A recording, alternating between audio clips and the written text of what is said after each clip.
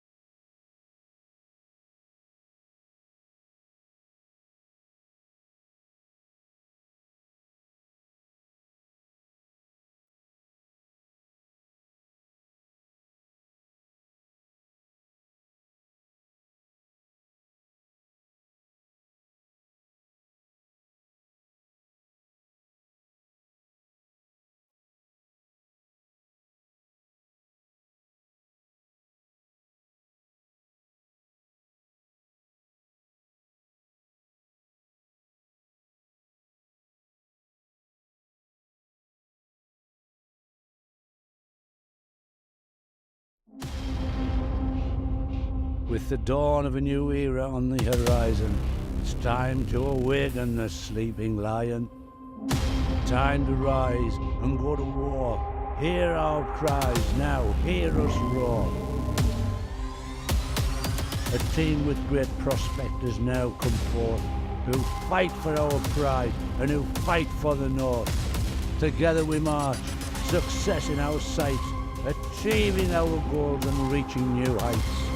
Heroes of old and heroes of new, the brave and the bold, they bind us like glue.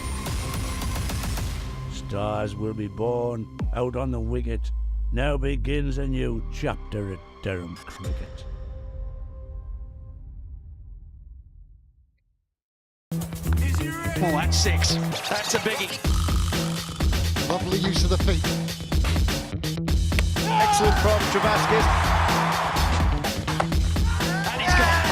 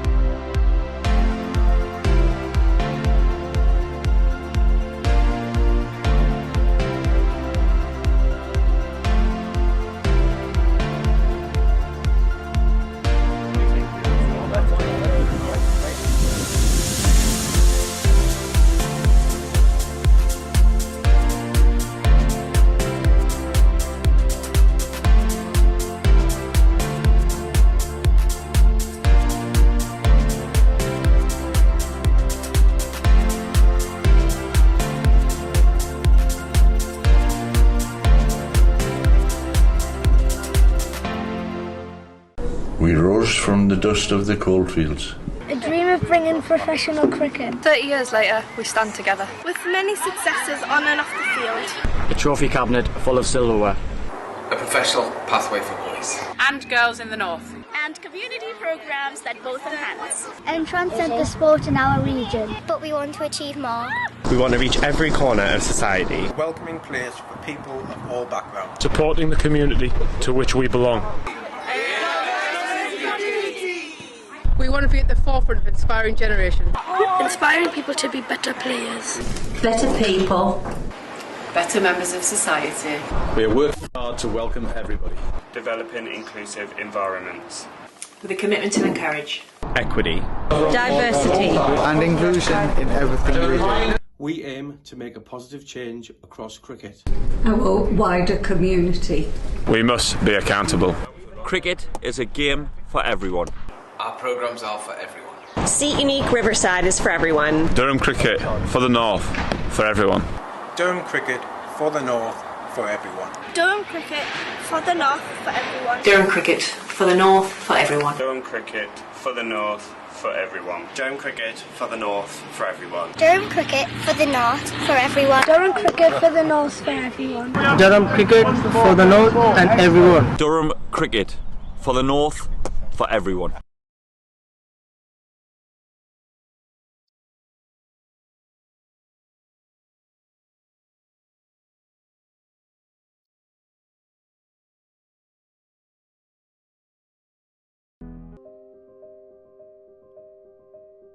We've always been good at designing niche products for consumers. So our thinking was if we can use the same design skills on products which have got more volume, we'll be more successful. The big issue was the plan to do it. We set a figure of a capacity to make 250,000 pieces a year. That's an ambitious target, that's our figure. So we then worked with the machinery designers to make the washing machines.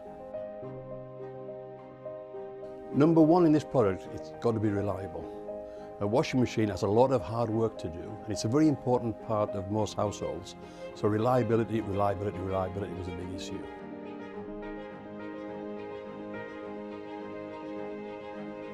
I think any new product, we've got to learn about it, and that's important. We've got to learn about it so we understand it inside out. And that's taken longer than we expected, but we've taken our time to make sure that it's right. There's a big appetite for buying British products, and rightly so. But we can't rely on that. We've got to make a product that competes with all the imports. And of course, remember, we've got our core business here of making domestic dehumidifiers and bottled water coolers and industrial dehumidifiers. So that takes our time, and we don't want to get this wrong.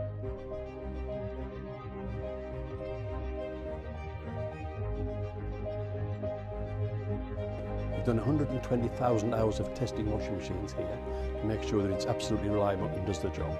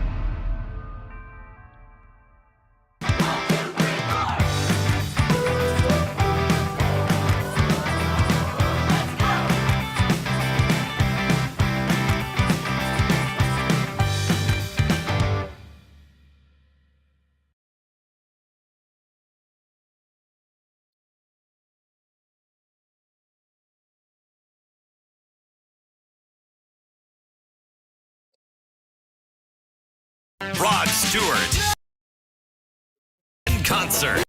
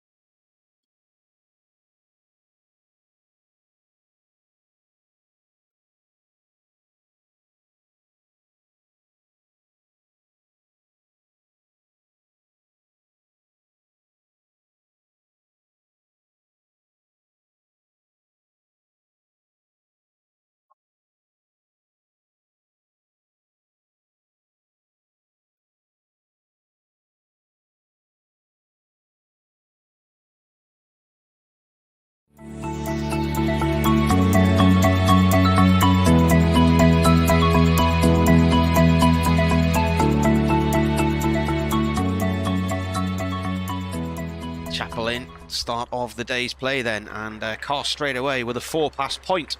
Ben Aitchison begins from the Lumley end and has bowled a ball on the leg stump, and it's been turned by Cars. Last ball of the over. He comes in and bowls. That's that away off the back foot. Lovely shot. Back foot punch for 4. Cars on 99. And this one's clipped away into mid-wicket, and that brings up his maiden first-class century. He actually nearly forgets to come back for a second because he was about to celebrate.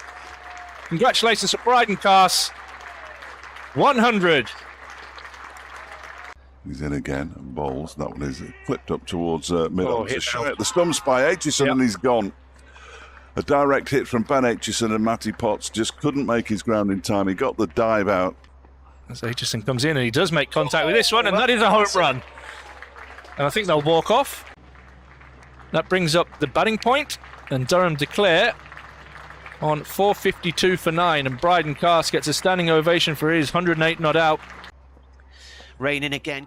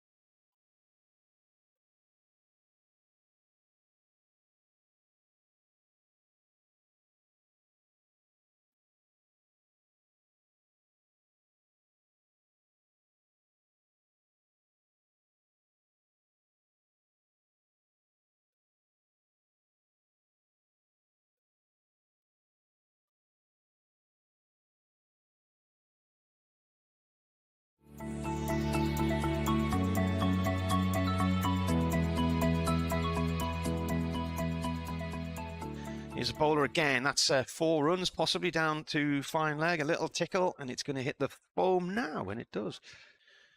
Thompson in again, and turned by Borthwick down towards long leg, and he might get another 4 here. He does. Bowler comes in again from the Lumley end, and a carved shot away through vacant third man. We're open early today. Here comes the bowler. Oh, that stays low. That's worth a shout. He's out. That's skidded right through. Here's Fisher. Oh, good delivery, and he's out. He's got the outside edge of Scott Borthwick's bat, and that's a good catch by Adam Lythe, who had to watch it all the way into his hands. It was dying on him. Thompson comes in again from the Lumley end, and this one is hit him on the pads, and he's given. As we're just saying there, Thompson just starting to get the ball to shape back into the right-hander, and Bellingham playing across that one. He's in the crouch position, takes up his stance as Fisher bowls. That's nicely played by Ollie Robinson, who's clipped it away back of point. An ultimate ball of this 23rd over of Durham's first innings, and he's strayed a little bit widthwise here, and that's another beautiful shot by Robinson. Here's Edwards to start a new over, and that's cut nicely by Graham Clark, past point and off towards the near end of the east stand for 4 runs. Coming in, bowled 1 over before they went off. That's driven by Robinson through the covers, diving across to his left to try and cut that off was Jordan Thompson, and it's gone for 4. I think you and I are both suffering from that, Marty. Oh, Robinson's got caught behind. He's chased one. He should have left well alone there. As Thompson comes in, and Cars advances down the wicket, and kind of a double-handed backhand for, I don't know, I'm not a tennis expert, but that was interesting, and he slapped it away for 4. Thompson comes in, and Clark drives nicely through extra cover, and this will have the legs to get to the boundary. Slightly over pitch from Thompson, and with a bit of width, more chance of wickets. And there you go. Cast just feeling for that one outside off stump. A really nice channel from here. Well, good morning and welcome to Chesty Street for day 3 of Durham against Yorkshire. Yorkshire bowled Durham out yesterday for 227 of Durham's final pairing of Bas the leader and Ajaz Patel, both on debut, put on 54 for the final wicket. So a record 10th wicket stand for Durham against Yorkshire, beating the 47 put on by Gordon Mutchell and Graham Onions way back in 2004 in Scarborough. Anyway, the deficit was 27. Durham then took 3 quick wickets with Adam Lyth getting a pair. He was out first ball this innings, caught in the slips by David Bedingham off the bowling of Ben Rain. And then Shan Masood was bowled by Matty Potts for 10, dragging a ball onto his stump and losing that stump in the process. And then Finlay Bean, a concussion replacement for Saud Shakil. And now he was underneath this on one. 22. He's going to get lucky here because that could have gone absolutely anywhere. Bowling of Bryden Cast. But after that, Darwood Milan and Johnny Bairstow put together a partnership of 50.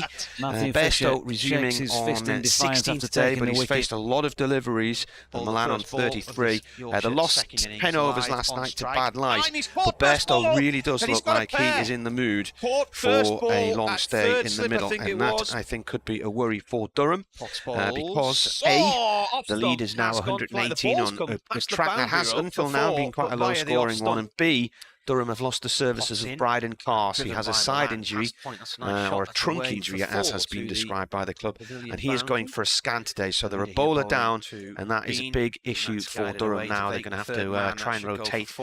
We might actually see some spin bowling from Scott Borthwick, who we haven't seen yet in this match. But Durham, a bowler down, and a big task ahead of them. Now, the weather was dreadful yesterday. The floodlights were on all day. It was really cold. It was damp. We had drizzle, mizzle. Never saw any blue sky at all.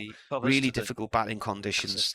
And then today, a completely different kettle of fish. It's a beautiful day. It's sunny. The murk has broken up, and it's starting to warm up out there. So Yorkshire on day one, making 254, having put themselves in. They batted in brilliant sunshine. Were eventually out quite late in that day, so Durham definitely have had the worst of the conditions in terms of batting.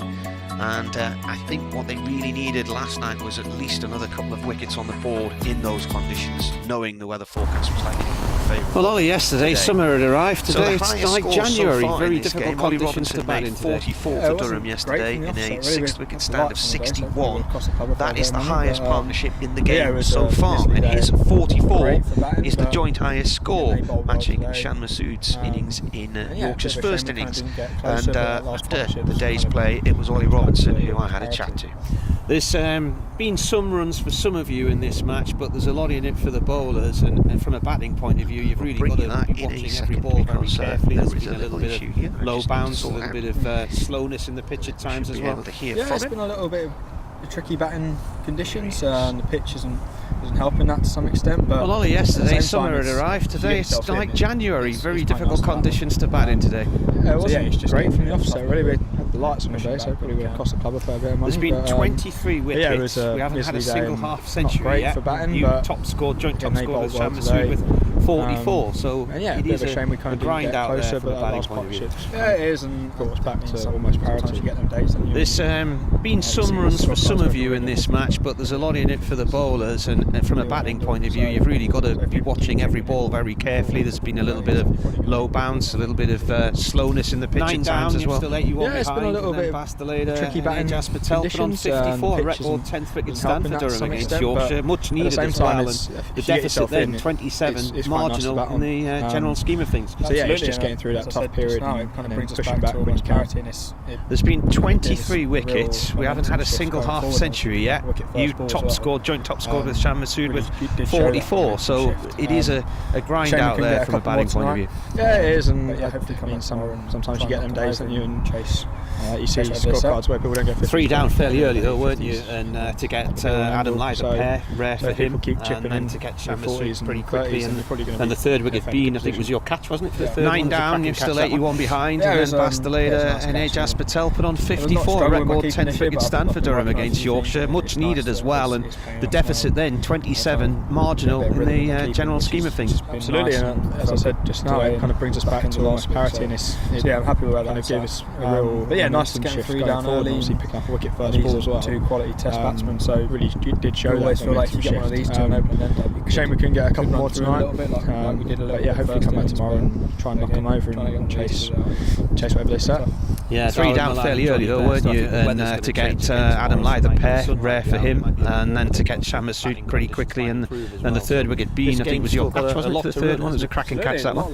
Yeah, it was a nice catch. It's going to be a very good game. I've not struggled with my keeping this year, but I've been working on a few things, and it's nice that it's paying off now, and I'm trying to get a bit of rhythm in my keeping, which has been nice, and it felt good today and back end of last week. So yeah, I'm happy with where that's at. But yeah, nice to get them 3 down early, and like these are 2 quality Test batsmen. So I always feel like if you get one of these 2 and open and end up, you could run through them a little bit, like we did a little bit first innings. But again, trying to get one of these 2 out is pretty tough.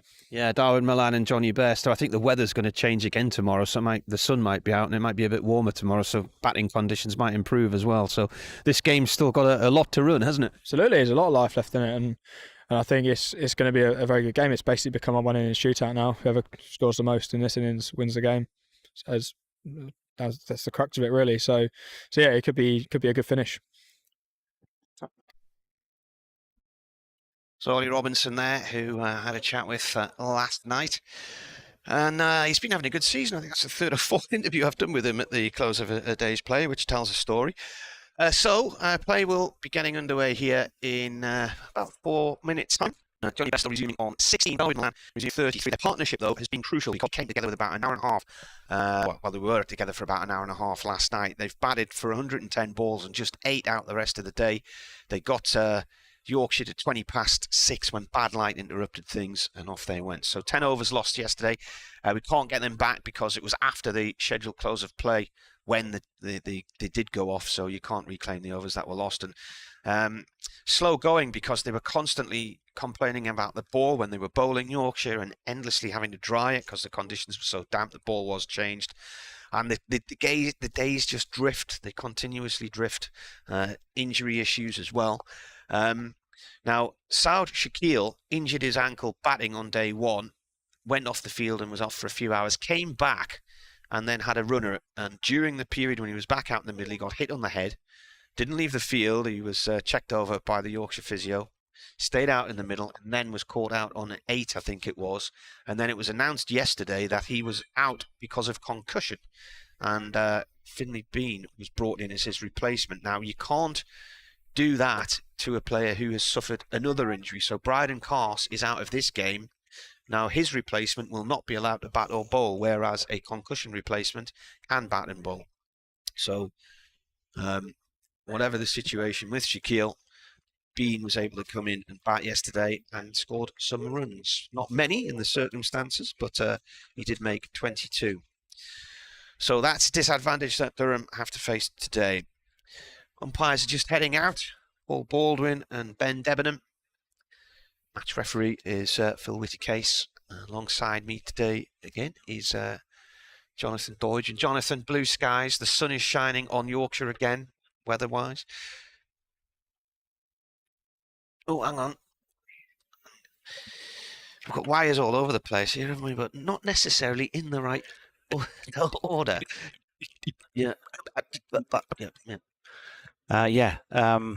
Yeah, it is. It's a lovely morning, isn't it? It was cloudy when I did my video on arrival here about 90 minutes ago. Been off for a walk round the river bank, actually. Lovely out there. You gone out in a rowing boat this morning? Yes, there was some. Well, there was a single, whatever you call them, single bloke. I don't know if it's a single bloke, but a single person in a boat rowing just away to the right, so the Lumley Castle side of the ground. I had a wander on down to the distance out the Lumley end for a mile or so and then back. Had a chat with the ducks. Durham will be hoping there's a few of those for Yorkshire today. And just watched them warming up for a little bit round the side. I noticed you were there doing a video further down the bottom of the stand. So, yeah, there's obviously been some controversy, I think, about the Shakil concussion substitution situation. I know that certainly from the home perspective, there's a few people been mentioning it, shall we say. Well, and driving a car. Yes. And obviously you've just highlighted the fact that Bryden Cast can't bowl and they can't have a substitute in the game, which is the norm, isn't it? I mean, Yorkshire had that in the previous match where Ben Code pulled up in the first innings of Glamorgan and couldn't bowl in the second. So most sides will get that probably on a few occasions during the season, the way things go. But I can't offer you anything other, I'm afraid, than fact, which is that Saud Shakil was deemed to be unfit to play due to concussion issues, and the fact is that he's been allowed to be substituted, and the fact is that Finlay Bean has already batted, as you've said, made 22. And we're past that point now, and Yorkshire 91 for 3. Johnny Bairstow and David Milan, well, it's much better out there than it was last night, but they'd be pretty well served, I think, in these early stages just to quote-unquote sort of play cricket, just to bat, and I'm sure that that's what they'll do, get themselves back in. It still is morning in May, so it might do a bit. Start of the day's play then, and that's a really bizarre piece of cricket because Bairstow is bowling to Bairstow. It's gone down the leg side. The keeper's gone too far off to his left, and it's gone to his right and gone away for 4 byes. And that's the end of the over. That started at about 20 past 6 last night. Curious start, but there you go. Ollie Robinson has been, excuse me, so tidy, but I think it was more that Bairstow was probably untidy, and the keeper couldn't do too much about that. So nice little addition to the score. A few bonus runs to start the day. Johnny Bairstow already having a chat with Paul Baldwin at this Finkel end. It looks as though we're going to see Ajaz Patel start the day from the Finkel end of the ground. Those who can't see the streaming pictures, it's the sun is shining. There is not a lot of wind out there, having just walked on the front. I got warm pretty quickly, which it would have taken me twice as long yesterday. And just driving up from where I'm staying in the centre of Durham, 6 degrees it said in the car when I got in, and by the time I'd arrived here it was already showing 10, and I think the temperatures are set to climb to around about 15 as the day goes on. So there should be better conditions for batting. Here is Patel then, left arm over the wicket, and Milan quickly goes after him and he's whacked him away through cow corner. There is a fielder out there who's just slipped picking the ball up. Is that Liam Travaskis, number 80? Yeah, he's on for Cars. Yeah. I didn't actually see Cars go off last night. I must have nipped out of the room. I remember coming in and seeing Travaskis was on the field, but Carson apparently pointed to his side and made the "I need to come off" signal. But at the time, when I saw he'd gone off, I just presumed it was the end of his spell and he'd gone to change his boots. It wasn't long after that the day's play ended anyway because of the bad light. But so the single taken by Milan, 98 for 3. Milan's on to 36. Bairstow to face Patel for the first time on day 3. And they're appealing for stumping here. That's a quick bit of work by Ollie Robinson. Bairstow did a little bit of hopping. He had his back foot anchored, his front foot was moving, showing that he was off balance, but he's survived. But handy start in the crease there, didn't he? Yeah. Handy start with the ball and tidy piece of keeping. And I'll say it again, he's just an impressive little player, I think, Ollie Robinson. He's got a real opportunity to sort of have other things on his agenda. Now he's playing regular first team cricket. Patel in, and Bairstow over the top of that and pushes it out square on the offside for a single. I'm thinking, better things in time. I'm not quite sure age-wise what he is. Without checking that out, let me have a look. Ollie Robinson. 99 for 3. The lead is 125. Can't see this finishing by about 4, can you? I'm not going to get the match today, am I? No. Here's an update for Radio Newcastle. Horrible day yesterday here weather-wise and very difficult for batting. Durham were bowled out to leave Yorkshire with a 27-run first innings advantage. Completely different day today. Beautiful sunny day, blue skies, perfect conditions for batting. And Durham are a player down as well because the England bowler Bryden Carson injured his side last night while bowling and can't play any further part in this game. Yorkshire are currently 99 for 3 in their second innings, and that is a lead of 125. And Durham have got their work cut out because they've got to try and break this partnership of Johnny Bairstow and Dawood Milan, which is now more than 50 runs to the good.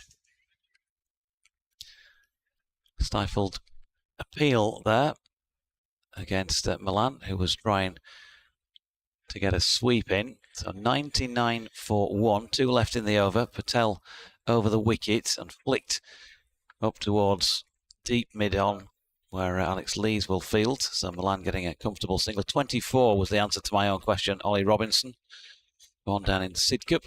100 up for Yorkshire in 34.5. So all three hundreds posted by the respective sides in this match have been at a not dissimilar sort of pace, round about 3 and over. That's been the way of things in terms of conditions and how the pitch is played. Bairstow back on strike, just pushes out square on the offside to complete that over. So 5 from Patel's over. First over of the second, Yorkshire second innings for him. 100 for 3, Milan 37, Bairstow 17. But as I say, Marty, you know, for me, when I watch Ollie Robinson play, given that he's got a talent with both the bat and with the gloves, he's played 52 first-class matches now, averaging 32 with the bat. He's going to need to up the ante on that front, but, you know, you wouldn't say in a couple of seasons' time, if he continues to score the sort of runs he's been posting and show the abilities he's got with the gloves, that there might be a higher calling at some point for him. Mike Johnson on Twitter, can we not somehow make use of the concussion protocol? I don't recall Cars being hit on the head when he was batting. We could replace you. Anybody fancy coming in and doing BBC Newcastle? I tell you what, the last thing last night I wrote down last night was Johnny Bairstow got a blow to the hand, and you remember he was getting treatment off the physio when they called it off for bad light. So he's back out there today, though. None the worse for it, it would seem.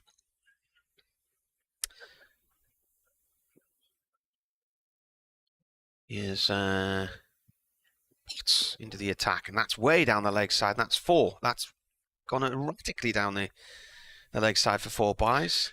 The swing on that was incredible. It was. It was already going wide in the first place and then just went further, didn't it, off the pitch. Again, not a lot Robinson could do there.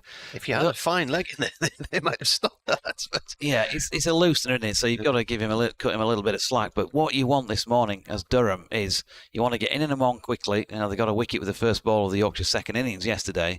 You want to be on the money. The first ball of the day was wayward. That's another wayward one. It's just giving Yorkshire a few extra runs here. Make them work for every single one. Milan turns this to square leg for a single. The main scoreboard had frozen. It's now come back to life again. The old scoreboard is working fine. The scorecard on the live feed has caught up because that was frozen a little bit earlier on as well.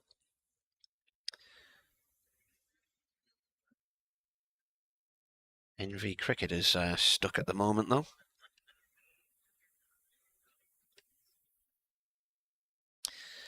I hope it's not going to be one of those days of trials and tribulations and a technology front. Bairstow on strike. As Potts comes in to bowl. Oh, and a play and a miss. I thought last night Johnny Bairstow looked so determined. He was just going to be there for the duration. Reminding me of that massive innings he put in here a few years ago with the record partnership, was it 366, him and Tim Bresnan? Yeah, and if you've got international players in your ranks, you want them to make a difference, don't you? And he made 219 then. They've not yet made a difference here, but I think they yesterday just play with a sort of an extra little bit of touch of class to get through that last period. Potts bowls, and Bairstow has pushed at that, and it's swung away from him. So a couple of plays and misses there, actually. Yeah, that's a good delivery, isn't it? Yeah. And he probably did get a little bit too close to it than he would have liked. I think he could have made that into an easier leave because it did come pretty wide. But then again, it was swinging after the bounce, wasn't it? Kev is suggesting on Twitter that Durham should just say that Carter's banged his head. I think it has to happen in play. There's Potts balls again, and that nips in. Big appeal. Not given. Ben Debenham says no. Daniel Hay says, tuning in from New Zealand. My flatmate wants to know about whether the sponsors we can see on the feed are a green screen. I don't know what you mean by that. A green screen. There's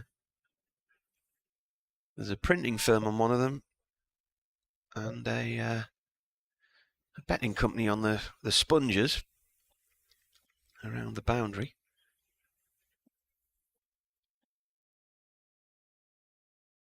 Been a good over from Potts. Comes in again, and now then, was there a clip on that or not? That seemed to swing, and the keeper's gone across towards first slip to try and get a hand on that. No, it's the ball's just doing some weird stuff here, isn't it? Yeah, it's mainly after it's pitched, isn't it? Yeah. So Johnny, it was probably a little bit of a lazy attempted cut shot at that, and it was almost like he wanted to pull out of the shot at the last second. It was, again, a bit too wide for him, and there wasn't much in the way of use of feet, but fortunately, from Yorkshire's point of view, he missed it, and then it tailed away towards first slip. Michael Jones, I think, is still in there. Bit of a chat between the umpires. I'm not sure it'll be about the light today, because that is spot on. 104 for 3, having resumed on 91 for 3. 13 runs added so far, and 131 run lead. There was a tweet that I saw this morning which caught my imagination.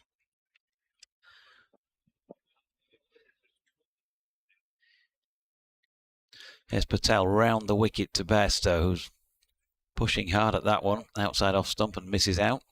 This is a Durham, Yorkshire tweet as well. Blackhall Cricket Club, which is just down near Peterlee. Patel in again, and Bairstow gets across the top of that one and cuts it straight to point, no run. Tweeted, sadly, a combination of playoff football, i.e. Sunderland, injury and general apathy has left us with a mere 4 players available today, so we've had to concede our game at Bedale Cricket Club. Patel in again, Bairstow shouldering arms. Hashtag on the brink, and then underneath that it says, apologies to the Bedale players for spoiling your Saturday. Shame to see that happening, and Chino said, tough times for a great club, hopefully they'll get through this and start seeing more players want to represent them. Patel in again. A little bit of evidence of drift in towards the right-hander, who plays it out into the offside. No run. Got one in from Martin Bloomfield this morning. Morning, JD. On a day when strike action has made it impossible for some travellers to attend this evening's Eurovision extravaganza. Patel to Bairstow, who blocks it. He says, I'm pleased that secondary picketing appears not to have reached the commentary box. With a senior surfer of some years now, I've followed my county since the early 60s and have smiled and grimaced alternately through its many trials and tribulations. At the time of my retirement, it's perhaps appropriate that my workplace was on White Rose Way in Doncaster, which should leave you with no doubt as to my allegiance, as Bairstow pushes another Patel delivery into the offside. They complete the over at 104 for 3. Martin goes on. Yorkshire's 2 seasoned internationals served as well late yesterday, and here's hoping that Messrs Milan and Bairstow build on their solid partnership this morning to pilot Yorkshire to a defendable total and an eventual Yorkshire win. That said, it's easy to see why Durham themselves are riding high, and the 2 teams are entertaining us royally in presenting what so far has been a cracking match. Every time George Hill comes on to bowl, I immediately start humming Yakety Sax, which, as you will know, was the theme tune for George's namesake Benny, which got me thinking. With reference to Eurovision, tenuous. Given your self-confessed interest in music. Yeah, but that's not music. And this is flicked down through third man by Milan, off Potts. There's nobody there. It's vacant. The pub is open. It's gone for 4.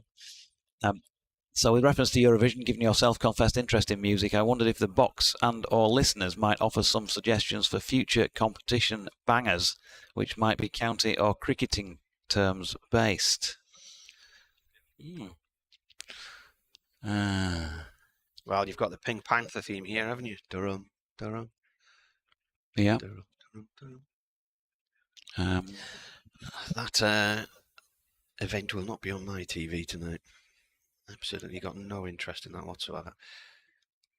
You've got, I suppose you could have Paper White Roses, Who was that? Marie Osmond, was it? Paper Roses or Dana or something like that? Potts round the wicket, and that's gone down the leg side. And then watches it go by. Sean says, I think Durham needed to take a few more wickets and make inroads into Yorkshire's innings, making use of the dreary conditions last night.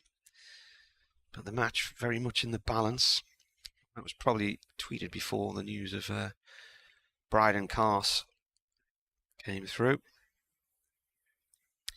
At Marty Cricket on Twitter, Katie says, morning, joining you from a medieval hilltop castle in Tuscany. There's Potts balls, another one down the leg side. Swap, yeah. Keeper's got his hands on it, but it's rolled away for a bye. Much as I'm enjoying this in the sunshine. Medieval hilltop castle, did you say? Obviously inferior to Durham Castle or even Lumley. Let's have a look at that.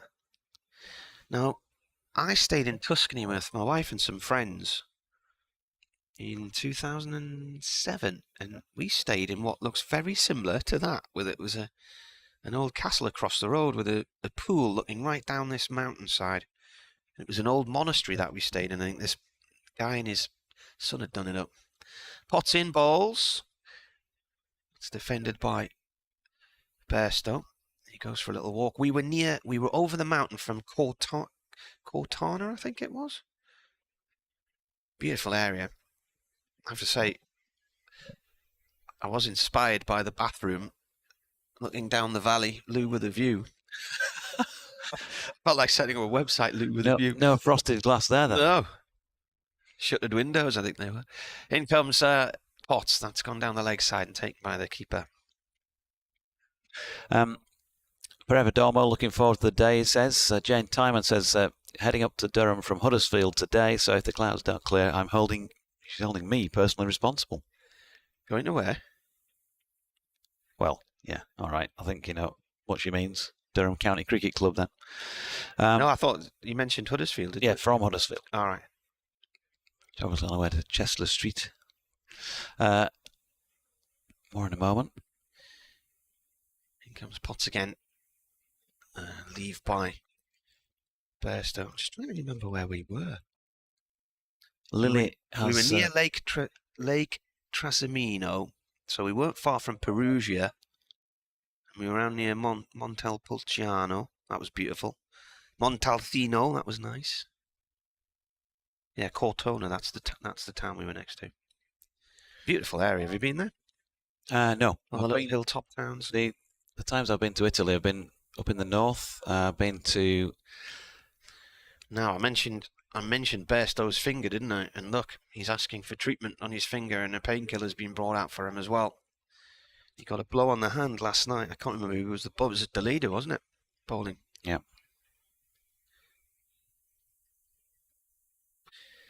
Daniel says, I highly recommend the New Zealand band, the Nay Nay Express, for cricket theme music.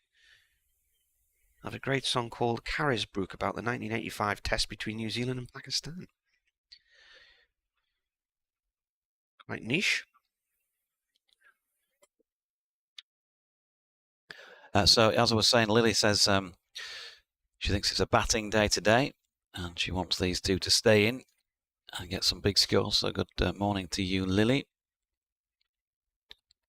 Stuart Dick says, early start for me. UTMB races in Australia and Argentina. Report now up for the Australia race, which is put a link up for. I'll be tuned in for half an hour or so before out to big away game in the Rhubarb League. David Coleman, music options, great balls of fire, bat out of hell, fielder of gold, umpire papa. That's how it goes, specifically for Yorkshire. Don't let me down, going for the one. Bairstow, Goldfinger. Very good, that, David. Beatles, wasn't it? Don't Let Me Down, was that the Beatles?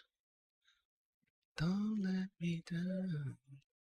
It was Don't Bring Me Down, wasn't there? Was it Don't Bring Me Down? Yellow, was it? Something like that. That's Patel's in, that flicked square on the leg side by Milan, who will pick up a single as a result. But the Italy thing, yeah, went to... well, it looks like we pronounce it Canobio, Cannobio, but the locals said it's Giannobio, which is on Lago Maggiore. Lake Maggiore. In the north. That's pushed out square on the offside by Bairstow. Delivery of good length by Ajaz Patel. Is Maggiore further across? Yeah, it's on the sort of top left. It's about 3 miles. The top of the lake is about 3 miles from the Swiss border, and it's not far from Lugano. Is Stress? I've been to Lugano. Yeah, Stress is on the side of the lake. Yeah, halfway up it. There, Another dot ball, Patel to Bairstow. There's a short leg in place plus a slip. Sweeper out square on the onside and offside.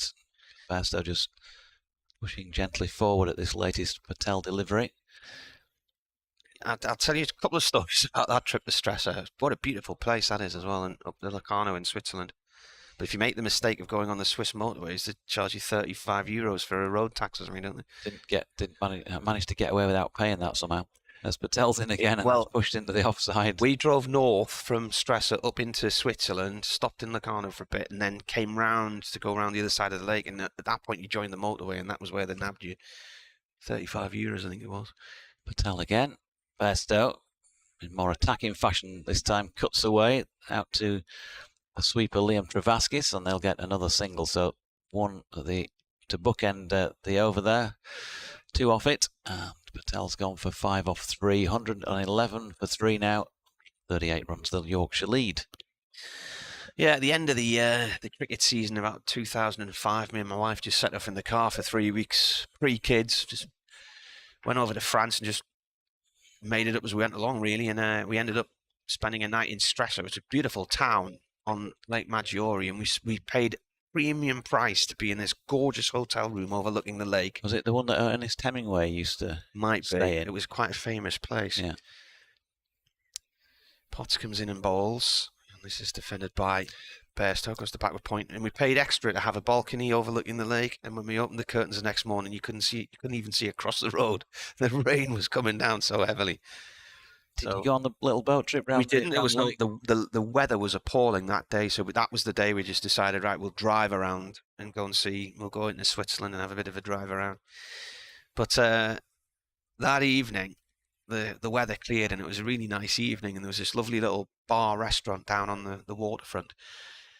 As Potts comes into bowl, that's left alone. So went in, had a look at the menu and stuff, and sitting outside, so I had this Italian phrase book, so I worked out everything that I was going to order, wrote down the phraseology I needed in Italian, practicing my lines, went up to the bar and the guy says, "You right, mate, what can I do for you?" So never needed to use Italian in there because the barman was from Manchester. 111 for 3, Potts in. That's gone way down the leg side. There's too many freebies here from Durham today. That's 12 runs in buys now that have gone out before, plus a couple of others. I don't know what the tactic is there, but it's not working. Anyway, we had a lovely meal that night. It was sort of cheese boards and meat boards in this little bar. We got talking to this couple from Swansea, and they'd been on the roof of Milan Cathedral that day, and he'd got down on one knee and proposed, so they were celebrating their engagement. And he was a former rugby league player who'd had to retire because of knee injuries, but they were now breeding these very expensive show dogs, I remember they were saying. And he was explaining that as the first son of a Tongan family, he had this very lengthy name. It was something like Inga, son of the gods and the sea and the mountains, la-di-da-di-da-di-da. First son of the family, 115 for 3, Potts balls, that's left. And my wife said, "Do you have any brothers or sisters?" And he said, "Yeah, I've got a brother." And she said, "Does he have a name like that?" And he said, "No, he's called Eric." Lovely area, though. We drove from there, the following day, went round, was it Lake Como, isn't it, where Bellagio, that's where George Clooney's got a house in Bellagio. Drove up the side of the lake to Bellagio, and I was driving and I felt car sick. It was so twisty. Potts to, inside edge there from Bairstow, and it's gone off down towards fine leg for 1. I don't think he knew much about that. That's he's not batting at all like he was last night. He just looked so steady away and determined last night, and he's had a bit of a shaky start here, hasn't he? He has. He's moved from 16 to 19 in the First 25 minutes of play. Been a few plays and misses. Yep. I've got lots of different weird updates today. So the first one's 11:55 because that's in the build-up to the Leeds Newcastle commentary on Radio Newcastle. And I've got 1:20, which I presume must be the end of that match. Half time, 12:30 start. Oh yeah, right. Then 4:55, which is the build-up to the Sunderland match, and then 6:15 when we should probably be looking towards the last few overs of the day here. Who's on for Cars on the field, says Gene Wilson. It's Liam Travascus. He came on last night. Richard Murray asks, why are they only playing 96 overs today? Because when Bad Light stopped play last night, it was already beyond the scheduled close of play. So if that happens, you lose the overs. You can't claim them back once you've gone past the scheduled close. Potts into Milan. That's left alone past the off stump. And that is the end of the over. 40 overs gone then. There's a few emails. There's a lot of emails have come in, so I'm going to have to start looking through those now. Another silly cricket rule, isn't it, really? Yeah. Well, it goes back to that quite often heard phrase, cricket doesn't help itself, does it? No. David Coleman's followed up with his previous music musings with Morning JD. Sadly, I've not made it to the Riverside, and I hear you referring tantalisingly to the Castle end. Well, the Lumley end, yeah. How many cricket grounds do you know that have castles in view, either from the square or from the seats or benches? Well, funnily enough, Arundel is in the grounds of Arundel Castle, and you can't see any of the castle when you're in the ground. Right. So, yeah, never been there. Here's Patel round the wicket, and nicely played by Johnny Bairstow. Swept it with control, and we'll pick up a single out to the sweeper there. He follows up again. A succession of David Coleman emails here, quite remarkable. More music. Coward of the County, way down the leg side. Stuck in the middle with you, for those who've partnered. Sir G Boycott, and Knock on Wood. Very good. I think if you're in the pavilion at Sophia Gardens, you might be able to see Cardiff Castle. You can't from the press centre. It's Milan flicks one out onto the leg side. No run. The racecourse ground in Durham City, where Durham used to play, and the castle and the prison and the castle and everything, the cathedral are all viewable from there. Mm-hmm. So Patel bowling over the wicket. Milan sweeps backward of square. We'll pick up another single. So Yorkshire just milking the singles at the moment. 1.1 in the over so far. 118 for 3. Lead of 145. I haven't been to Malahide in Dublin, but I gather the cricket ground is inside the grounds of the castle there as well. Bairstow stands tall. High backlift. Patel again drifts one into him. He's cracked that away through extra cover. And Liam Travascus with a really good chase around the boundary edge will keep them to 2. That definitely had the legs to get there, and we've questioned that on numerous occasions. Do you, on a Friday afternoon on 5 Live, the two comedians who are on... Yeah. Do you enjoy that? Yeah, I do. Do you not like it? Not your taste, is it not? I think it's quite a good listen. There's Patel, and that's pushed out into the offside by Bairstow. No run. I think comedy like music is very much personal taste, isn't it? Who makes you laugh might not do the same for me. Anyway, they have a section in the show called Shamewell. Have you heard that bit?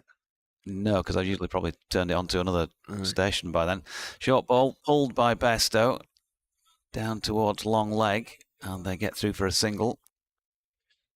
I mean, I didn't actually realise when I first turned that on that that's what was going on. I can remember thinking one day, driving somewhere, listening, thinking, is this actually a show? You know, I'd never seen it publicised or anybody talk about it. Well, I tend to, if I miss it, I tend to sort of download it on a podcast and listen when I'm driving and whatnot. But you are dedicated, aren't you? They have a section in the show called Shamewell, and it's basically somebody writing in about something they've done, which has been preying on their mind for years, and can you relieve me of my shame? And it is a very funny section of the show. But there was this a guy wrote in last week, and it was about a cricket match at Windsor Castle. As Potts starts a new over here. Oh, that nips in, and Bairstow looking to push it through the leg side, gets a leading edge off towards the gully. And he's doing a lot of gardening. He's off for another walk. So this lad was playing for a team from Oxfordshire, and they were playing a match in the grounds of Windsor Castle. So he said he'd also arranged for a lift off a mate so he could have a couple of cans. And been sitting waiting to go into bat and had a couple of cans. And then this is off the edge of the bat and it's running down towards third man. They'll run 3. Bairstow gets 3. The ball fielded by Patel in the end, right in front of our... Oh, that's daft there from Ollie Robinson. He's thrown the ball at the bowler's end. There was no need to, and nobody was watching, and it's gone for another run. So it's an all-run 4 when it shouldn't have been. And talking about the freebies Durham have given away today, that's got to be now 15, 16 runs this morning, isn't it? Yeah, disappointing if you're a Durham of a Durham persuasion, definitely. That takes the lead to 152 as well. Yeah. 125 for 3. So while conditions are definitely better for batting, as I was saying right at the top of the morning, Marty, you know, in that first half hour, you'd still expect it to have moisture in there, maybe hour or so. And you've got to bowl well. If you can nip a couple out and get right into the depths of the Yorkshire batting, then you know it could be a good day for you for Durham, but not at the moment. Puts in Bairstow on 27 from 81 balls as he returns that. Anyway, this game of cricket starts. This lad's had a couple of beers before the match, and then he's out in the field and suddenly thinks to himself, I need the loo. So he decides to go behind a tree, checks that there's nobody around, and he's relieving himself behind this tree when suddenly this Land Rover starts coming down the track. Spots comes in again. Bairstow plays that to mid-wicket, no run. And he thinks to himself, what do I do here? So he tries to manoeuvre himself around the tree so that the person in the Land Rover can't see what's going on. And the Land Rover stops right next to the tree. And the window comes down. And the Queen says, hello there. Can you tell me who's playing today? While this lad's relieving himself against her tree.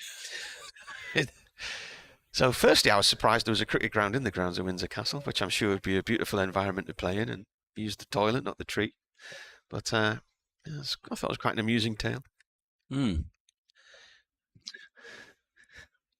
balls to go in this over. Potts bowls to Bairstow, who cuts that out through the covers, and that should go away for 4 towards the Castle stand.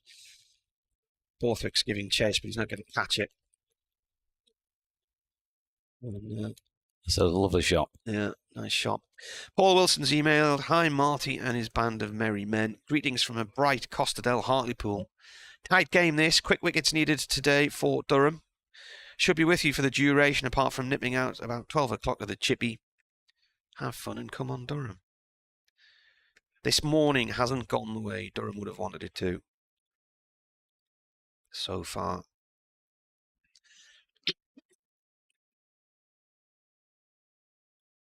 Mervyn says, thanks to you and your Yorkshire colleagues for the very good commentary. Thank you, Mervyn. In comes Potts. It's a bouncer, which Bairstow rocks out the road of. It's the end of the over. Bernard's emailed, day 3 progress. This came in a little bit earlier.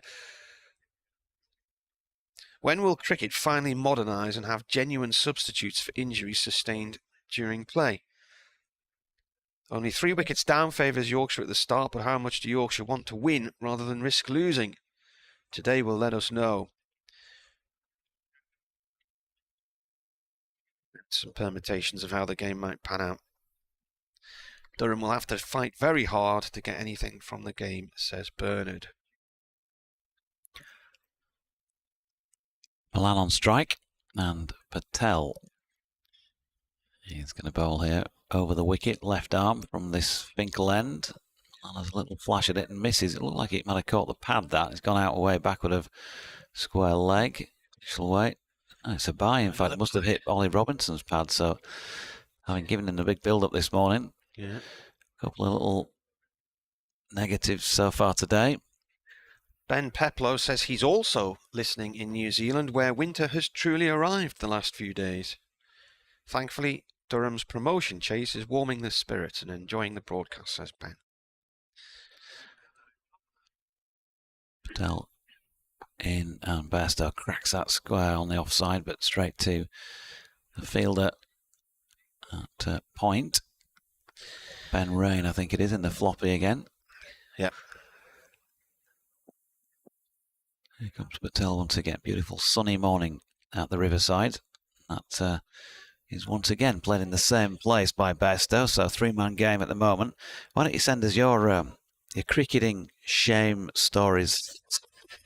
Stories that you're prepared to admit. I'm not asking you to admit that you went shoplifting in the local supermarket or that you drove at 180 miles an hour and the police didn't nick you, as Bairstow pushes one out back with a point. But your cricket shame stories, you know. Bread, isn't it? That, yeah, what about, you know, the ones where you clearly nicked it and you're a walker, but on this occasion you decided that, you know, somebody had upset you earlier in the day and you weren't going to go. Probably quite a lot of those, I would imagine, as Patel's in again and Bairstow pushes out. Personal. Or, you know, where you popped a bit of that clear Vaseline, you know, and the groin area on your trousers, and then you were bowling for 25 overs at one end, and it was hooping round corners while you were shining it with something artificial.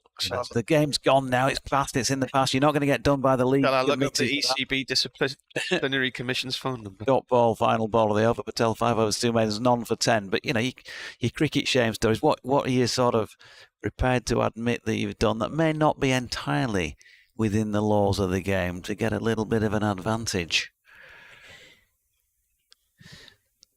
We've had it all with the lifting of the seam and those sort of things, walking back to bowl. I can remember the old stages, you know, when I started to bowl.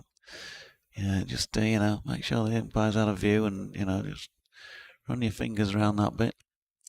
You're just trying to clean it out. You're just trying to get some look out of it, Dodgy. That's all you're trying to do. Is Bairstow's finger a newly diagnosed medical condition, asks Eric, a bit like tennis elbow or athlete's foot? And he says, I'll take a draw right now.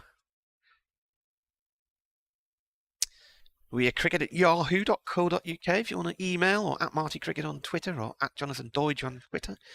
Pots in from the Lumley end, bowling to Milan here, who plays that 2.0 run there. Look, before you get all doom and gloom, Durham supporters, there's Yorkshire still only 157 on at this moment in time. While they could have bowled better in this first spell of the day, you know, they're far from out of this game. And also consider that on the final day at Headingley a few weeks ago, Leicestershire knocked off 300 and plenty. So I wouldn't be giving it up just yet. Daniel Hay says, Golden Acre in Edinburgh has a partial view of Edinburgh Castle. Not usually used for major games, but I believe it's hosting some T20 World Cup qualifiers next year, so it may count. Alan Cunningham says, Port Gower Place, home of Grange Cricket Club, and the Scotland international team has fine views of Edinburgh Castle. I've not covered a game in Edinburgh. I gather the commentary position used to be on a balcony upstairs, and it was quite drafty, with the wind coming in off the Firth of Forth. Here comes Potts, that's through to the keeper. Did play a friendly game once there in a big park years ago.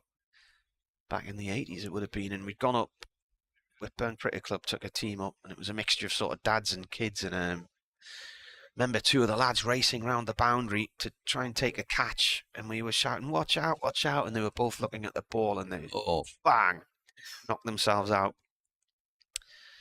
But the team we were playing that day was a group of Asian businessmen from the Edinburgh area, and they put this fantastic meal on during the lunch interval. Potts in. That's turned off towards long leg for 1 by Milan. That might have actually been in the grounds of the Botanical Gardens, that part where we played, maybe. Mm-hmm.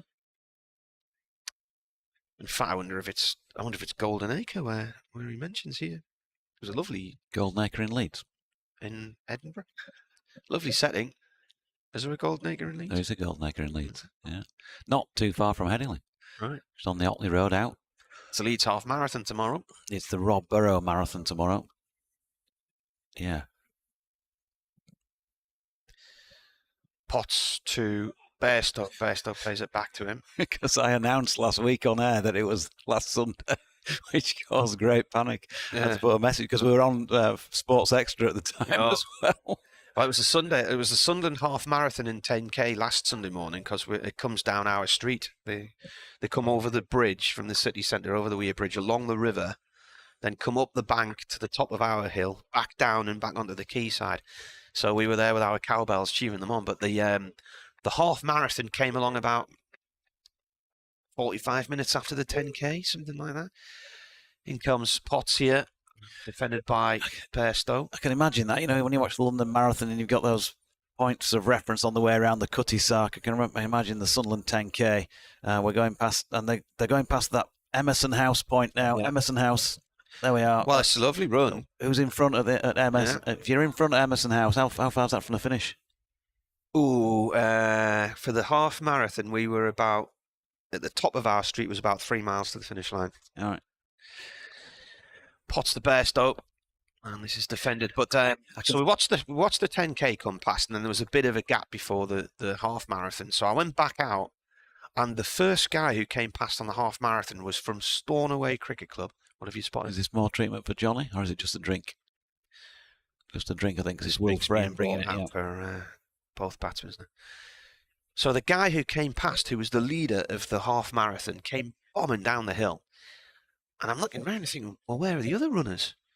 And he had Stornoway Running Club top on. So, I mean, that's a journey, isn't it, from there? And as I watched, I'm thinking, where's the other runners? And he had such a gap on them.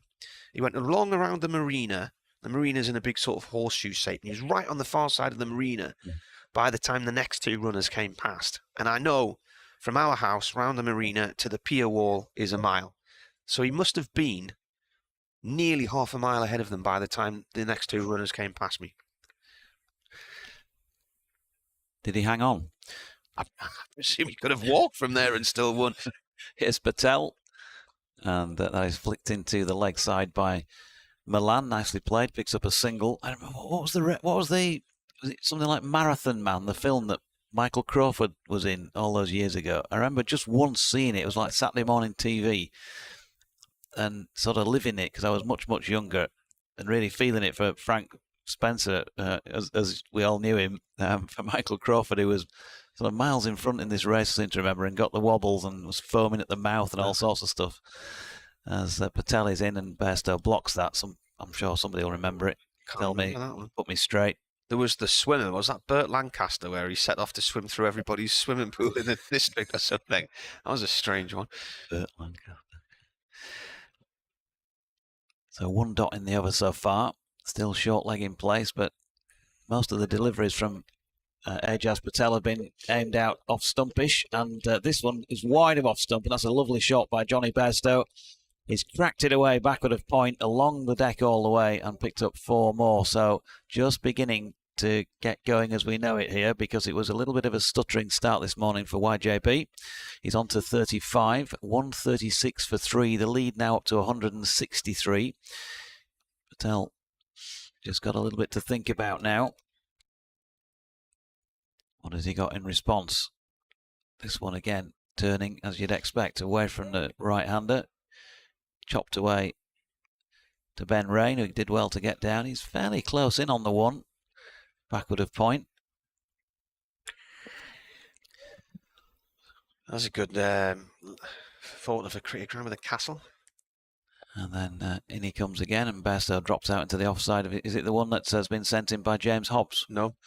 He sent the castle view of Bamborough. Oh, yeah. I would love to play a game there. Why did we not think of that one? That is a beautiful castle, ground. Yeah, it's a fantastic spot. That was on the front of the Cricketer magazine last year. Right, and ball short of length this time. Bairstow steps away and cuts, but once again to Rain. End of that over. 45 complete in this Yorkshire's second innings.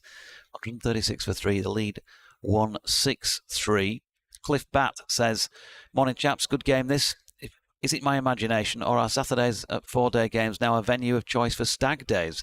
Sounds noisy where you are, and there was a group in the new stand at H last Saturday. Kept me waking up. Yeah, it was noisy last Saturday at Headingley, definitely. It did feel like there was a group of maybe anything that looks like a stag do. Not they're here, no. And there's no run. Richard says, can you say hello to our dear friends Alison and Paul from all of us at the Chevin Inn? Wishing we were there with you. The Chevin. Now, I watched the Tour de Yorkshire come up there about 4 or 5 years ago. It was absolutely packed. Yeah, me too. In fact, that was just down the road from the Chevin Inn at the traffic lights, Menston lights, when they went flashing past. Great atmosphere, that. It came over the hill from Blubberhouses, and my father-in-law lives right on the top of the hill on the other side of Otley, so it came past his front door, but really quick down his hill and then up the climb. I also went up to Addingham and watched them go through there. Oh, you know what? I thought the Tour de Yorkshire was an absolutely fantastic event because it was organised by the people who planned the Tour de France, and you got some really good riders. Change of bowling. Ben Rain in now to replace Matty Potts, looking to try and break this partnership, this meddlesome partnership, which is now worth 95 runs off 178 balls. It was very much something that Yorkshire needed after losing 3 wickets in the gloom last night. Milan is on strike.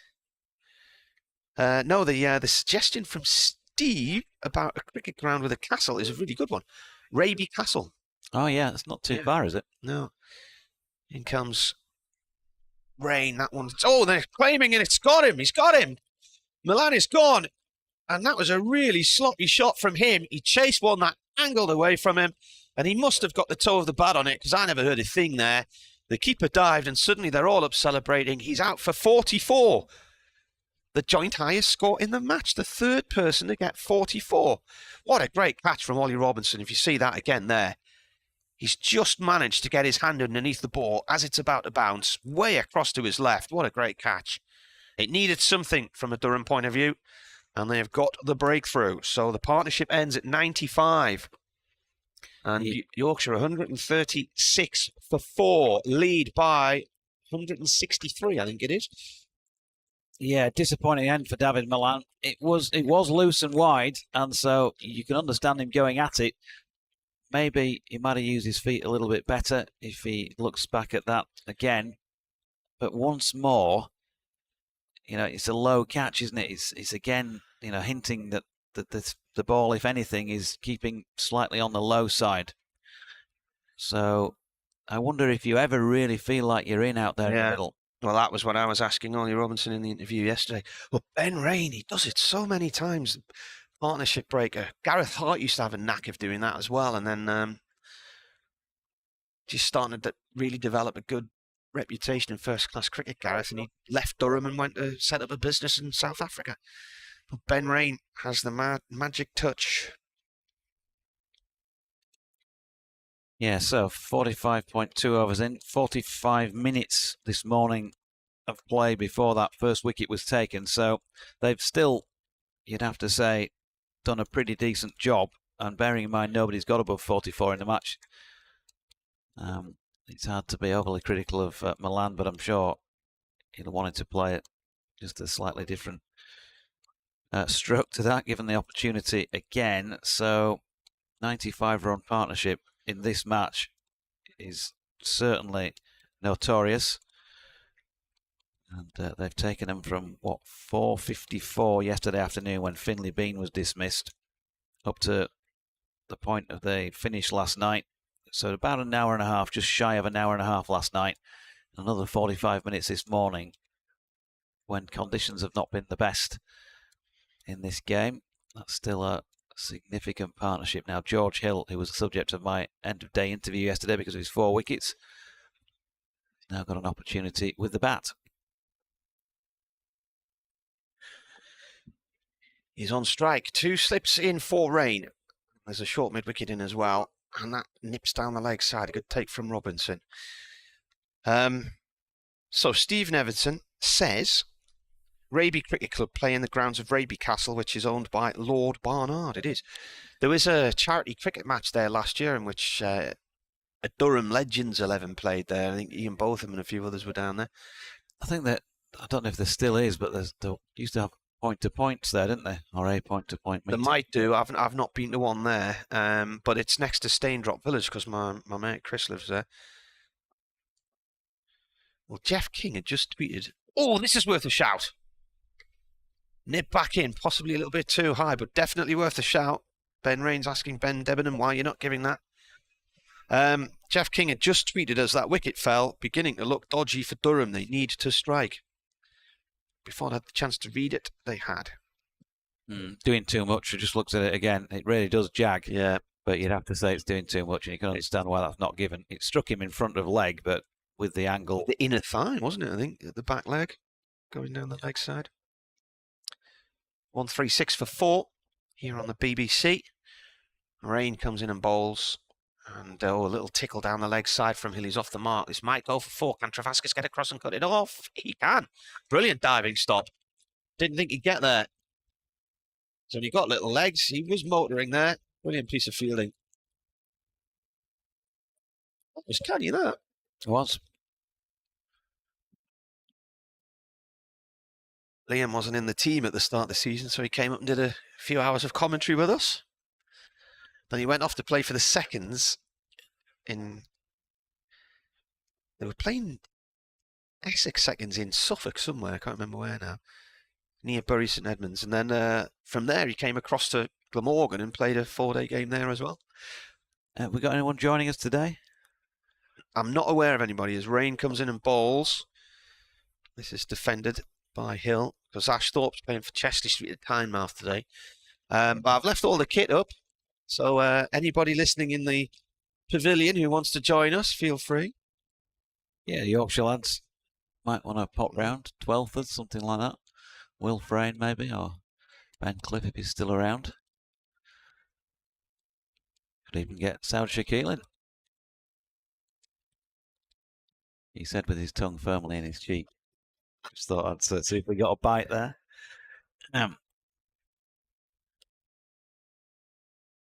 So back with those messages. Forever Dormo, good to hear from you this morning. Says hopefully a good day for Yorkshire and Borough tomorrow. Is there a finer castle view than from Bamborough in the shadow of the castle, only yards from the beach? And no, obviously one wouldn't do anything nefarious in a cricket match, whatever the opposition did. Nefarious, there's a word. Andy Walker says, I think the film that you remembered was called The Games. It starred Michael Crawford as the marathon runner and Stanley Baker as his hard-as-nails coach. As I recall, it was a cracking good film. There you go. So, didn't dream the fact that Michael Crawford was playing a marathon runner, just got the name of the film wrong as Patel's first delivery. So, Bairstow just eased the ball out into the offside. No run. Still that short leg in place, although he's not been brought into play just yet. Patel goes off stump again, and it's turning away, of course, so it gives Bairstow a little bit of room to play with. He's chopped it out to point, where the leggy Michael Jones does the fielding. Or it looks leggy from here by comparison, certainly to Liam Travaskis, for example. Good morning, says Andrew. We need wickets. Come on, Durham, and the tune. And there's no run, says the dreaded 44. What's going on? And David Atkins sends a picture of Raby Castle, and the cricket ground looks fantastic there, I've got to say. Are there any deer in shot? Raby Castle for a long time ago, he says. Any deer in shot or not? No. There's lots of deer roaming around there. Okay. It's a great line then if you get out for a duck, isn't it? Oh dear. Wasted. Here's Patel bowling to Hill. They've put in a short. And you think Ellis James is not funny? Short extra cover. Wearing number 5. That is, remind me, number 5 is, it is David Beddingham. Yeah. But that went to his left. Patel again. And Hill nicely swept. They just brought Ben Rain up to square leg on the 1, although where he was fielding before wouldn't have mattered because Hill got that away much finer down through. Alan Walker, the Durham coach, is standing up that far into the ground, and he's sitting in the front of the east stand there, and he ran onto the field ran onto this grass area to field the ball back after it went over the boundary. 5 off the over so far. Patel to Hill, who pushes back into the offside. No run. Cliff Bat says, can you see Scarborough Castle from the greatest ground? No.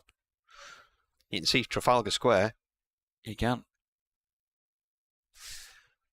The ground staff are all on their deck chairs in the sunshine today. You can see a mural of the man who's batting at the non-striking end as well. What we saw the other day, as George Hill uses his feet nicely here and flat bats that one away, really up to long off. Alex Lee's fielding. They settle on 1. So Hill on to 7.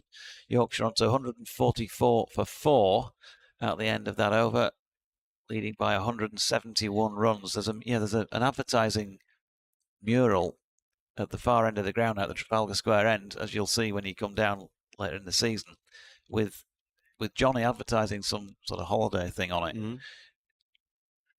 Listen, holiday left in Scarborough. I'm not sure how good I'd be at painting a mural on the back of a house, but the likeness is interesting. How we say. Castle Park Cricket Ground in Colchester is in the shadows of Colchester Castle, says Mervyn. Is that where Essex sometimes play? Here's Rain bowling to Hill. Hill turns this towards long leg for 1. Yeah, I don't know if they still do or not anymore. This is a problem, isn't it? COVID has scuppered a lot of the outgrounds for whatever reason. Counties who used to play elsewhere, quite a few of them have not gone back. Adrian Harms was saying the same about Arundel. They've not played there since COVID. Right. So, well, Durham still play a one-dayer each year at South North. Yeah. I mean, it's great to have a little change, isn't it, and go see a different bit of scenery. From our point of view, we always say, you want the best facilities, and that's the sort of play-off there, because you never get the vantage points. It's that bit more difficult usually to do the job, isn't it? Rain in. Bairstow drives. It's gone out into the covers, stopped by Clark. Paul Summerside says, get Johnny Bairstow out before lunch. We're in with a big shout here. Peter points out 3 top scores of 44. And what number is Rain? He's 44. Yes. Yeah, Matthew Bain says, is Ben Rain an example of nominative determinism? Brackets people who tend to gravitate to areas of work that fit their names. Yeah. Here he comes again. Oh, what a catch! What a catch from Ollie Robinson! And that is the end of Johnny Bairstow. He's gone for 36. He flew through the air like Superman there and snatched that ball just before it hit the deck. And the 2 danger men have gone in 2 Ben Rain overs. This is a stunner. He's gone right across and he snatched it from the right ankle of first slip. Wow. Yeah, it's a brilliant catch. And it right on the bottom of the bat. Johnny Bairstow immediately picked it up and looked at the toe of the bat, so you can tell how wide it was. And in its own way for a right-hander, not dissimilar to the David Milan dismissal that Ben Rain took in his previous over. So, great little change of bowling by Scott Borthwick. And as I was only saying 10 minutes ago, do not be writing this off, Durham supporters, when we got one of our correspondents saying, I'll take a draw now. They're 5 down, and they're back to having 2 relatively inexperienced players at the crease together. George Hill, who's only just gone in, faced 9 balls, and now Matthew Revis joining him. And if it's not a good day for Yorkshire, the tail could be cleaned up quickly, and Durham would have a reasonable chase. If it remains a good day for Yorkshire, then you'll see a partnership between this pair, and they've got all the time in the world here to have a good look at it. But the ball is definitely swinging and still nipping around a bit. So any lead Yorkshire have got 172 will be handy. They just want to eke out as many as they can with these last 5 wickets. Still Dom Best to come and Jordan Thompson. Matthew Fisher got some runs in the first innings. Mickey Edwards. So far from over. But I think at this moment in time, it's still in the balances, this one.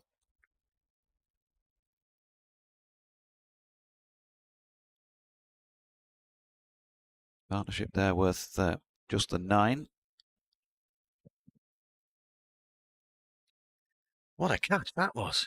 I just never thought he was going to get to it. I just thought this is going to bounce in front of first slip. They've got 3 slips in now. Michael Jones at first, Bedingham at second, and Lees is coming at third. And it's one of those, isn't it? If you're going to go as the keeper, you've got to make sure you grab it. And he took responsibility. Yeah, superb catch. Rain in again. And Revis it is who defends this first ball. Took a couple of steps down the track there. I wonder if he's been told go forward to try and negate the swing.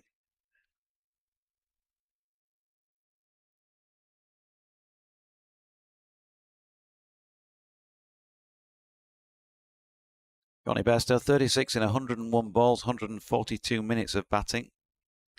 5 fours. Rain comes in. Revis forward to this one. That nipped in low, and he plays it up to Potts at mid-on. Ian Willis, Big Ben strikes. Boom, Big Ben, he says. Clever.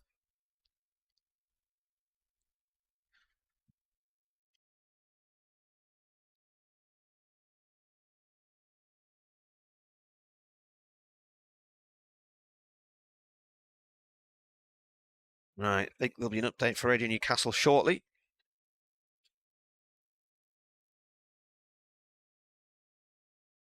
They're bringing Lees out from third slip and they're putting him in right in the eye line of Revis. It's silly mid-on. There's a short mid-wicket in there as well.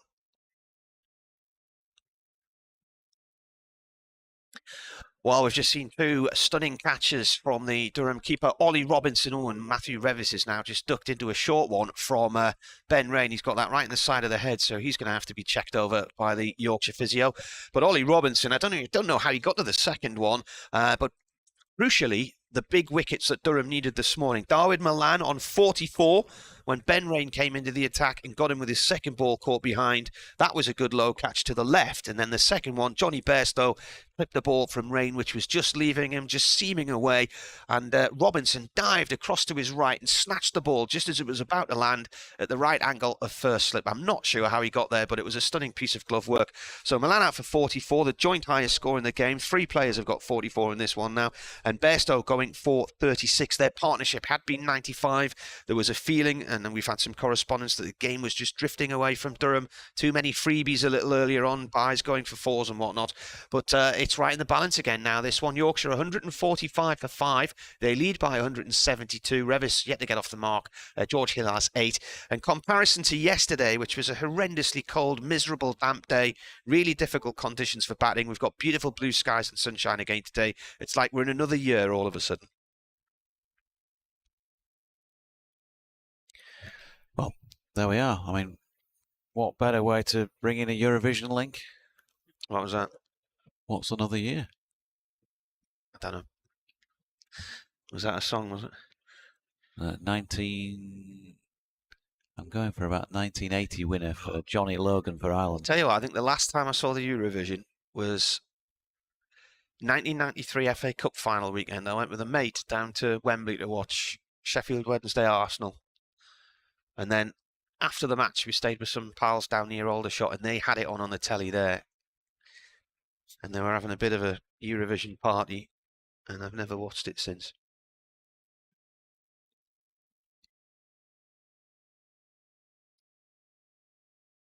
This is another lengthy delay while the helmet is checked and a replacement is brought out. A few of the Yorkshire, the Durham lads are all down. They look like they're posing for a photograph, don't they? What they're all doing there. A bit of a break. Hope Matthew Revis is going to be okay here. He certainly seemed to be moving all right immediately after the blow. But they'll go through the usual checks. So fingers crossed for Rev. Back to your favourite subject, rugby league. James Roby is going to break the St Helens all-time appearances record today after being named in the Saints starting lineup to face Salford. He's going to pass St Helens forward Kel Coslett's record of 531 appearances, which has stood since 1976. Great player, James Roby. Hooker.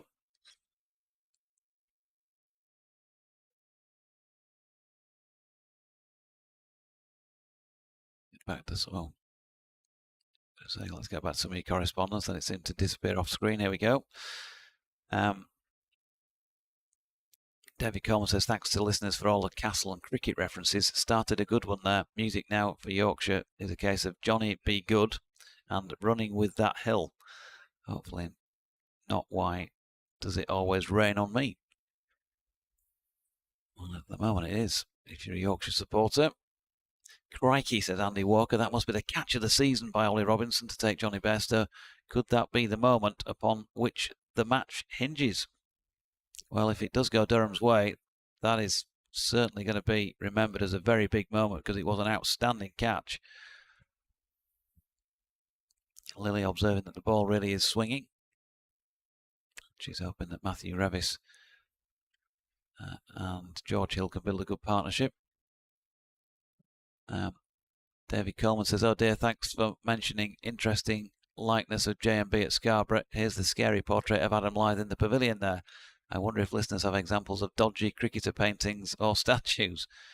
Yeah, there is a portrait of Adam Lyth that he's sent in. with his Scarborough CC t-shirt or cricket shirt on.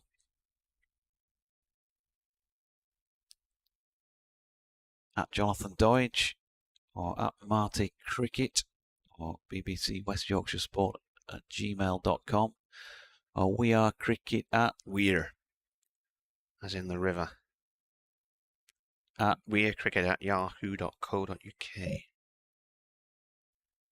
Oh, here you go. The cricketer has just tweeted, "What a catch."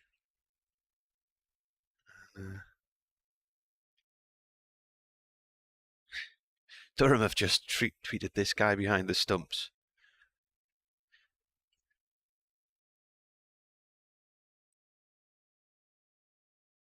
So we have some play. Matthew Revis appears to be okay, which is good news. Played a couple of wind strokes at the non-striking end as Patel bowls the first ball of the over to George Hill, who steps back. It's too short, and his short arm jabbed that away wide of mid-on for 4 runs. Enjoys playing against spin. George Hill likes the challenge. Does use his feet well. Cracked a 6, didn't he? I think in his first innings down the ground. 149 for 5. The lead of 176. Tell round the wicket. Hill over the top of this one, opens the face, runs it down through third. Jones round to field. They've got a single.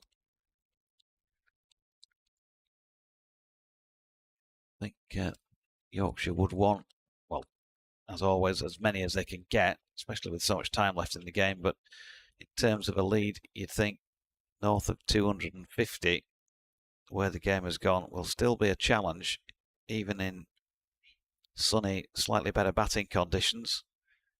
If you could get as high as a 300 lead, then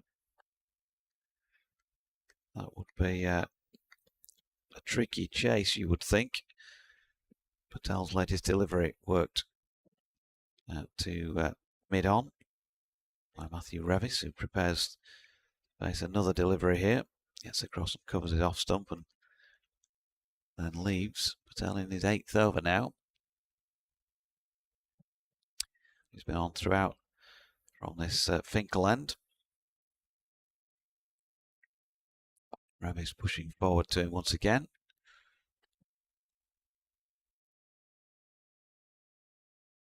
Borthwick jogs in to do the fielding. Matthew Revis just faced half a dozen so far.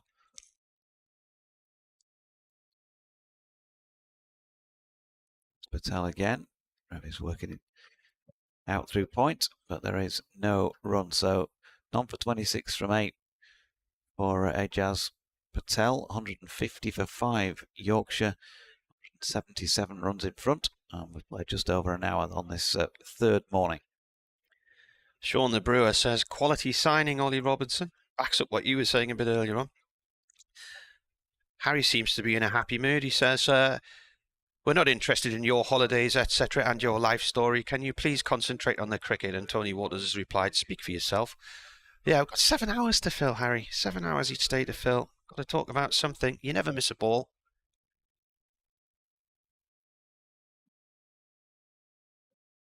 $150 for 5. The lead is 177. It's a beautiful day here in Chesty Street. I think they say some of the people, some of the time. Yeah, whatever. Here comes rain. He's got a leg slip in here, and this is left alone by Hill. Clark's gone in as a leg slip. Attacking field, you've got a short mid-wicket in Lees there as well. Potts is quite close in at mid-on. Borthwick at mid-off. And then there's a bit more of a gap across that leg side. Ejaz Patel at mid-wicket. He's a few yards behind the umpire. As rain comes in again here and bowls. And played into the ground and off to Patel on that leg side by Hill, who's on 13. That's the leader out in the covers. Travaskis with his wide-brimmed sun hat is at long leg. If you missed it earlier, Bryden Clark is out of this match. He's got a side injury, so Travaskis is 12th man replacement, but can't bowl. Of course, can't bat either. In comes Rain. That's gone down the leg side. I'm presuming Carter's gone for a scan. I'm presuming if needed, he'd probably be able to. I'm going to say, can he still bat? Yeah. What was the actual phraseology from Durham earlier? Bryden Carr sustained a trunk injury during play yesterday and will undergo a scan this morning. The club will provide a further update in due course. So he can't bowl, but he could well be able to bat later. A trunk injury? Yeah. Is his nickname Nelly? Yeah. I presume they mean the mid-core. Rain in. Oof, good ball. And a play and a miss from Hill, who took a couple of steps down the track to try and play that one. Davey says, not a castle, but still the best view in the world. And it is the picture of the racecourse ground with the cathedral in the background in Durham. Well, the castle's next to the cathedral, so you probably can see some of the castle from part of that side. It's an interesting drive, isn't it, around the centre of Durham? Sat-nav does tend to get a little bit confused. Well, there's been all kinds of roadworks in Durham in the last year or so, and varying roads have been shut and bridges shut. As rain balls, this is played up to mid-off by Hill, no run there. Yeah, it's not ideal. So they've got to drive down one street across the river, do a complete 360 and go back on yourself to get onto Walkergate where the hotel is. Ian says, have you discussed... Good afternoon, gents. Is it afternoon? Yes, it is. Hope you're doing well. Have you discussed the Bairstow LBW shout yet? Potts was bowling. It hit him halfway up the back pad, bang in front of middle. Perhaps it would have gone under the stumps. This is across towards mid-wicket for one by Hill. Guessing from that tone he thinks it was out. Yeah, and he says, add that to the Masood one in the first innings, and the umpiring hasn't improved much, he doesn't think. I can't think of a Bairstow one, can you? No? That last night? I don't know, might have been. Jay Grover says, morning to you and Martin. I'm in trauma. It's actually sunny in Sheffield. Not a great night for the Wednesday, was it, for Lev last night? Dreadful. 4-0, wow. The goalie dropped the ball for, was it the first goal? Went straight through his arms and in. Then the fourth goal, he pulled off a blinder of a save, and I thought, oh, well, he's, he's, what's the phrase you use when you've made a mistake and then he redeemed himself. Oh, redeemed himself, yeah. Here's Patel. Now then, George Hill used his feet and then clothed it round square on the leg side. It definitely was not intended to be going in that direction. Ben Rain fields and they're back for two. I think it might have been coming straight through the commentary box window had he got hold of it where he wanted. Yeah, the third goal, he pulled off a blinder of a save, and I thought, oh, he's redeemed himself, and as he was picking himself off the floor, somebody put the ball back in and it went in the net. Shades of Gary Sprake going through his hands. Trying to think what the scoreline was when Sunderland lost the first leg to Lincoln 2 or 3 years ago, and then battered them in the second leg, got level, and then I think Lincoln scored a goal late on. Got one slip in here, short extra cover. Here's Patel and Hill over at the top of that. Jane Timon says she's stuck on the M1 currently. She's on her way up to watch. Who is? Jane Timon on her way up from Huddersfield. On the M1? Yeah, well, there's a bit of the motorway that you come around. Yeah, it's called the M1 these days, isn't there? So this latest delivery to Hill is pushed out into the offside. There's no run. 3 to come in the over. Jas Patel persisting round the wicket now to the right-handed Hill. They pushed that one through more quickly. George did well to jab the bat down on it. We've got one of the non-playing Durham players, by the looks of it, doing a run round the boundary edge. Must be out for something for Ben Rain as Hill turns his latest delivery to mid-on. 2 off the over so far, 1 ball remaining.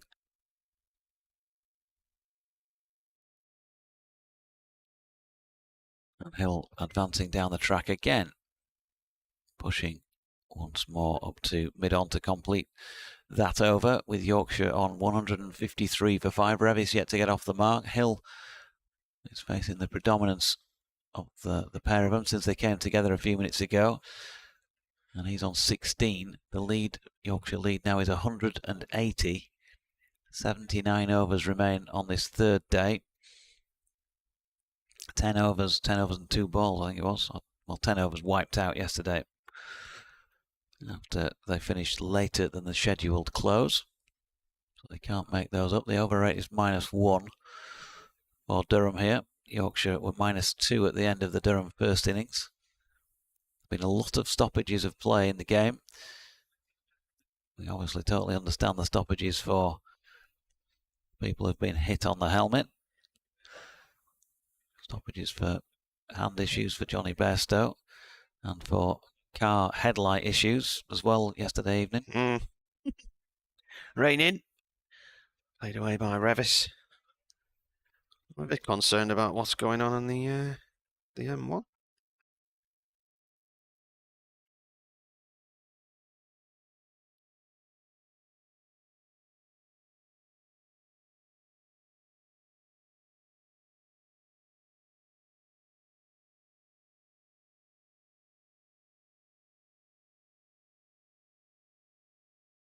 Oh, yeah. In comes Rain. Bowls. And it's gone to short mid-wicket this time. No run there. Looks like the motorway's closed. The M62 junction onto the M1. It's all red around there.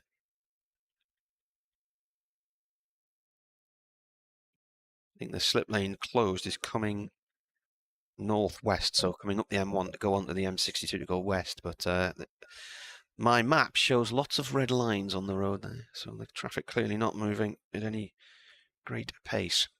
Raining again, and turned away this time by Revis up towards the long leg boundary. Travaskis is round there and cuts it off. 2 runs.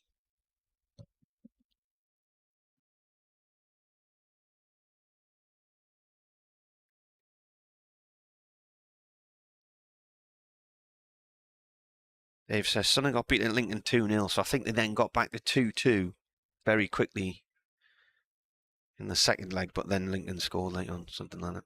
Anyway, Lincoln stayed down from memory. Sunderland will be playing Luton at 5:30 in the first leg of the Championship playoff today. That'll be on Radio Newcastle. As this ball is defended by Revis. Got 2 short in on the leg side now. Got Lees in there at silly mid on, and you've got short mid wicket. I think that's Clark in there as well.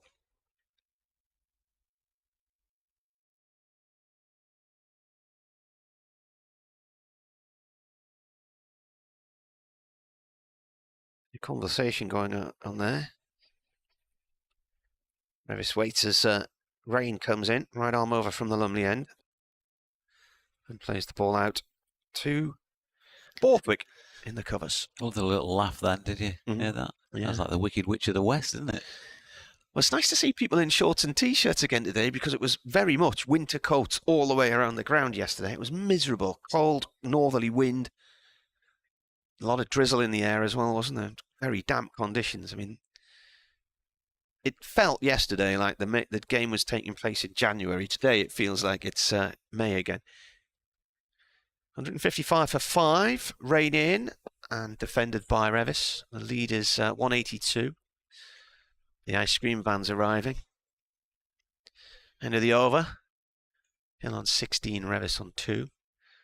They brought in a few extra bars and stuff this week. There's a hog roast in the car park in a Pim's bar. Very nice. Another break. I presume presume all that sort of stuff will belong to John Adamson, who his company run the bar in the ground here. They've got the Ramside Hotel and varying others as well.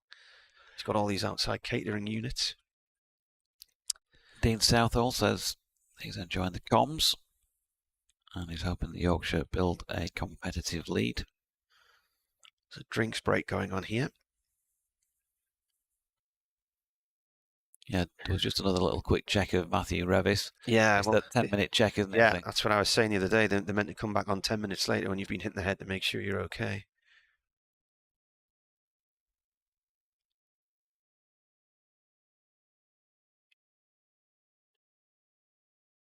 So, Patel is going to continue from this Finkel end of the ground.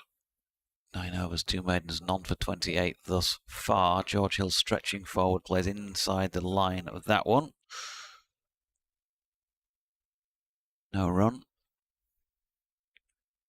Slip in place. Short leg has been taken out. Still got the catcher, Graham Clark. About 10 off the bat in the offside.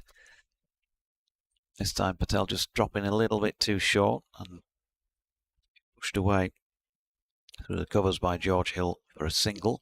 Russ in Berlin from Skipton here watching the stream. I actually live in Kleinmach now. Berlin's nice. Have you been there? Nope. But that might be too great a challenge for you northern types in this mix. Not quite sure what the THS means. That might be too much of a challenge for you, Russ. As that's pushed into the offside by... It's all right taking the mickey, isn't it, when you don't get it right yourself? Now who's laughing, eh? Just pushes it into the offside. No run. Got Borthwick doing the fielding. 3 to come in the over. Patel has gone for 1 off it so far on Revis over the top of that. He says, looking forward to a return to form of JB today. I've got a great piece of memorabilia from David Bairstow as he gave me his Yorkshire sleeveless sweater after an exhibition match in Skipton. So come on, Johnny, and stop playing and missing outside the line. Well, he's gone, I'm afraid. Wide of off stump, this lady's Patel delivery, keeping slightly on the low side again. And where's cut shot from Revis, fielded by Travaskis out there in the floppy. Trying to picture a cricket ground at Skipton. Yeah, is that in the grounds? It's got a sizable ground. Is it? Where is it? Not in the grounds of the castle, no. This one, again, Patel getting some turn, bowling one that turns the other way. And that's flicked to mid-wicket, and there was no run. My wife lived in Eastby, so, you know, and MC, sorry. Yeah, they were in Eastby, then they moved to MC, so you got the steam railway there, haven't you? I'm trying to picture where the cricket ground would be in Skipton.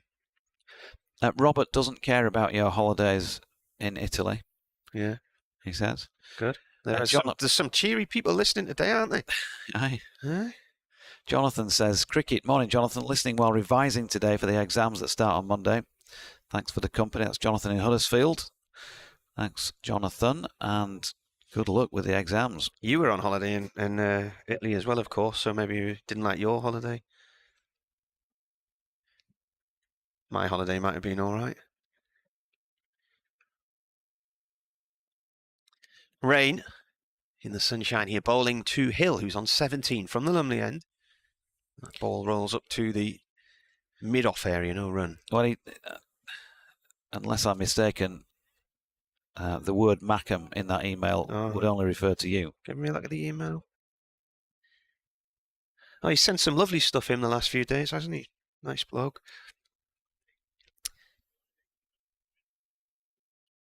$156 for 5.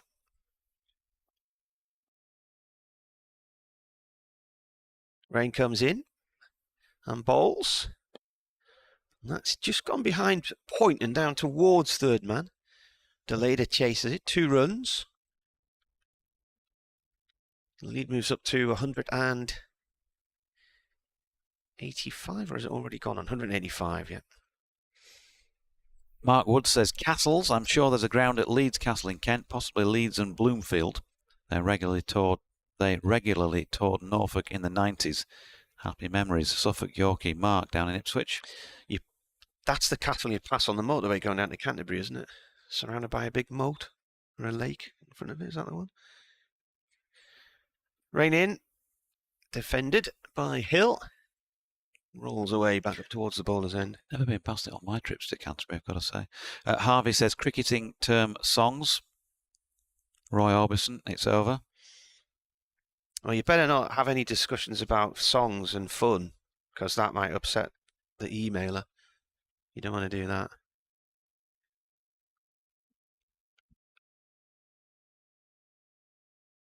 quite a decent crowd in today, isn't it? Especially after yesterday. In comes a bouncer from Rain. It's left alone by Hill. The first day looked a decent crowd, and then we got the figures yesterday, didn't we? Which we thought there were more in than what we were told. So day 1, 1,133. Day 2, 1,010. And I would say there's got to be at least that in today. Maybe more. Maybe this is the best crowd of the week because it's the Saturday. People have been able to come from work. Rain's just altering his field slightly. He's moving Patel from mid-wicket. Puts him in a bit closer in a more of a catching position on that square on the leg side as he comes in and balls. That's gone down the leg side, taken by the keeper. Good stop. Yeah, Graham Clark in place there. Looking for that little mistimed or lazy flick. Edward says, re J. Bairstow. JD, during the Revis break, turned over to the IPL. Harry Brook not picked again. Root picked twice, hasn't batted. Caught one catch, and that's it. Re JB, would you expect him to be in the England Test setup now after his performances since his return?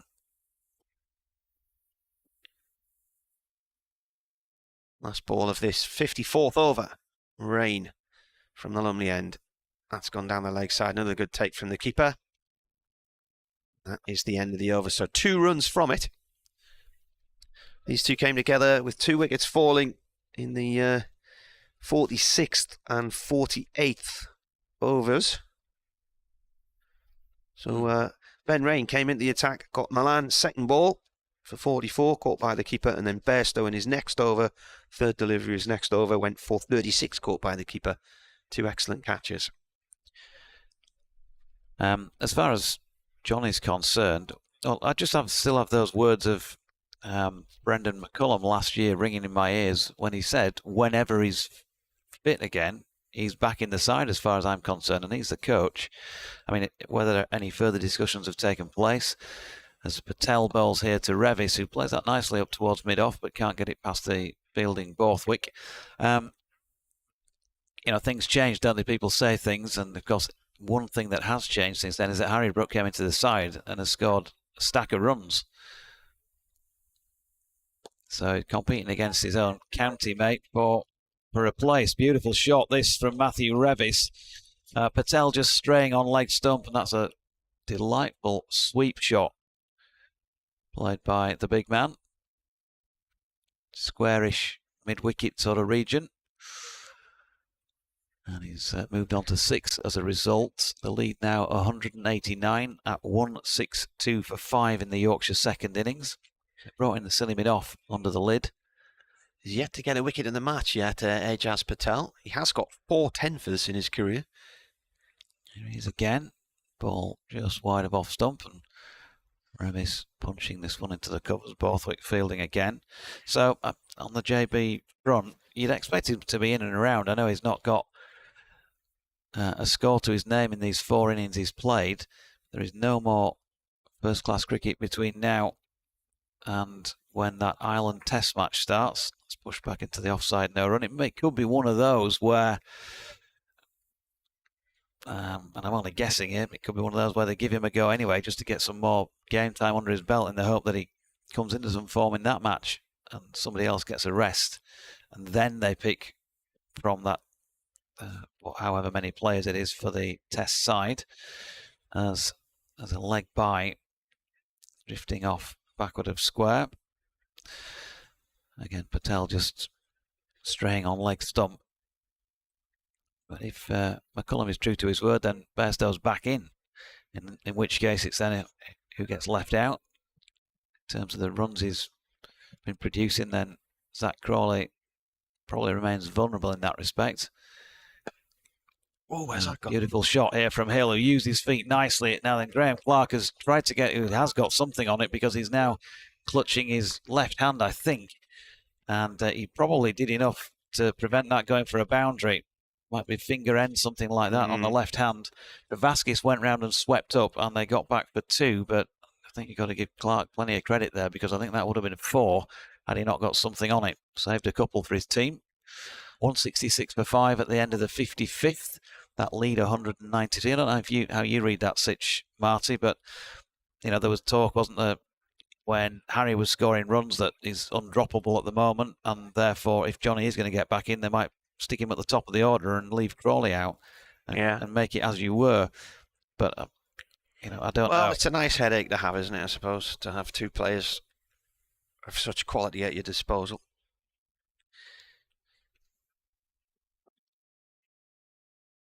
That would have really been stinging Clark's finger end yesterday in the cold. He's gone back to leg slip as Rain starts a new over, and this is pulled out towards long leg by Hill for 1, picked up by Travaskis in front of the pavilion steps. Mark Wood says you're right. The ground at Leeds Castle is called the Moat. So Mark down Ipswich again. Stuart says here in Sedbergh, it's warm, it's cloudless, we have a light northeasterly breeze, it's a fab spring day.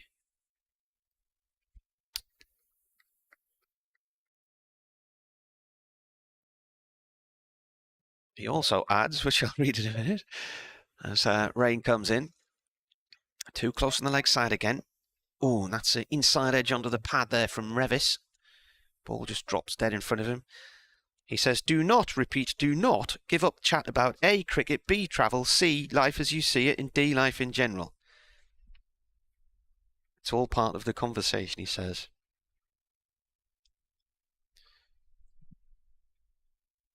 He says he enjoys listening, and he does listen to the others as well. So there you go.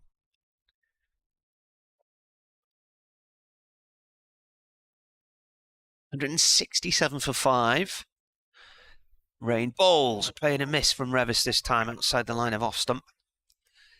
The murk has burnt away. It was still quite, when I got about 7 this morning, and it was still quite murky on the river in grey sky. And I thought, oh, this was all meant to melt away by now. Yeah, it was.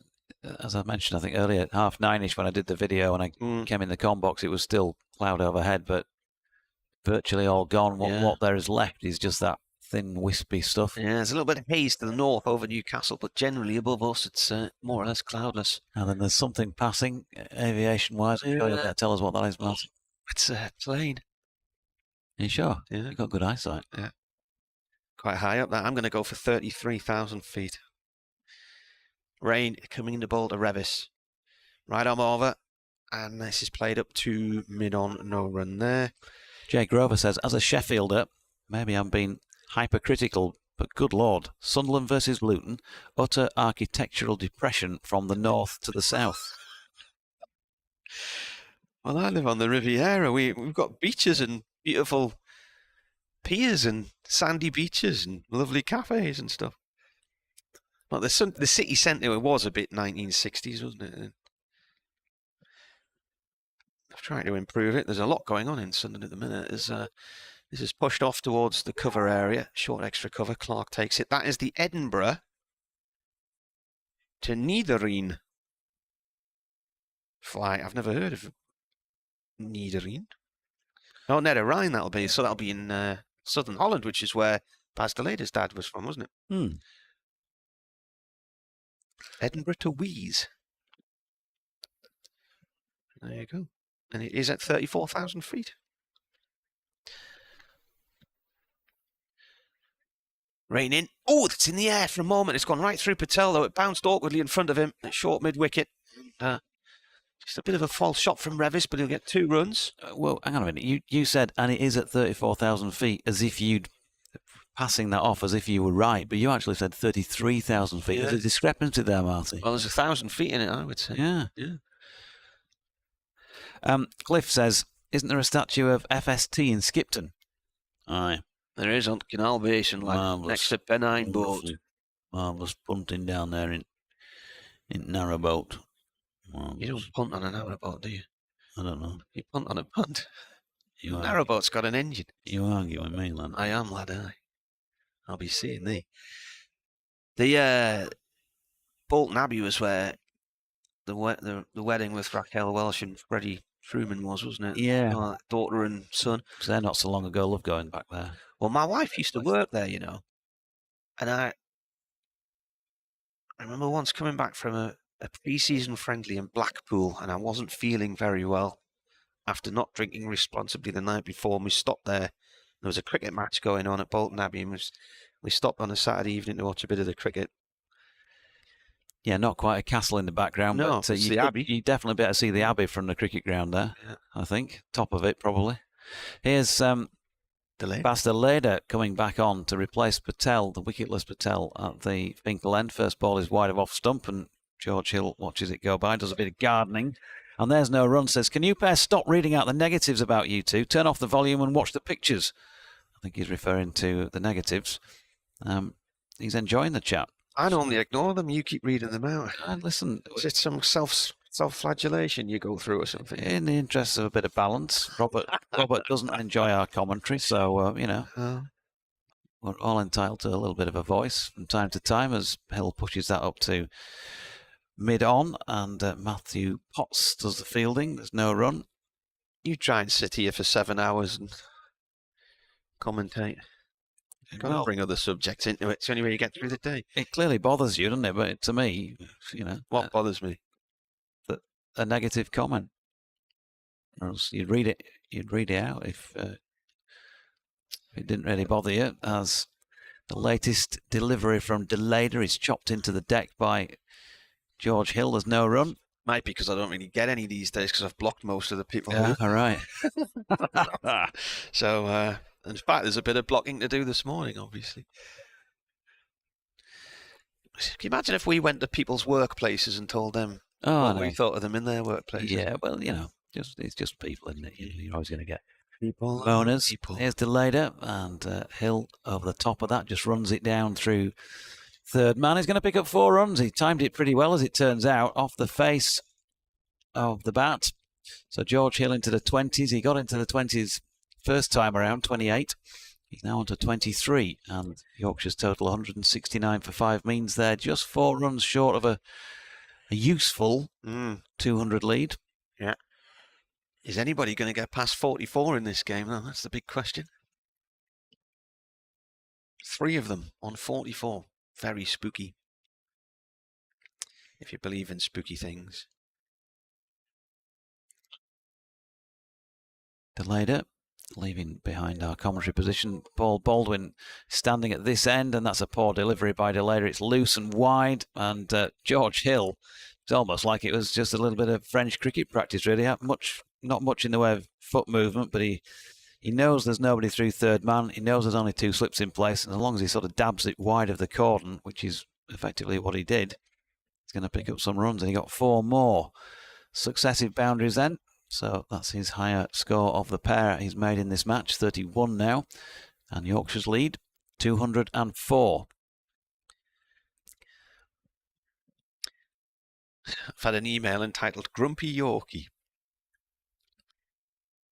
I've put a man in now at gully come sort of 4th slip area.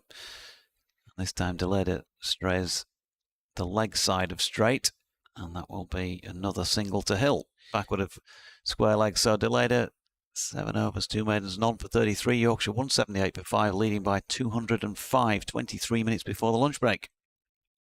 Phil says, hello Marty, enjoying the commentary as ever down here in the Cotswolds. Keep the stories and the anecdotes coming. It adds good variation to the commentary. Durham looking a decent outfit potentially this year, and hopefully the forthcoming break in the 4-day stuff won't halt progress. Leeds United 1, Newcastle United 0. Hey? Great start of the day. Leeds 1, did you say? Yeah. Oh. Big Sam, eh? Long way to go, yeah.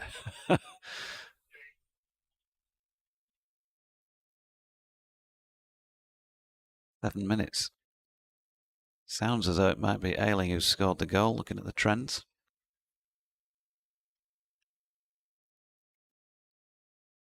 Matthew Potts coming back into the attack at the Lumley end. Where are we? 22 minutes to lunch. Here he comes. 2 slips and a gully in place, and that's clipped past point. That's away for 4. Nice little cut there from Hill. Right out the meat of the bat. He moves on to 36. Is he going to be the one to break the 44 barrier? We'll see. He's a nice player to watch, George Hill, when he gets going. As I mentioned, and as we've seen, he uses his feet well to the spinners. Doesn't generally try and go at the ball and that was a typically sort of languid feel to his shot there. Just got over the top of it and timed it nicely. Potts in again, and the same shot. 4 more. Half volley outside of off stump, and there to be dispatched to the boundary. Yeah, there's a more feel of front foot than back foot about that one. He's leaning into it, and he's got it away in front of square rather than backward of. But, yeah, not dissimilar. And Matthew Potts just straying, really. Yeah, that's 4 boundaries in the last 2 overs as well. Pressure coming off here from a Yorkshire point of view. Partnership now 41. And a Seems few to have words happened from in no Scott time, Borthwick. doesn't it? Yeah, 41. They came together 10 overs ago. This next ball will be 10 overs. Potts in. Oh, playing a miss, and that moved sharply as it went past the stump. The keeper was wrong-footed and had to suddenly shoot down to his left, having originally thought this was going to go off to his right-hand side. Yeah, it's a much better delivery from Matthew Potts. He's straightened things up a little bit. He drew George Hill out of his crease to play at it, and definitely a win for the bowler on this occasion. Yeah.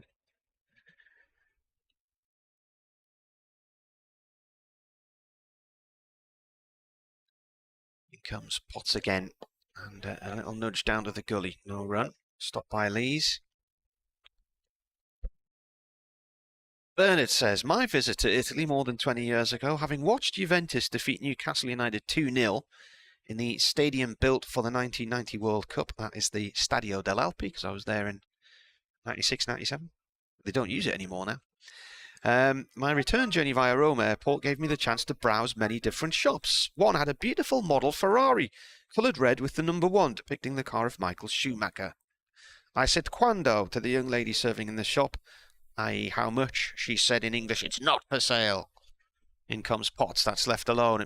Daisy cuts through to Robinson, and that might have jabbed him on the finger end. He's hurt himself there. He's just taken his glove off there.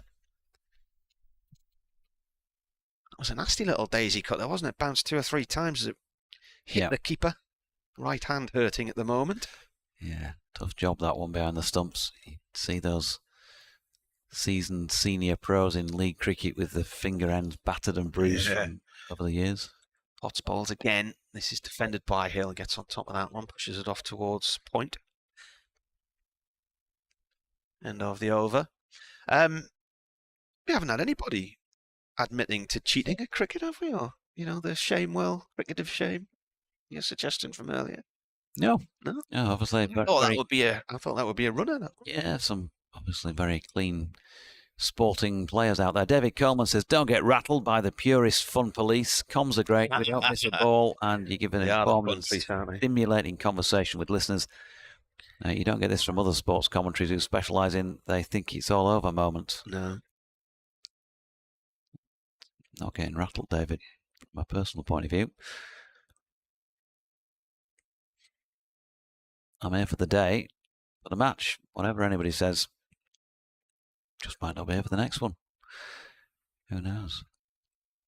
Deleda continuing at the Finkel end, and Revis pushing this one into the deck, into the offside. There's no run. 12:43 clicks over on the digital clock away to the left. You don't realise how big that is until I went for a walk round yesterday and walked under it. What, that scoreboard? Yeah. It's a size, isn't it? Mm. Great source of info for us, though, as Deleda is in again and driven back at him by Revis. Got something on it, the bowler. Borthwick tidies up. And while there was talk yesterday, I think from Ash, of the sort of charm of the old scoreboards. Some great cricket photographs, I always think, with the old scoreboards on. All the info they had. They are very good, these new electronic ones, particularly this one here. Sets it all out nicely for you, easy to read. As Revis drives into the offside and there's no run, maybe the over rate. I know it's not supposed to be a main feature, but it's kind of tucked away under the time. I think with previous specs I used to struggle to read that, but I've updated. It's okay. 3 left in the over. I think Dave Fletcher had new specs when he came a couple of weeks ago as well. He was quite surprised by what he could see now. Nice drive from Revis here, just over pitching Delader, but again, it's found the field. Matthew Revis, I don't think he'll be getting frustrated here. He's got a few runs against his name. He knows how important it is for his own personal coming back into the side here and Yorkshire's cause that he builds a score however long that takes. Lunch is looming. I'm sure he'd like to be there the other side of that. They've just sent back fielder to deep backward square, and Delader's bowled him. Oh dear me, now that was a daisy cutter, and your heart goes out to Matthew Revis because it seemed to creep underneath the bat and it's knocked out his off stump, and he's gone for 8 from 32 deliveries, 49 minutes out there, and a boundary against his name, and he bangs his bat into the turf in frustration.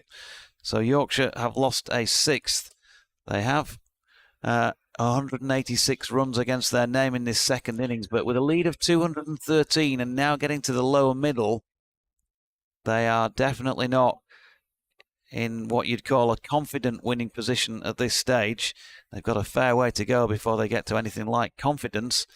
They have obviously got something to bowl at, and they've still got 4 wickets remaining, but they wouldn't want a tail-end collapse here as Dominic Bess walks out to bat at number 8. That wasn't a bad ball, actually. Pitched on a length, nipped back slightly. He's just played over the top of it, took the off stump out of the ground.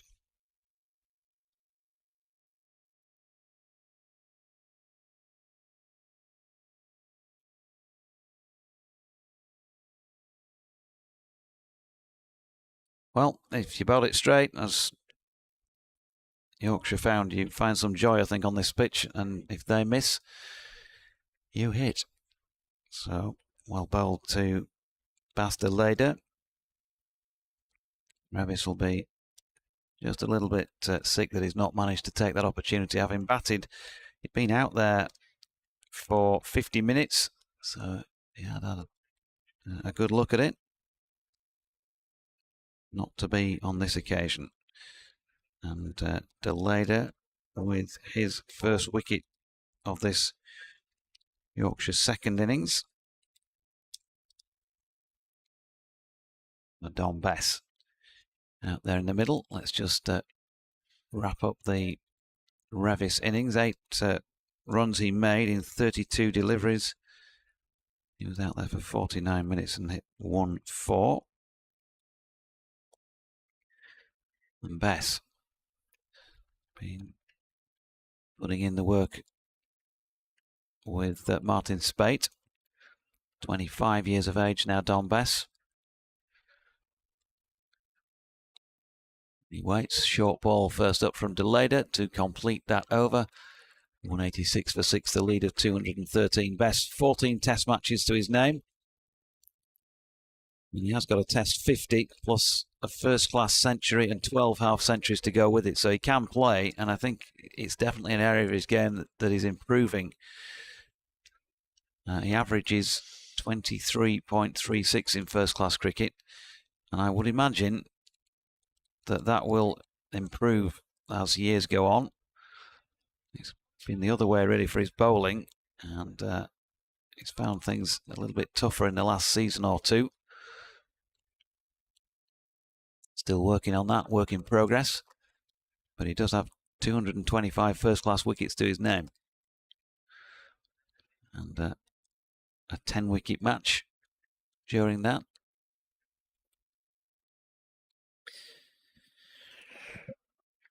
Potts bowling his 17th over, right arm over from the Lumley end, pulled by Hill out through mid-wicket for 1 run. Oh, 2 runs, misfield by Patel there, just over on the ball.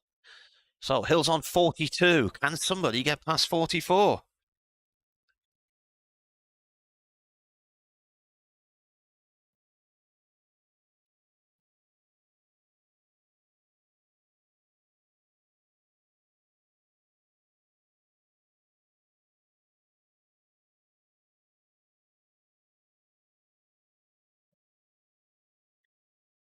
Potts in. And that's guided down towards the third man area for 4. I think it's going to go for 4. It should go for 4. It just slows. And there we are. We've got a player who's gone beyond 44.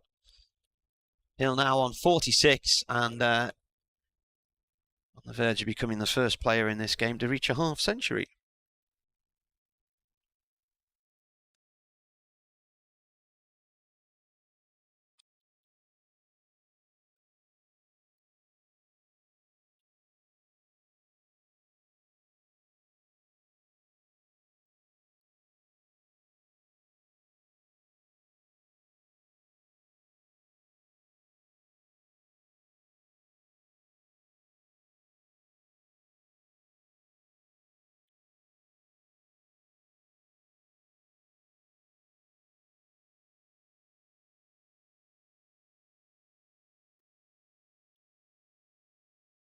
Pots in, pulled, and that should go for 4. Patel's out there, but I don't think he's going to get to it. Way out of deep mid-wicket, the first 50 of the match. And good work from Hill. He's got that in 48 balls and 8 fours.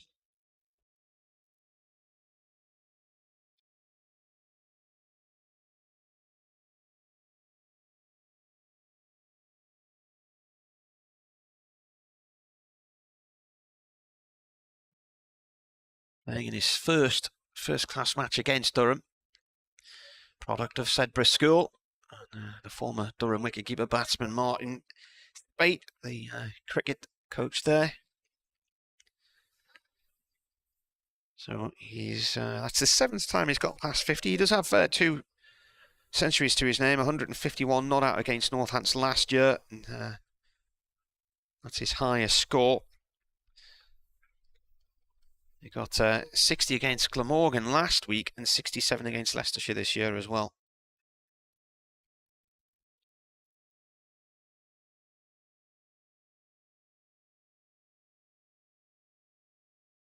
In comes Potts. That's pulled by Hill up towards long leg 4-1.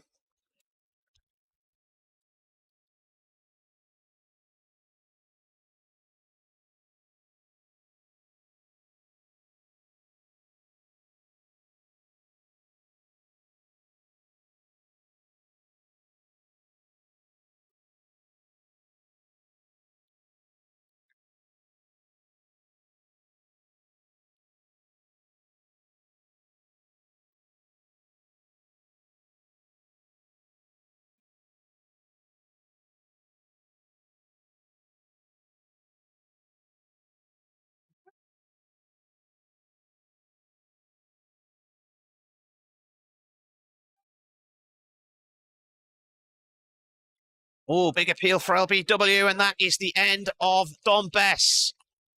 Has he gone first ball there or second ball? He's out for a duck. Potts gets him. Was that the first ball he faced? Did he not face one? Yeah, second ball, yeah. That's it. Face one from Delady, which it bounced over his head, didn't he? Yeah.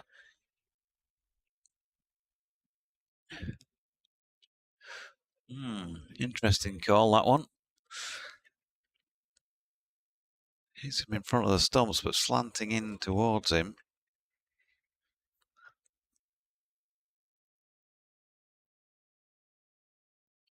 Have a look at it again on the replay. Yeah, maybe it looks a bit better second time. After a hit leg stump. It was quite low as well, yeah. wasn't it?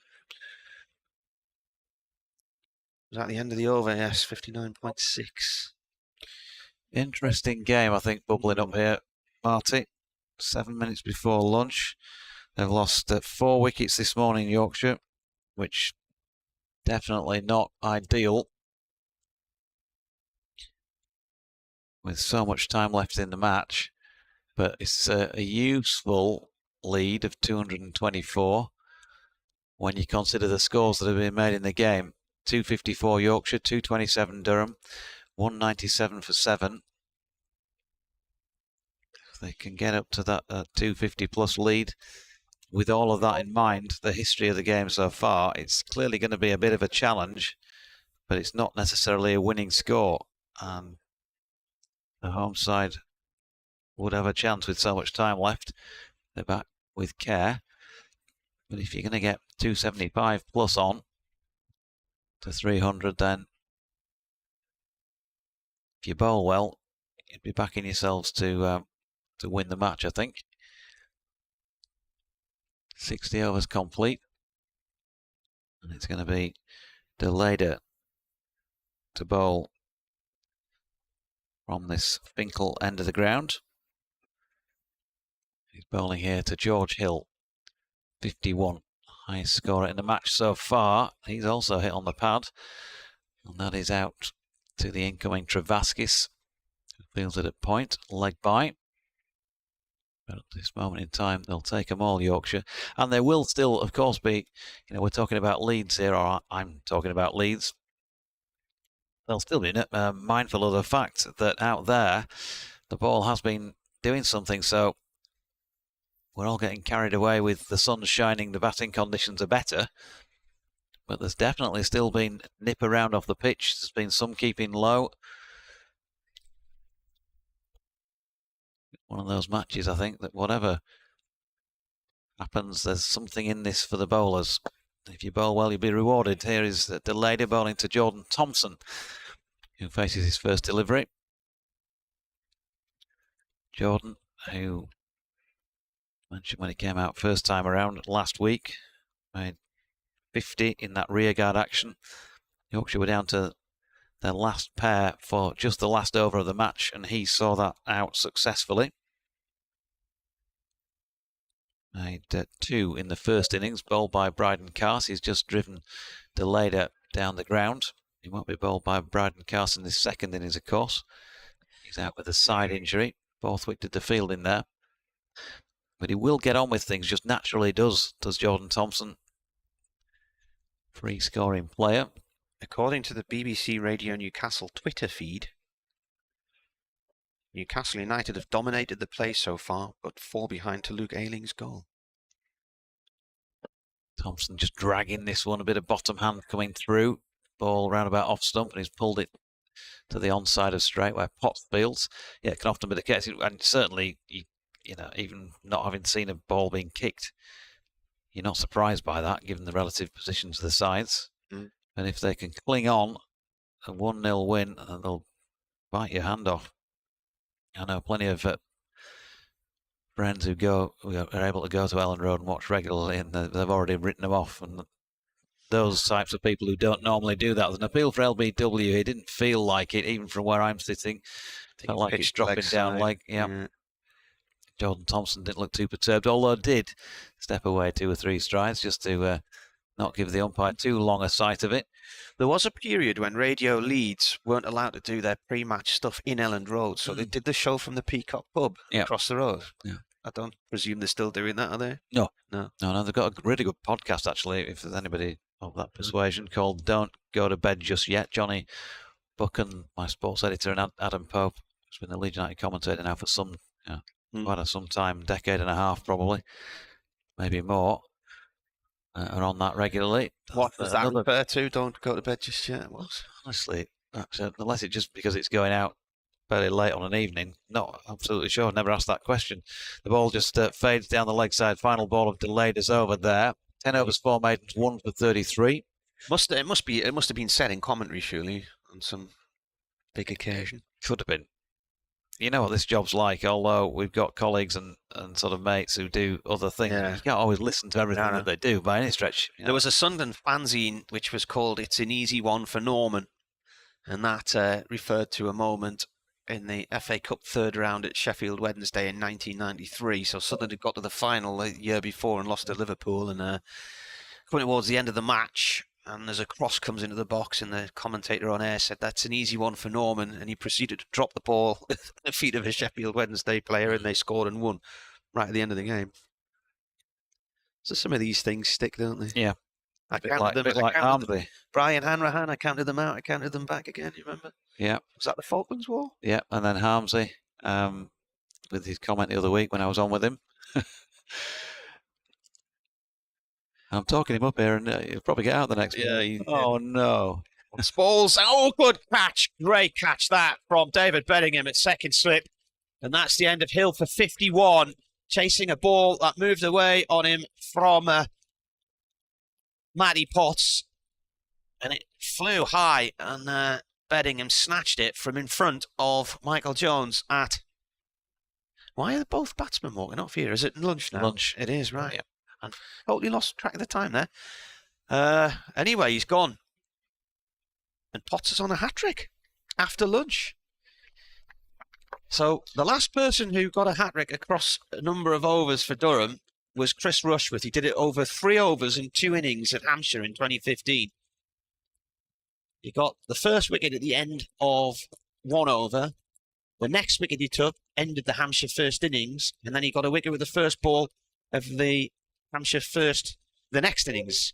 So he did it over 3. So, well, Durham will be more than pleased to see the back of Hill, because he was batting nicely there. He's given, or helped to give Yorkshire a lead of 225.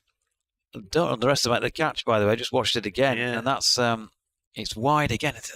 How many Yorkshire players now? In the first innings, we saw 3 players get back and play pull shots and get out, and that's this morning seen. I think Johnny Bairstow, David Milan, and now George Hill chase wide ones. Really, he was livid with himself, was George, and I think rightly so. He's batted really well. He's got to 50, and he's just chucked it away with a minute to go before the lunch break. And that will be the major frustration there for him and for Yorkshire. The lead, 225, I keep saying. It's a handy lead. It's not one of those leads where you can anywhere near confidently say it's a match-winning lead. It may be, but they've only got 2 wickets left now with which to build to try and get a 250-plus lead, something like that, if they can. And then Durham have got an awful long time to try and knock those runs off. And we could still be in a situation where we're going to finish today, Martin. Time to awaken the sleeping lion. So lunch on day 3, as Ali Maiden and hear our cries now. Hear us roar. I think Ben Cliff head off towards the nets to our right. The umpires leave the field of play. Yorkshire 198 for 8. Jordan Thompson not out on North. George Hill out the final ball of the morning, as it turns out, for 51. Achieving our goals and reaching just Matthew Fisher and Mickey Edwards remain the bat for Yorkshire. They'll be heartened by the morning session in terms of the wickets column. They still have been a bit loose with the ball and conceded some runs they shouldn't have done, which has allowed Yorkshire to get up to that 225 lead. They'll really want to wrap things up quickly after the break. We'll be back after that. At 6. We'll be back. That's a biggie. Lovely use of the feet. Excellent from Travaskis.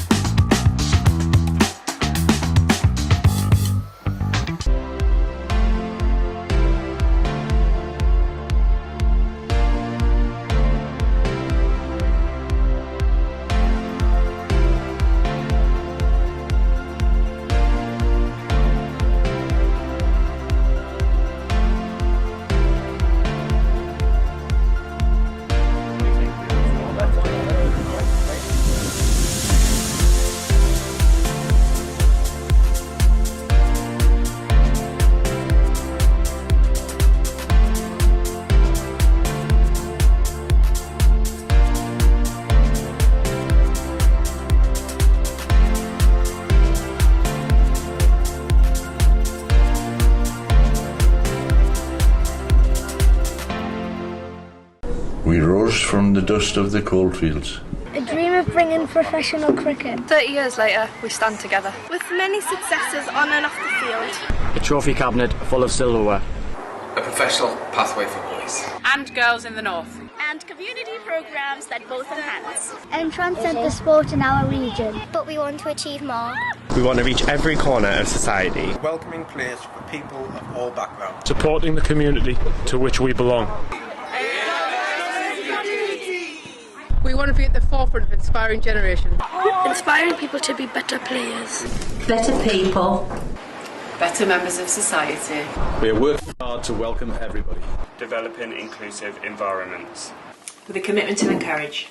equity, diversity, and inclusion in everything we do. We aim to make a positive change across cricket. our wider community. We must be accountable. Cricket is a game for everyone. Our programmes are for everyone. Seat Unique Riverside is for everyone. Durham Cricket for the North, for everyone. Durham Cricket for the North, for everyone. Durham Cricket for the North for everyone. Durham Cricket for the North, for everyone. Durham Cricket for the North, for everyone. Durham Cricket for the North, for everyone. Durham Cricket for the North for everyone. Durham Cricket for the North for everyone. Durham Cricket for the North and everyone. Durham Cricket for the North, for everyone.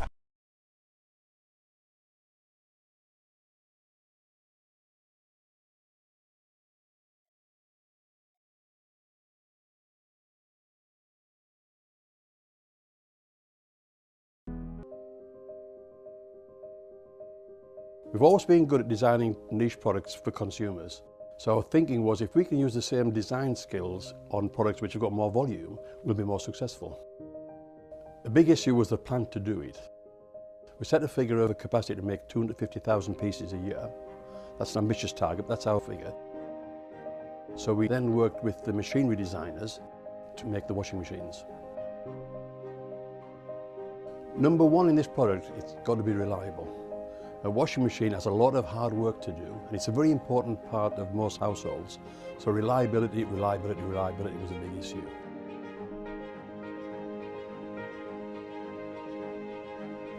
I think any new product, we've got to learn about it, and that's important. We've got to learn about it so we understand it inside out. And that's taken longer than we expected, but we've taken our time to make sure that it's right. There's a big appetite for buying British products, and rightly so, but we can't rely on that. We've got to make a product that competes with all the imports. And of course, remember, we've got our core business here of making domestic dehumidifiers and bottled water coolers and industrial dehumidifiers. So that takes our time, and we don't want to get this wrong.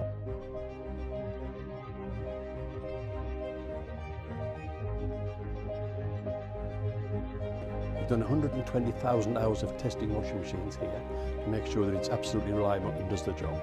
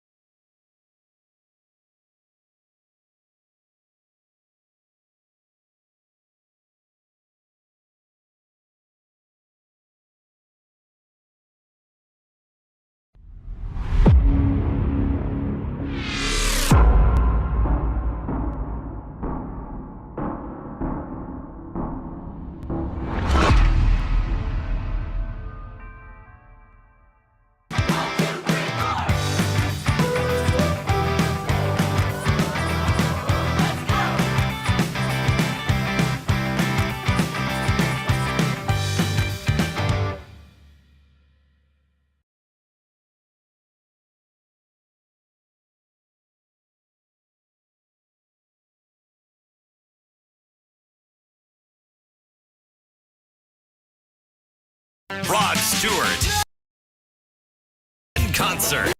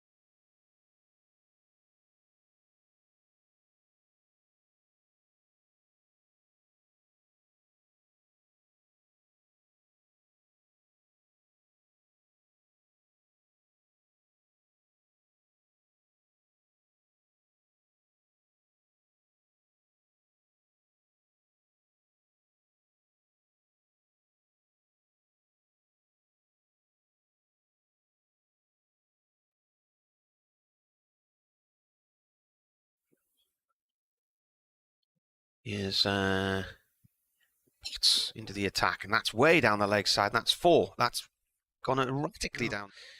In comes Rain. That one's claiming, and it's got him. He's got him. And that was a really sloppy shot. It was a work that fit their nips. Yeah. Here he comes again. It's what a catch! What a catch from Ollie Robinson! First innings down the ground. 149 for 5. The lead of 176. Tail round the wicket. Held backward square. And just bowled him. Oh dear me! Now that was a daisy. My heart goes out to Matthew Revis because it seemed to creep on. Potts in, pulled, and that should go for 4. Patel's out there, but I don't think he's going to get to it. Oh, big appeal for LBW, and that is the end of Dom Bess. I'm talking him up here, and he'll probably get out the next one. Oh no! Spalls. Oh, good catch! Great catch that from David Bedingham at second slip, and that's the end of Hill for 51. Chasing a ball that moved away on him from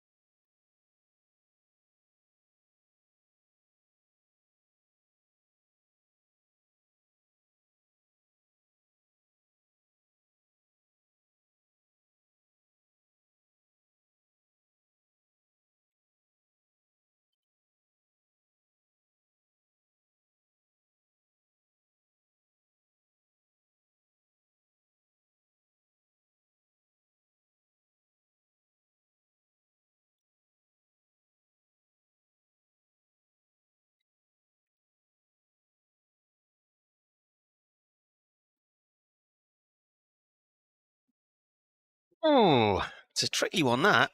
Yeah, it is. I'm wondering, can they wrap this up by half 4 so I can get the match? I don't know. Anyway, at lunch, it's been a great morning's cricket. The first thing that Durham needed to do today was break that partnership of Darwin Milan and Johnny Bairstow. They'd put on 50 last night. Milan was the first person to go. Ben Rain came into the attack, got him with his second ball. He chased a ball that was swinging away from him, and he clipped it to the keeper on 44. It was a good diving catch from Ollie Robinson. Third batsman in the match to be out on 44. Nobody at that point had reached a half century. Bairstow then fell to a stunning diving catch from Robinson off Rain in the next over for 36. He took that one low in front of first slip. Then Matthew Revis was bowled by Baz the leader for 8. Dom Best got a second ball duck, LBW to Matty Potts. That was the end of the 60th over. And then at the start of the 62nd, Potts got George Hill, who'd made 51, the first half-centurion of the game. He was caught by David Beddingham. Ball flew to the slips and Beddingham diving in front of first slip, Michael Jones, to snatch that one. So he was out on 51. That brought lunch. Yorkshire on 198 for 8. They lead by 225, and when they resume after lunch, the first ball will be a Potts hat-trick ball. He was on a hat-trick in the game against Derbyshire here 2 weeks ago, but didn't get it. But he'll be looking to try and see if he can do it this time. The last Durham player to get a hat-trick over a number of different overs was Chris Rushworth at Hampshire in 2015. He got a wicket with the end of 1 over.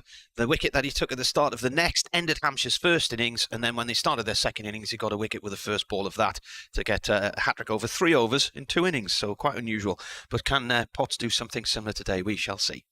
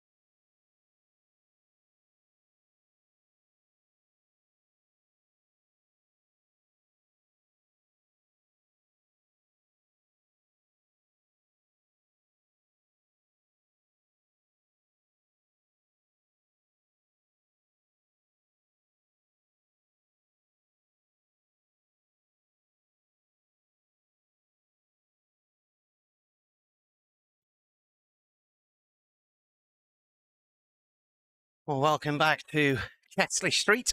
Matty Potts on a hat-trick ball here for Durham. He got Don Bess at the end of his previous over. Second ball took LBW, and then George Hill caught in the slips by David Bellingham for 51 at the start of the next over. Matthew Fisher is the new batsman. Chris Rushworth got Durham's last hat-trick at Hampshire in 2015, and prior to that there were 2 for Steve Harmison. So Fisher waits. Potts comes in from the Lumley end, and the ball is played off towards point. Second match in a row where he has been on a hat-trick, not quite got over the line.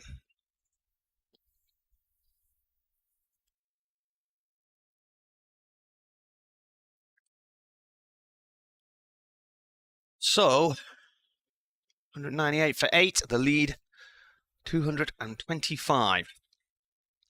And on a wicket that's still doing a bit and offering quite a bit to the bowlers still. There's a lot of seam movement and swing.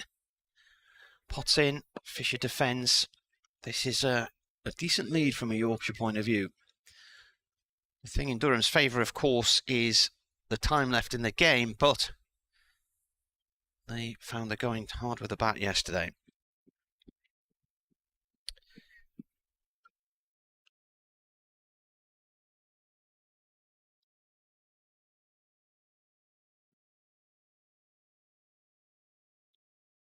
Potts turns and bowls. Oh, Fisher has a little jab at that one. He plays and misses to a ball outside the line of off stump.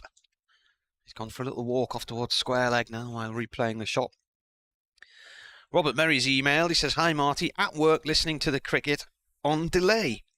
Side talk on the commentary is what makes the cricket online and the radio commentary so good. You don't miss a ball and you get interesting chat with the other radio station commentators and other guests. Watching test matches on BBC with Test Match Special on the radio was my school holiday back in the 1970s.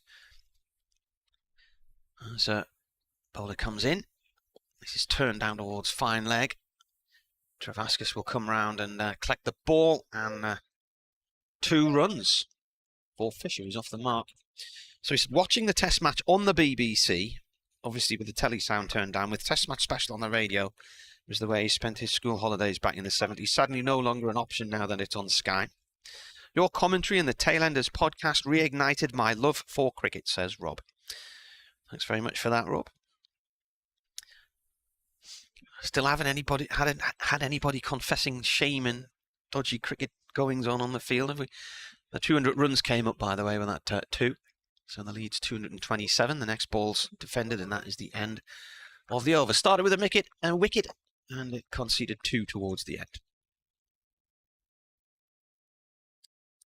You ready? Yep, sure am. Stand by your beds. It's going to be Pastor Leder, who I saw having a chat with his dad, who of course was in the box with us a couple of days ago, just at the foot of the players' steps. Just been having a chat with Kevin Hill, George's dad. George obviously frustrated to have got out, but had said to his dad that Potsy is a very clever bowler. He'd only had 1 slip in. Not sure if we picked up on that, but he only had 1 slip in for long enough, and then brought the second in. Just threw it out there a little bit wider and tempted George.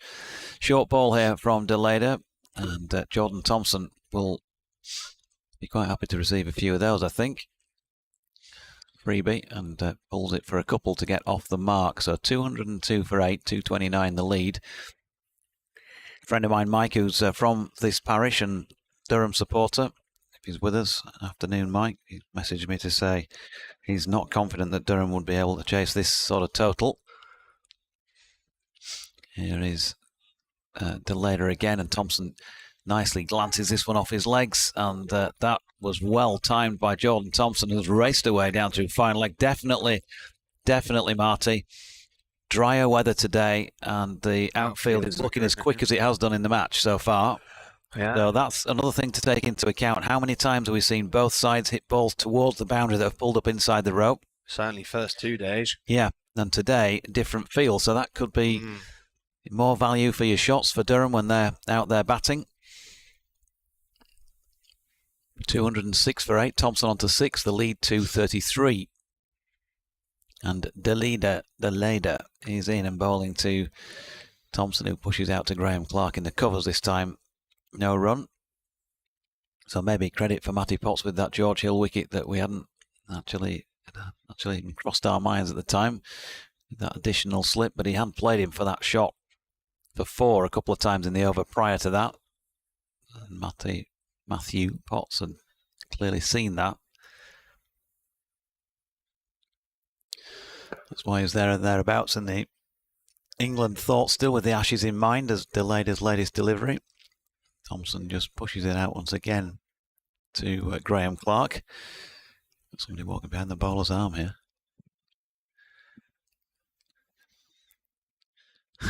And he's got the signal from Deleda. Keep going. 2 to come in the over. 2, 4 and ... so far. Jordan Thompson with that wide attacking stance. Very high backlift has now pushed it nicely back past Deleda, who tried to get down for it but failed. So another single. 7 off the over so far. Matthew Fisher had a good time of it. He's kind of...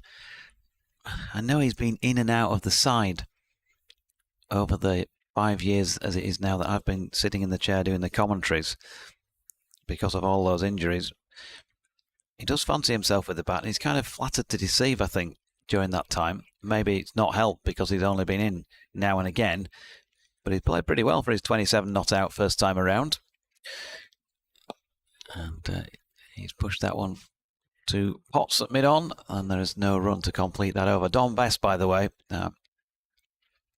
one of those things that happens, isn't it, when if you commentate long enough, you're going to say things like this. But I was saying he was an improving player with the bat. He's been working with Martin Spate, who incidentally George Hill had a net with before this game as well. Did a bit of work with again. And yeah, I'm saying he's improving, but 3 of his last 4 innings have yielded no runs. Just the 13 in the first innings here. So right. Just going through the mill a bit, Don Bess, at the moment with the bat.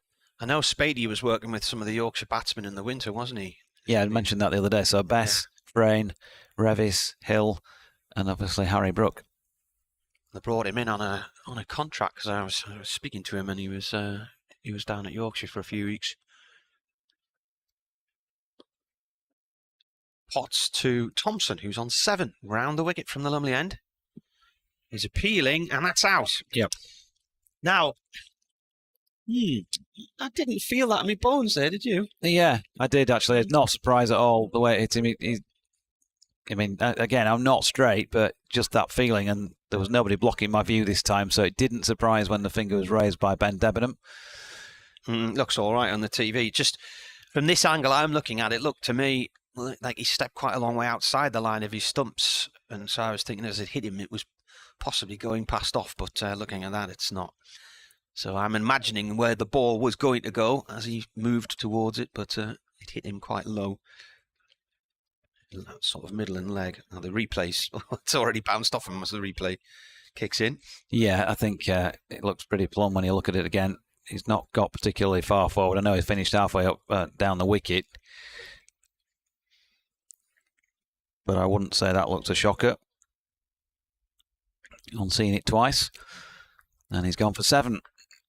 So the game continues to move at a very fast pace today, and it's now looking, isn't it, one way or another, increasingly likely that we are going to see an end to the game today.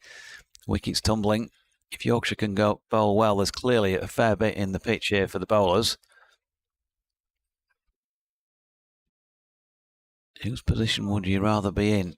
Probably just Yorkshire's at 234 in front, but you are definitely not confident either way here, I don't think. It could go either way this match, and so it's making for a cracking game of cricket. Potts took 4 in the first innings. He's got 4 in the second as well. 4 for 55 now, and he took 4 for 49 on day 1. Mickey Edwards is the last man in. I was just looking, Matthew Fisher's family, they're linked with Sheriff Hutton Bridge Cricket Club, aren't they? So it's just to the north of York. There's a few Huttons around there. There's a Sand Hutton as well, isn't there? Potts in to bowl to Edwards, and he plays the first ball back to him, snatched by the bowler as he slides down on the track. There's been a few good Huttons involved in Yorkshire cricket. I think Bumble now lives over that side of York. Actually, he's moved from. Yeah, Thirsk way, isn't it? Well, you know, he was that there, but he's now gone on yonder side of York. All right. Yeah, for babysitting duties, I think. He was living in Coxwold at one time. In comes Potts and Bowles. Oh, leading edge from Edwards. He was looking to turn that through the leg side, and it's gone off down towards vacant third man. He's going to get 2. Jones slides in and stops it. And they run 3, actually. They've gone 1 for the throw as well. Good running. Well, every run could prove absolutely vital. Yorkshire have had some close finishes, Marty, in recent seasons in Championship cricket. The one runner at Headingley against Northamptonshire. Games that have gone right down to the wire. And so, with that experience in mind, they'll know the importance of just eking out every run. 2:37 the lead.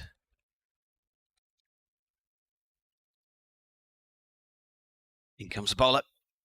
Played up to mid-off by Fisher. And we have, of course, had a couple of healthy last wicket partnerships in this innings. Yorkshire went from 218 for 9 in their first innings to 254 all out. That remains the highest score in the match so far, 254. Because Durham with their 173 for 9, 227 all out. Will the tail wag again? Little push towards point here for a quick single. There's a throw at the stumps. Now his bat was in the air there, you know. It's been given. No, I'm sure Edwards' bat was in the air there as he was diving through. Don't know if you'll see it on the screen. He's been given not out, but that was a really risky single. Fishy just pushed it towards point. Oh, the angle's changed. Yeah, I think just seeing enough of it is one of those where his bat's down as he goes across the line, and then as he lands, it bounces. The bat bounces up in the air. I'm not sure he did have it fully up in the air at the point that the stump was knocked out, and I think that seems to be the way that the umpire thought as well. But yeah, precarious. That's the end of that over. 64 now complete. 66 overs remain in the day today, and just 11 wickets to fall in this match, so it's very much possible. Let's have a look with that in mind at the way it's gone so far. Yorkshire were bowled out in 80.3 in their first innings. Durham then bowled out in 64.5. And Yorkshire have so far faced 64 here. So it's around about this sort of time it's going to need. They can claim an extra half hour, of course, Durham as well this evening if they were in range of wrapping it up, or of course Yorkshire could as well. Here's Deleda bowling to Fisher. That one slanted away down the leg side. And Matthew Fisher misses out. 3 apiece for these two batters. Deleda's into his 12th over of this Yorkshire second innings. Has 4 maidens against his name, 1 for 40. Still very much learning his cricket at this level. He's on his debut, as his dad was saying to us when he was in the other day. Deleda in again, and once more misfiring that one down the leg side.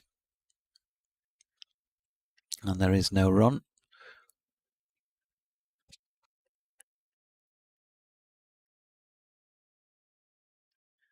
Still 1-1 between Leeds and Newcastle. Yeah, not enough, is it? And they missed Leeds a penalty, missed a didn't penalty, they? and then Leeds missed a penalty, and then Newcastle scored one about 2 minutes later. Patrick Bamford, I think, man who missed, not in the good books with Leeds supporters at the moment, having missed a sitter the other week at the end of that match. Couldn't believe that one. Now then, Deleda has strayed down the leg side again, so not a great over from him so far. 2 have gone wide of the batter. This time he straightened it slightly, which enabled Matthew Fisher to flick it away down through fine leg for 4. And with runs being so difficult to score on this pitch, then every single boundary you're afforded is precious. 242 now the lead at 215 for 9. 2 slips and a gully.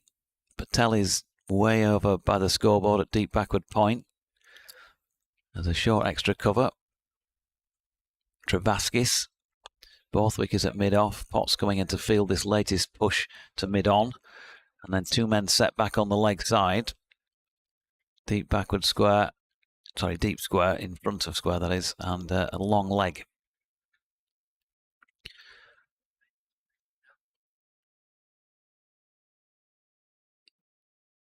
Delayed it on the turn. Leaves this Pinkel end behind and comes in past umpire. Baldwin short again and punted this time into the offside. Short arm jab from Fisher, but didn't quite get hold of it. And Travaskis makes a good diving stop in the covers. No run. At Edgbaston in Division 1, Essex lead by 99 runs at 215 all out. So Warwickshire very much favourites to rub those off. Needing 100 exactly to win in their second innings. They haven't started batting there yet. So that'll come to an end today. Somebody's freeze-framed the run out as the ball hits the stumps. And it's difficult to tell if the bat's on the line beyond it or not there. Yeah, that's what I was saying. Yeah. You just caught this sort of the edge of it. It feels like he's probably run his bat in and then he's bounced up. Yeah. Here's Delader again, short, and Fisher sways out of the way, completing that over at 2:15 for 9, 2:42 in front at Old Trafford. Still in the first, halfway through the first innings of Lancashire there, after some rain delays. So they're 176 for 5, still 185 behind Somerset. Look like they're in a pretty decent position. Surrey have an 86-run lead in their first innings over Middlesex, 295 for 7. But, Leeds are in trouble here. Running out of time. Are they behind? They've just given away a stupid penalty by the looks of things for a needless handball in the box, unless the referee's going to check the VAR. But I mean, it looks it on the TV, unless they're going to argue the defender was pushed in the back.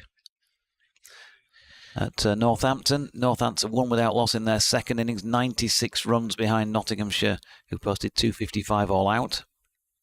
In Potts comes to Edwards. This is played wide of Borthwick at mid-off, and it's racing towards the castle boundary. 2 runs. Yep, useful little push. At Canterbury, Kent were 95 all out, of course, the other day. Hampshire 197 for 5, a lead of 102, still in first innings there. And then the 2 Division 2 games, elsewhere even. Cardiff, Glamorgan are batting for the second time and are 70 without loss, needing 9 runs to win that match. So that's done and dusted. And at Leicester, Sussex 430 all out, Leicestershire 4 without loss in their first innings. Next ball is played out into the covers. I think he's given the penalty. Handball from Junior. And was it a poor handball? As in, he's gone up to try and hit a ball. He's off balance and his arms up in the air and he's touched the ball. But I think there might be some suggestions he was pushed by one of the Newcastle players.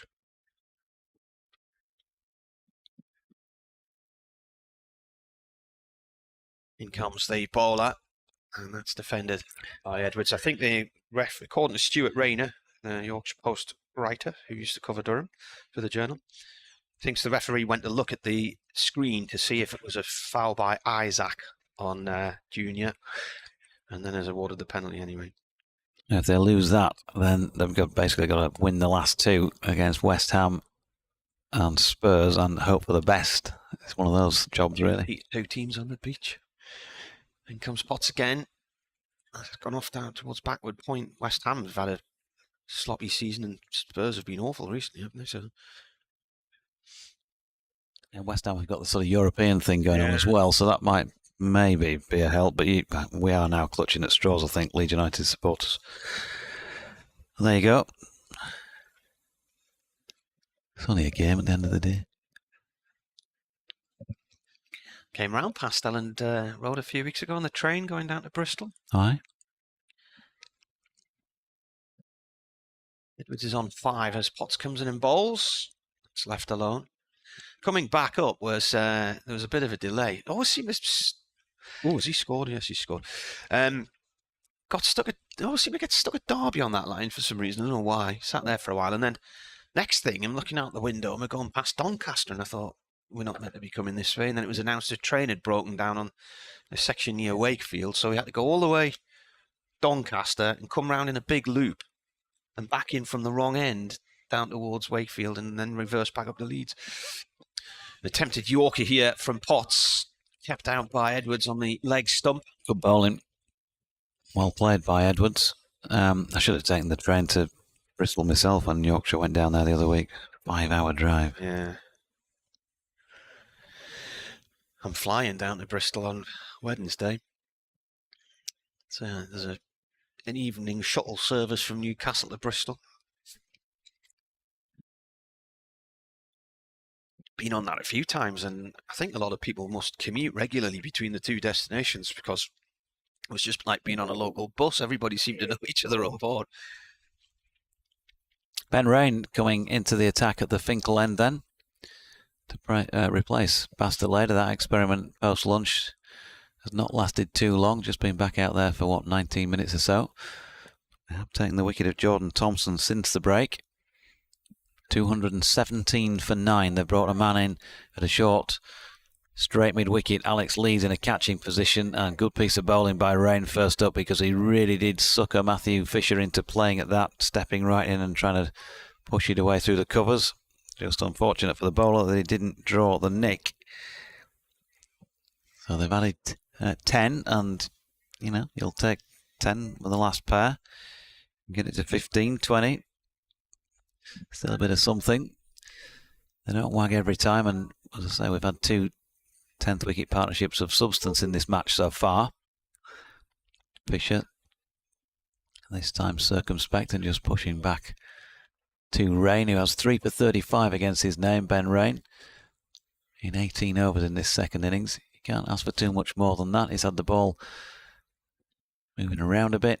He took a wicket with the very first ball of the innings. Big wicket of Adam Lyth. Don't want to let him get going. Pair in the match for Adam. And he's going at less than 2 runs and over and has taken 3 wickets. Ben Rain, whose latest delivery is wide of Fisher's off stump. And there's no run. And he's just working away, doing his job. He's kind of just a brisk medium pace, really, isn't he? I don't know what his speed figures would come out at. Potts looks significantly more wheels. And he really has bowled well, Matthew Potts, in both innings of this match. Rain coming in again. Fisher, solid push out into the offside where Travaskis, under that big white floppy, does the fielding. 3 floppies out there at the moment, with Graham Clark down at fine leg sporting one. And second slip is David Beddingham, isn't it, I think? He's got one on. Here's Rain. And Fisher drops this into the offside and goes, takes on Travaskis, and it was Edwards running to the danger end, had to dive in, fully extended, and now removes his gloves and throws his bat on the floor. I think he's just pulling his kit back into place, dusting himself off a little bit, so they've got a run there. It's interesting they keep going for these risky singles when there's all this time left in the match. There's not really any need for it. No, there isn't. It's, that part, I suppose, of tail-end batting mentality that maybe they just want to feel like they're making a contribution by scoring some runs, and this is, Well, the Durham last 2 put on 54 yesterday. Yeah, but it's one of those factors, isn't it, that separates batters from sort of bowlers or tail-end batters. The top-order batters wouldn't necessarily get frustrated or take those risks. Then again, we do sometimes see it now. Big shout here for LBW, and Edwards has gone. He didn't use his bat. Yorkshire lost a couple of wickets in successive balls last week with players shouldering arms, and this time they didn't even get the full shouldering of arms in. He just stood there and tried to nudge it away with his kneecap, and that's it. So we now know that Durham will need 246 runs to win this match.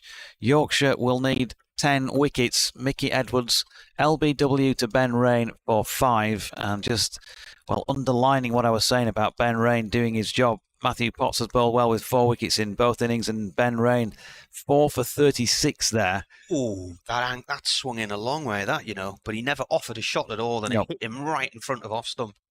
He was happily leaving it, and then do you remember that on that So Village Twitter feed last year, the local league cricket match where the batsman left the ball and it came angling in like a banana? Yeah. Can you remember that one? quite as aggressively swinging as on that occasion, but not far off. So what do you get then? 5. So another innings in terms of time scale that lasted in the 60s overwise, 66.6, so 67 full overs. Bowled Yorkshire 218 all out.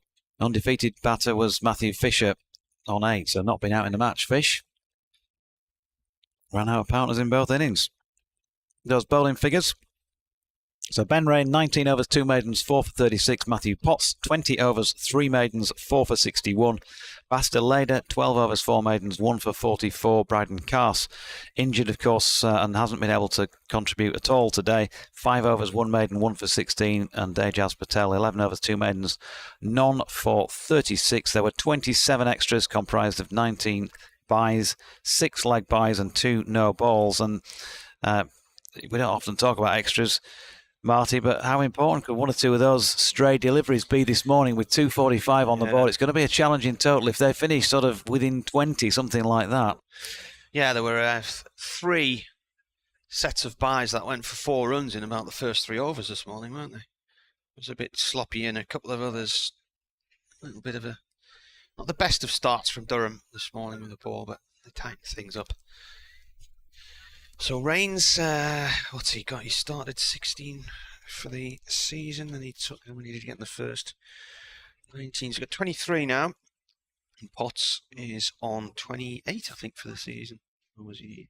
No, he was on 16, so he's 24. Right, well, we'll be back with you in a few minutes.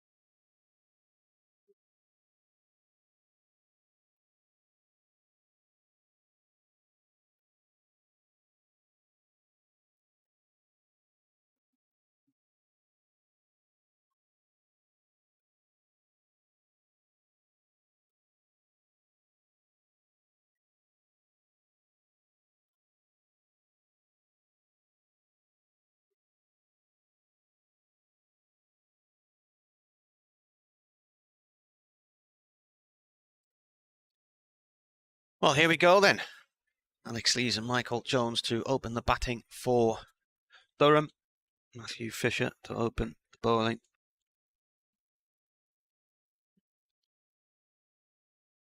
For Yorkshire. Plenty of time left today, 61 overs, so this could finish today one way or another. If batting continues to be as tricky as it has been, we've only seen 1 half-century in 30 innings in this match. And Durham could find the going tough. Equally, there's enough time there if Durham do knuckle down and get the runs on the board to score them today. Fisher to Lees, first ball, pushed into the onside. Shan Masood doing the fielding. And there is no run. 3 slips in place for Yorkshire. George Hill is occupying the first of those positions. Adam Lyth at second. Don Bess, who's a more recent convert to slip, is at third. Finlay Bean has been doing that job. And to good effect as well. Looks pretty sharp, I've got to say, the few times we've seen him play in the slips. But he is, at the moment, been employed in a shortish square cover position. But he's had the ball driven to his left here, and that's gone straight through the gap, a yawning gap in the offside, past David Milan, who's giving chase, and will be a good start for Durham and a positive start for Alex Lees. 4 runs. Matthew Fisher just throwing him up a half volley outside off stump there. I'm picturing Tim DeLader sitting here saying, nice. Nice, yeah. Steve Hogley, by the way, emailed in with regard to cricketing castles. All right.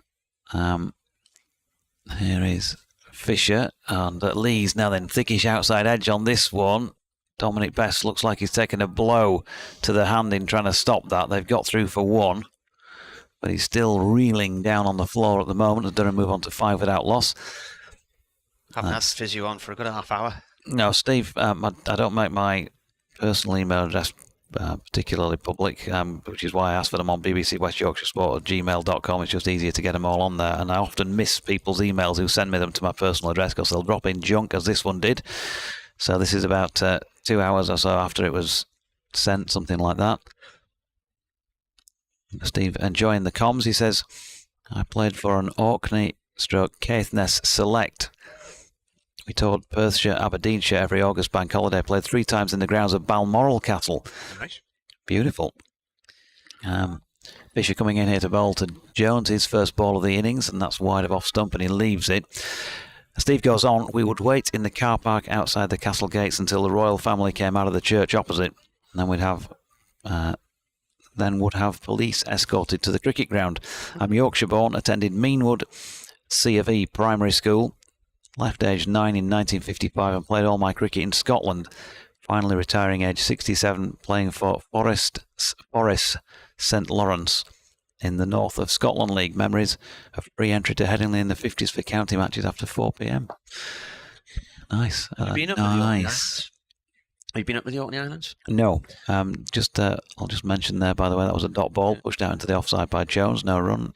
It's quite a few years ago now, so well, let's work this out. 2007, there was an email came round from the editor of BBC Radio Orkney looking for a football commentator to commentate on the Inter-Parish Cup final. So, Fisher over the wicket, bowling here to Jones, who shoulders arm, so you went up there and did it. I came home and mentioned it to my wife and laughed, and I said, they're trying to do commentary on a thing called the Parish Cup. And she said, I hope you said you'd go. And I said, no. She said, well, we could go up and have a holiday. So I emailed the guy the next day and I said, have you had any takers for this football match? And he said, no, sadly, the football season has begun in Scotland and England and there's nobody Spain. I said, well, look, I've just spent 5 years being a football commentator, but I'm not doing it anymore. So I would come up if you could get us up there and bring my wife with me. So we flew up and it was fabulous. There was a guy called, I think he was Jockey Scott, and he'd written a book about the history of the Parish Cup. And this was an incredible football tournament. It was like their FA Cup, but you could only play for the parishes you were born in or if you'd lived there a certain amount of time. Here's Jordan Thompson. Start of a new over bowling to Lees, right arm over from the Lumley end. It thuds into the thigh pad, no run. And there was a real history for this thing. And some of the away games, they have to go by fishing boat or trawler because it's the only way to get between the islands. So I went up there and did the first cup final, and it was in the athletics stadium in Kirkwall. And there was a big crowd there. There were thousands there for this thing. And they brought in a lorry, and we sat on the side of this lorry to commentate. Thompson in again. This is played off the mid-wicket by Lees, no run.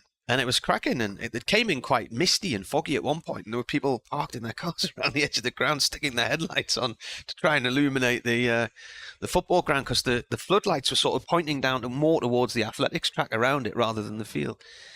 So anyway, it went down well, and it was very popular among the listeners, and so the following year they invited us back. So by then we'd had Abigail, so the three of us went back up the following year. Thompson in.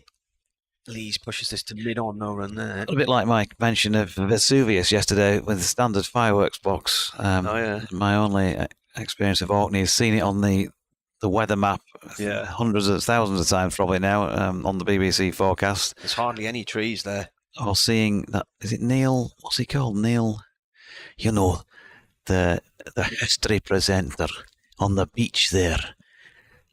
A whirling westerly wind here in Orkney, doing some sort of programme from up there. I don't think it's in Ireland. Sleeves plays this one out through mid-wicket. It's heading towards the castle boundary, but it's not going to go for 4. He's going to get 2 instead. You know the one I mean? He looks a bit like... Junior's been sent off for Leeds now. Oh, no. He should have had a second yellow card for the handball, which led to the penalty for Newcastle to go 2-1 up, but he's now got a second yellow card for something else instead. It's the 91st minute. They're playing 6 minutes of added time. Yeah, there's nothing, there's hardly any trees or anything up there because it's so windswept. And Scapa flow, the tides are so massive coming through there. 7 for none, Durham, as Lees waits for this one and drives out through the covers. That's got the legs to go for 4 up towards the Health Club. And indeed it does. Yeah, I wouldn't want to give away too many freebies here, Yorkshire. It was a poor ball, wasn't it? Yeah, and just invite these two to get themselves in. The policy in the first innings very much was bowl straight, and I think that the way the game has continued to go in that respect, they'd be probably fairly well advised to do that. There is still some nip off the pitch, as we saw. It was a half volley on about 6th stump. And some swing as well. He's got 3 slips in place and a gully here as he bowls again. Lees turns this towards mid-wicket and will go for a quick single. Yeah, the first year we stayed in Kirkwall, which is the main town, and then the following year we stayed in Stromness, which is to the north. That was lovely up there. And went whale watching off the cliffs at one point. There's a beautiful coastal walk you can do along the cliffs with the old castle ruins and things. They've got their circle of stones, medieval stones as well, Neolithic. And in August, you're up there, beginning of August, it was also County Show weekend, which was a massive event locally, and the sun sets in the north. I'd recommend it. It's a long, long way by car, but you can fly from Edinburgh, or you can fly from Inverness. Does that mean the sun comes up in the south? Well, it just dips beyond the horizon and comes back up again. Fisher at the Finkel end, bowling to Alex Lees, and he's flicking this one to leg. There feels like there's a bit of purpose about Alex Lees so far in this second innings. He wants to try and get him off to a good start here, trying to play positively. Flick that one to Mickey Edwards though, no run. Maybe he wants to get the match. Is he a Leeds fan, Leesy, or is he? Somebody suggested Man U a few weeks. I know he doesn't support Halifax, which is very good. Sure. I think he's Leeds. 234 for Durham to win, or 10 wickets for Yorkshire as Fisher bowls to Lees. Played it nicely. Matthew Fisher over pitching. Disappointed in himself, given the body language there, but Lees has driven that along the deck through mid-on for 4. A cricket shot. And he's on to 16 all of a sudden. 16 without loss. He has all of them. Oh. Leeds 4-2. No. I thought it was all kicking off on the touchline, but some fans jumped out of the stands and was trying to attack one of the coaches, I think. Fisher, Lees this time gets the ball wide of off stump, and that's gone for 4 as well. So, untidy with the ball here in the early stages. A beautiful looking stroke though, down on one knee. Yep. Derek Randall. Cracking shot. Got some room to work with and used it well. 20 without loss, and he's got all of them in 12 deliveries. We're still inside the power play. Yeah, just 15 balls gone. So, looking like it'll be done today one way or another, the way they've started here. 226 needed.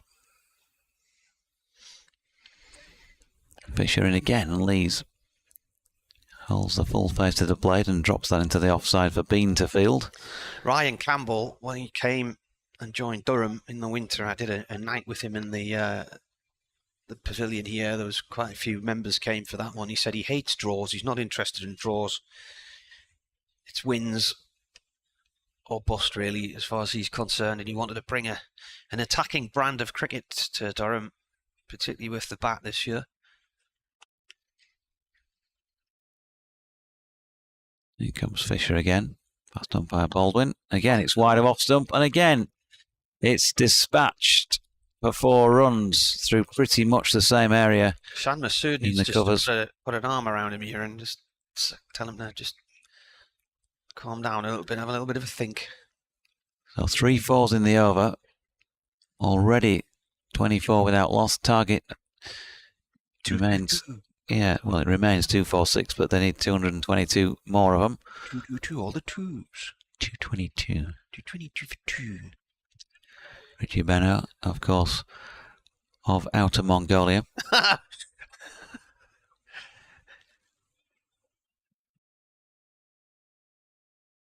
Ka-ching. Matthew Fisher round the wicket. Bowling here to Lees. He's tightening the lines up, is he? Well, it's still wide of off stump because Lees has got over the top of that and flicks it away through third man. Good chase by George Hill. He's going to save them 1, but still 3 runs, and that's a very expensive over at this stage of a match where runs have been difficult to come by. 15 runs from it. Matthew Fisher 2 overs for 20.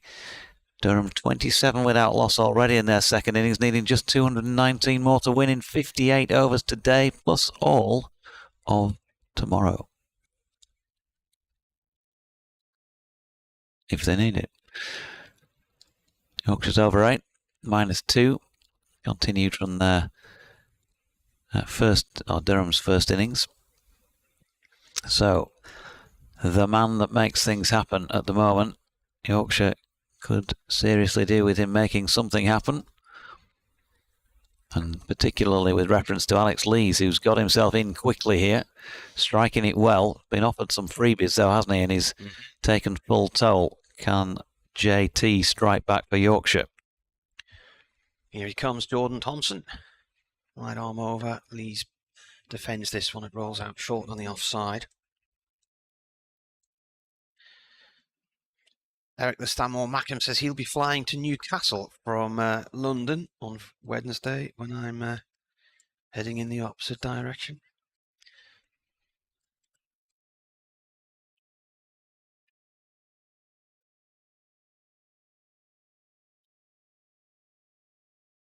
In comes Thompson, right arm over. That's another 4.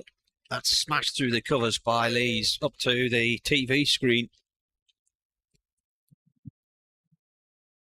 He must have an early booking in some way. He's in a hurry here, isn't he? He is, but he's just been given some free rein. Yeah, he's been given some freebies here. It's not a great start at all with the ball for Yorkshire.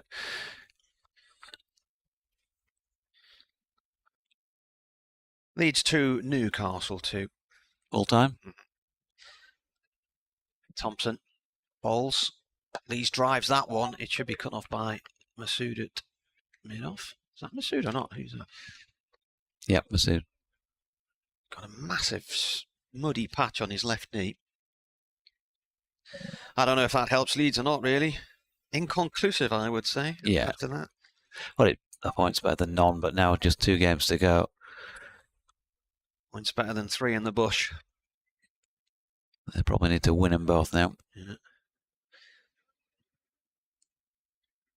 In comes Thompson and turned up to mid-on this time by Lees.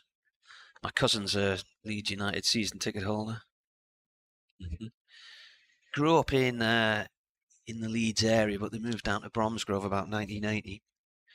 So he commutes up from the Midlands for home games these days.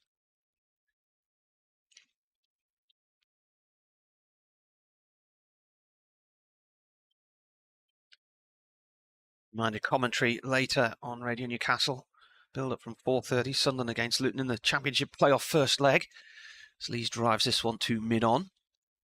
No run there. And then the return legs on Tuesday.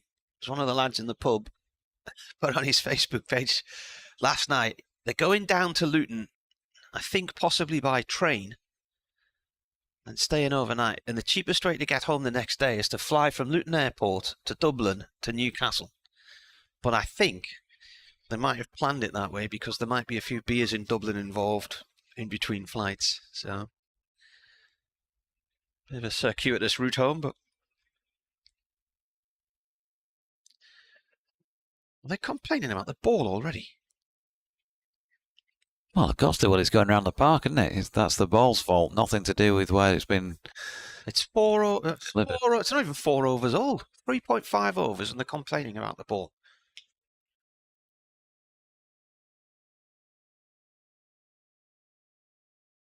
It's gone through the ring, and they've been told get on with it. The amount of times they complained about the ball yesterday as well, Yorkshire. Yeah, they've got to get their heads on here.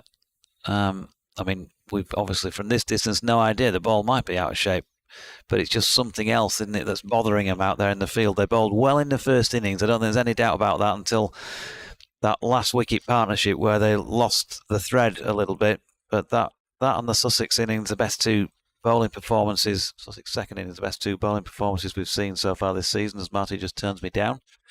Thompson in again. I've gone off towards mid-on, no run there. Are you sick of hearing me? No, I'm just worried about you peaking, that's all. All right. You've suddenly got louder. I don't know peaked why. too early. Yeah, you've peaked too early. Yeah. The shortest lifespan I've ever seen in a ball, that's the end of the over, 31 for, was first game of the season here a few years back. Somerset were bowling, and I think it was the third delivery of the match. Mark Stillman hit a 6 into the steps of the pavilion, and it pinted the ball, and that was the end of that ball. 3 deliveries. Player Mark Stillman spent about, I can't remember, a very short period at Yorkshire a couple of seasons ago. Was it last year? The year before, I think. He went. He's at Middlesex now, isn't he? Yeah. In fact, they're playing Surrey this week, aren't they? Have we done any? We haven't done any scores for a while, have we? Well, no, not since lunch, I don't think.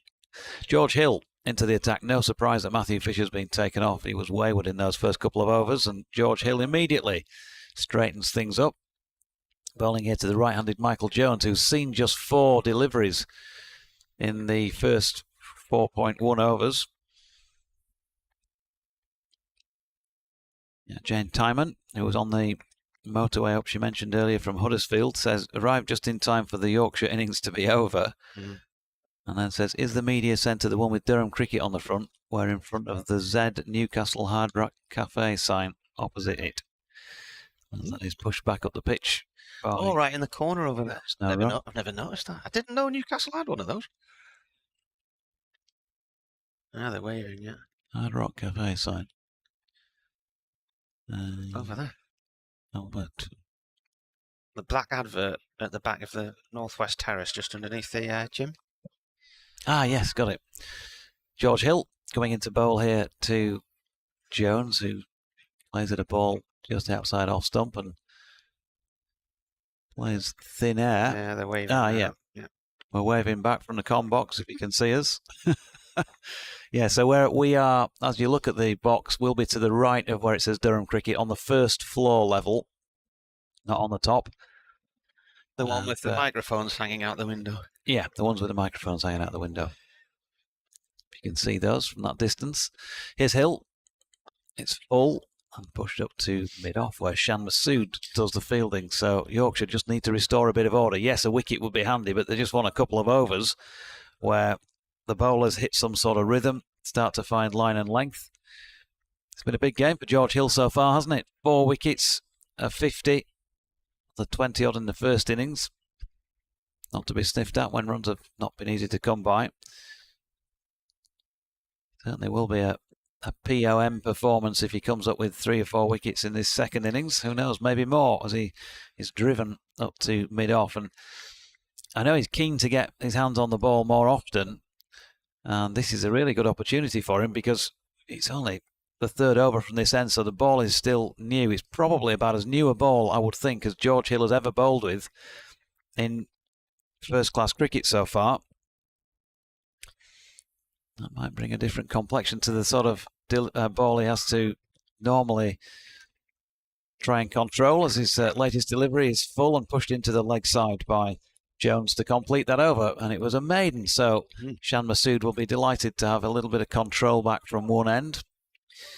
Warwickshire are 38 for 2 in their second innings against Essex in Birmingham. They need another 62 to win that one. There's too many... none of the scorecards fit properly on the top of the screen anymore now on Cricket Info. Have you noticed that? No. They squeeze off the side. Lancashire are still in their first innings at Old Trafford in a rain-affected match against Somerset. Somerset made 361. Lancashire are now 198 for 6. Darryl Mitchell has 46 of those.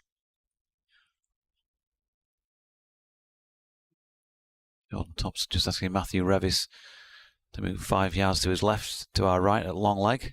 This is turned away down towards long leg, directly to him.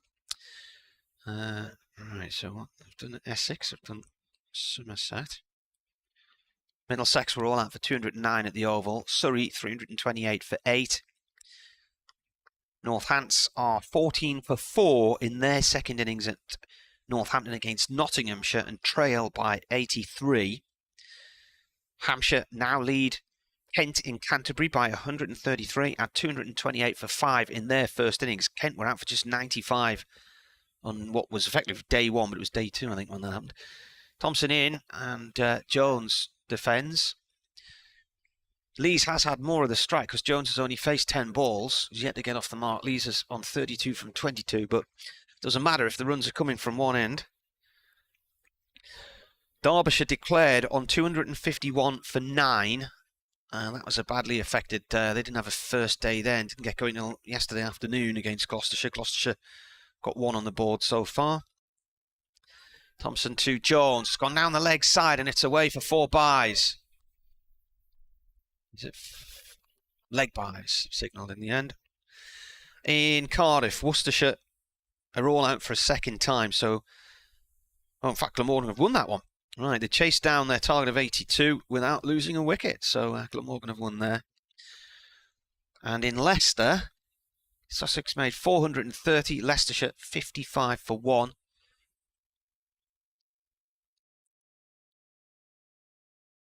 I thought they were playing in Hove yesterday because Adrian Harms was saying how miserable it was, and he posted a photograph, and I just looked like I was looking at the pavilion at Hove, but it was Leicester. Thompson in again. This is turned by Jones, and a good diving stop at short mid-wicket. Yeah, it was a good diving stop. Finley Bean. The Saud Shakil concussion replacement.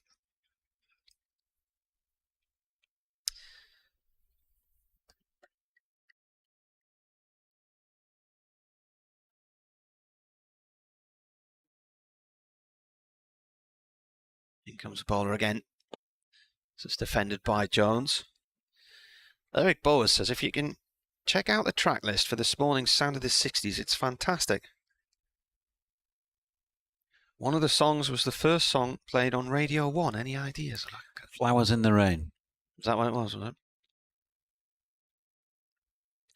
Tony Blackburn. Yeah, I like Gary Davies' 80s. Do you listen to his 80s show on a Saturday night on Radio 2? That's quite good. Not kind of, I don't make a point of, but yeah, I'll put it on sometimes if in the car, coming back from a match or whatever. Thompson bowls to Jones. That's played back to the bowler. That's the end of the overs. 6 overs gone then. Durham 36 without loss. So there were 4 leg byes and a single in that over. Yeah, I discovered it by accident a few weeks ago when I was making tea on a Saturday night or something. I used to love Gary Davies when I was a kid on Radio 1. He and Janice Long were the DJ presenters of the only Radio 1 roadshow that I've ever been to. Lyme Regis, the Cob. The Cob, Lyme Regis, August 84. I remember they once came to Seaburn, mid-80s. Smiley Miley. Yeah. Remember that? Yeah. They get massive crowds for that. Yeah. They were, I can remember we were quite a long way back on the from the stage on the beach there. Here's George Hill continuing from the Finkel end round the wicket, angled in towards the pads of Alex Lees, who pushes into the onside, no run. I think the summer of about 1984, for my birthday, I got bought a ghetto blaster, and there was some quite nice summer nights that summer. I used to sit in the back garden revising, and I would have Janice Long on the radio on the table next to me. Not lazy, not booming away, but she used to do a sort of tea time evening show, didn't she? Yeah. Around about that period. Peter Powell's sister. All right. No, sorry, not Peter Powell's sister. No, I'm talking about Keith Chegwin's sister. Yeah, not Peter Powell's. She used to be on with Peter Powell quite a bit, didn't she? On Top of the Pops and stuff like that. They often got put on together. Yeah. Alex Lee's pushing back past George Hill, no run. She's no longer with us, is she? She died last year, didn't she? Yeah. Malcolm Palmer says, hi, Doige and Marty. Somebody didn't think much of Sunderland and Luton. Well, Luton Airport is pretty horrible, but as for nasty places, if you want to compare some towns in that regard, how about Calais or La Linea on the way to almost equally nasty Gibraltar? Oh, happy with that. Hill in again and clipped off the legs this time by Lees. It's going to be a lengthy chase around the boundary for Matthew Revis, and they are going to come back for 2. Russ Harker says, Fred and Raquel. Russ in Berlin again. My grandparents ran the Unicorn Hotel in Skipton in the 70s, where FST was a regular patron and was also regular rejected for being foul and abusive. Imagine seeing FST and Raquel Welsh together at Bolton Abbey. I know. Beauty and the Beast, a surreal Game of Thrones type moment, he says. That's really the keeper. They got divorced, didn't they, and blamed the pressure of having famous parents as one of the reasons why the marriage didn't last. What I was going to say to you was, when I was returning from a pre-season friendly at Blackpool, hungover from a night out the night before, my mate Dean was driving and was stopped at Bolton Abbey. I needed to get out of the car, basically, try and get a bit of fresh air. And we watched the cricket match then. I remember this lovely redhead girl serving me a drink. I think it was a pint of lemonade. Why? I believe that she's now my wife. Hill, good delivery. Lee's beaten this time, and it does wrap his pad and make its way along the deck to first slip, not out, with a stifled appeal. Yeah, when we... You pulled, did you? No, I just... years and years later, obviously, met her again in another life, and she mentioned that she'd worked there for a particular summer. And when I looked back over the fixtures when Sunderland played Blackpool in a pre-season friendly, and it was that summer. And she used to work on a Saturday evening, so I think it was probably her. One to come in the over, and it's George Hill bowling to Lees, who's solidly behind this one, pushing out to Fisher, and there's no run. Cricketing portrait, says David W. Hurst. You were discussing dodgy portraits of cricket earlier. At Lords, we have 1 or 2 that aren't very good, but many that are. 2 of my favourites are the one of the great Keith Miller and the amazing head of IVA Richards. But he's leaving our commentary for a while to listen to Saracens versus Northampton semi-final. Keep on keeping on. We'll do our best. Chris Addy says, good work from Hill. Positive work, JD. He says, a partnership for Yorkshire like Durham's last pair, and Yorkshire will be very happy. Well, of course, didn't really eventuate, did it? But that's a good word, eventuate. Is it a real word? I just made it up. Yes, Thompson bowling is 4 for over, none for 12 so far. Jones forward to that one. Gets on it a little bit late. Plays it up to mid-on. Yeah, I'm going to say, I thought that for a moment that had sneaked through. Gary Hutt says, hi again from Romania, where thankfully it's also sunny today. Love the comms. Keep up the chat because we never miss a ball. Was hopeful of a big score from Milan or JB. George was playing well, but his wicket means it's advantage Durham in a game which is boiling up nicely. Regarding the concussion rule, had Rev been concussed, who would have been the sub? It has to be a like for like, but how do you replace an all-rounder? This is turned towards short leg by Jones. It's going to be a leg by as he jogs off to the other end. Will Frayne is a better bat but doesn't bowl. Do the umpires decide? Can the other side object to the choice of sub? Oh, how many questions there? A lot of questions. Easiest way to answer that is just to say no idea. Now then, you see, we see so many balls of in cricket and so many matches and incidents. Lots of them just become fuzzy in the memory very quickly, don't they? You remember them on the day to the end of the match, and then you sort of forget fairly quickly. But this ball's played up to mid-on. Yorkshire have had one of these, I think, in a white ball game. Come on, folks, you remember, because you know, dodgy. My memory is dodgy. Thinking last year, in recent years, there was a concussion substitute where Yorkshire couldn't get somebody on the park who was remotely like for like, and everybody was complaining then that the player who'd gone on was a kind of inferior swap. This is pushed up to mid-on, no run by Lees. And I think it was a white ball game. It's the sort of thing that Graham Hardcastle, who won't be listening probably upstairs, would probably remember the answer to. David Hurst again says, commentary. Jonathan, read the previous negative comments. In the main, I'd say your commentary adheres to the Reithian principles of inform, educate and entertain. Go to the top of the class.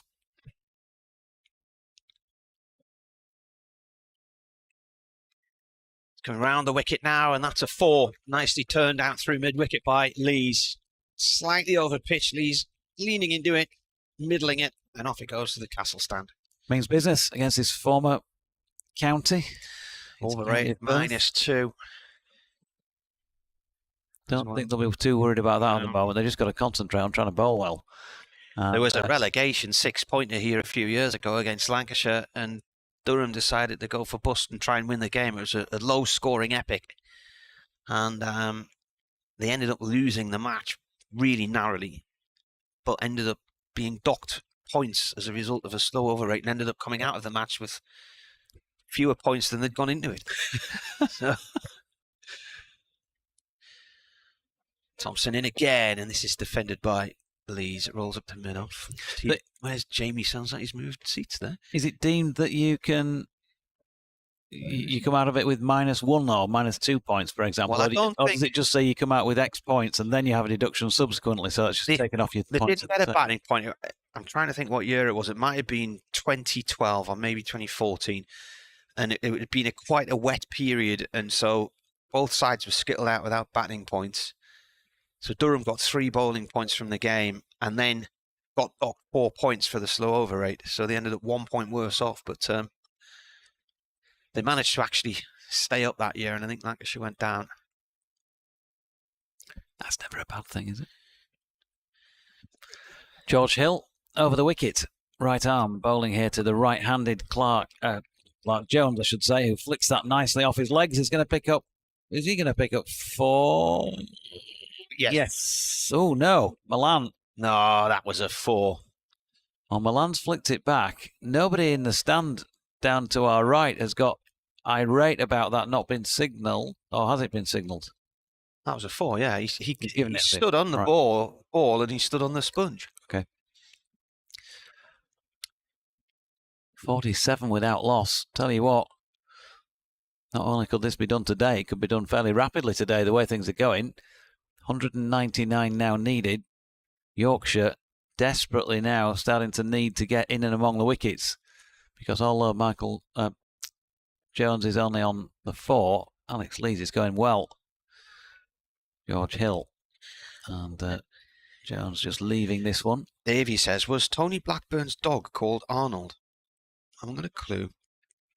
Yeah, I think that's right, wasn't it? After Arnold Lane. Don't know what it was after, but probably. Didn't he used to have some sort of jingle of a dog bark? Was it him or was that DLT? Oh no, DLT had the whack whack oops. Yeah, that was in his quiz, wasn't it? Here's Hill, solidly behind this one. Can you remember, what did they call it? It was like darts on the radio, wasn't it? Certain questions were worth points on the darts board. Was that what it was? And it was a general knowledge quiz, and they normally pitted one pub against another. You remember? And one week, nobody could get the answer right, and the quiz dragged on forever. And he was demented on air. Hill to Jones, who drops out square on the offside, no run. And basically, it transpired that the two teams he was talking to on the phone weren't in pubs at all. They were in different rooms in the BBC, and it was a Noel Edmonds gotcha. Ah, very good. Mighty Mariner says, afternoon, all the way. Lees is playing all the way. By the way, perhaps, Lees is playing. It'll be all over before tea.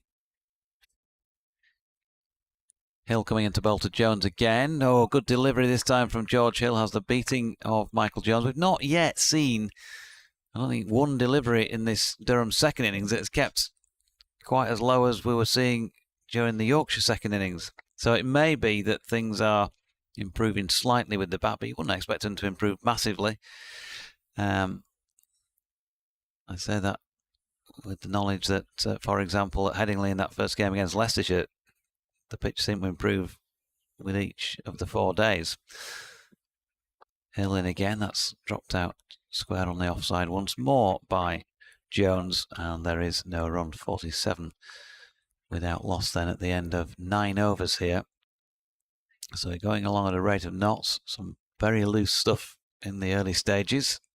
It's starting to feel a little bit tighter, but Jordan Thompson's going at 4 and over. 4 overs for 16, hasn't yet managed to make a breakthrough from the Lumley end.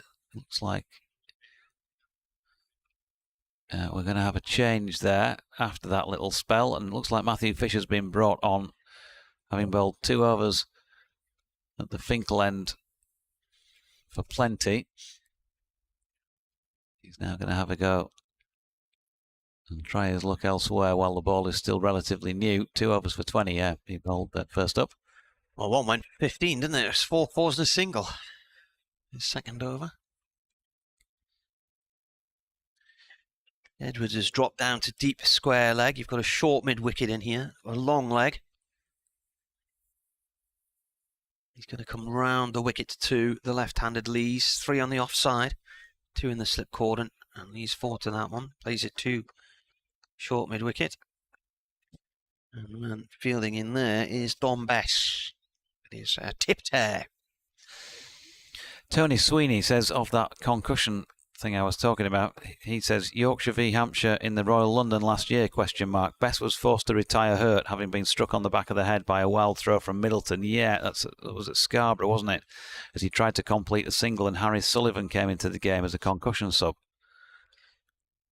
Baller comes in, and Lees pushes this to the covers. No run. So that was it, yeah. So Harry Sullivan, who of course wasn't an established first-team player, had played a few games in the Royal London, but clearly not an international player like Dom Bess. And so I can remember words around the ground sort of from the speckies saying, well, that's not a fair substitution, but I think Harry was the only player around on the ground who could step in. So sometimes it works, sometimes it maybe not the same effect. Lees playing this one off towards mid-off.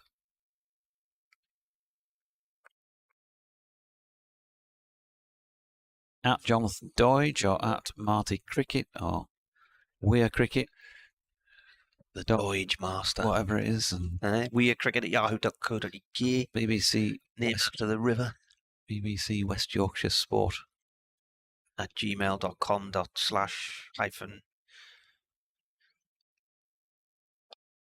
So thump back along the ground by Lees and stop by Fisher. Down with his right hand. Where are Yorkshire next week? Good question. I have to get my diary out. I think the next match we're playing is at Edgbaston in the Blast-Off. All right, yeah. You've got a week off next week then? Yeah. You already had a week off. Have you got a? We're in Bristol. Oh, of course, yeah, you said. Brizzle, going down to Brizzle. Baller comes in. It's demolished. Lees as stumps. There's 2 of them out the ground. Well, this is quite the riposte from Fisher. Let's look at this again. And he's got a thick inside edge onto the stumps there, and he's gone for a rapid 38 from 36, 47 for 1, and 199 needed. What a response. Well, it's very similar to the, I think, 3 other chop-ons we've seen in the match, which is that as ever, really. It's going to miss the stumps if he leaves it alone. And it doesn't bounce as much as he thinks. And in sort of trying to account for that bounce by jabbing his bat down on it, to some extent at least, he's got a thick inside edge. He's got his team off to a good start, but another player who's come up short of 44, Alex Lees, against his former county, and that will be a relief, a blessed relief for Yorkshire's players, staff, supporters in the ground here, and those watching and listening, because he'd got him off to a flyer. And there's no doubt that Matthew Fisher was too loose from this end, which is why he got taken off after 2 overs. But he's come back, and that's the measure, isn't it, of a sports person? When things are not going so well, what have you got? Well, he's shown us that.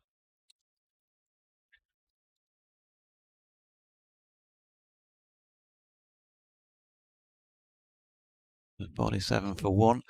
Jordan Thompson's just leaving the field for the moment. Well, that's nothing serious. It looks to be, it might be just a comfort break, as they say. He's moving well enough. So Yorkshire will have a 12th as on.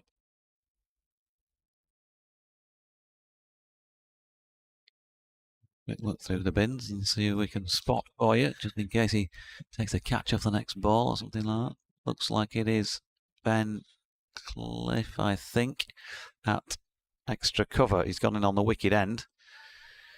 So Scott Borthwick, big job for the Durham skipper to do here. 199 runs needed to win. Yes, what was he on in the first innings when he was out? 35, got himself a start and then edged to Fisher in this to slide in the slips off Fisher.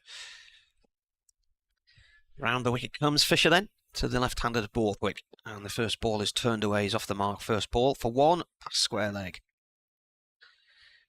David Beddingham has had a good game against Worcestershire. He got some runs, got a century and a half century, but he's not done much with the bat in the other games. So from a Durham perspective, it would be nice to see him come out and get a few on the board today, if and when needed.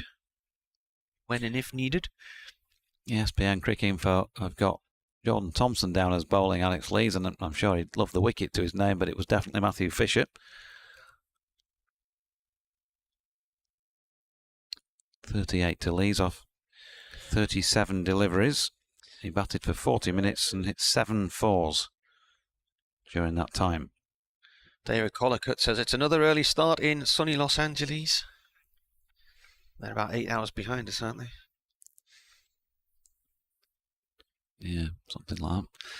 2 slips in a gully. George Hill bowling here to the left-handed Borthwick then. Oh, good delivery, and it is too high, says Marty.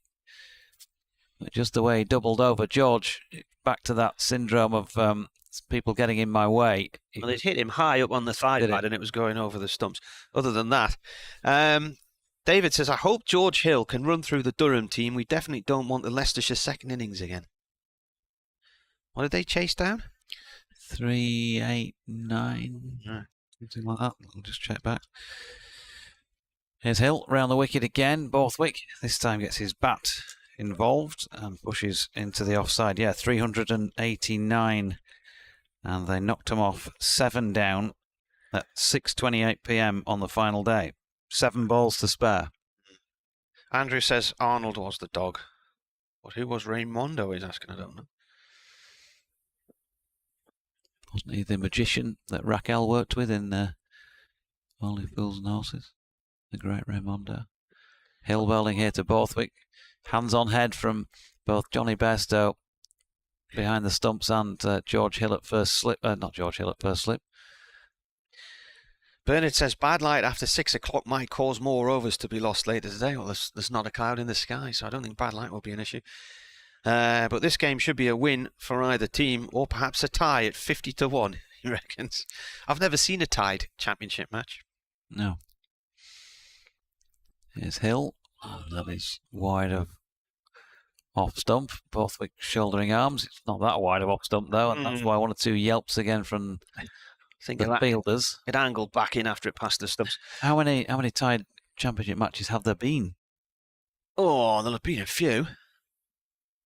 I haven't got a clue, but I'm going to go for 31. Thought you'd been all over that from your stats, Marty. Bernard says Durham have to be positive to achieve a victory, whilst Yorkshire have a full bowling complement to help them take the 10 wickets. Except Ben Code. He didn't start this pushed game, back up the pitch, and there's no run. I just hope the cricket is not too attritional for the rest of the match and will be entertaining.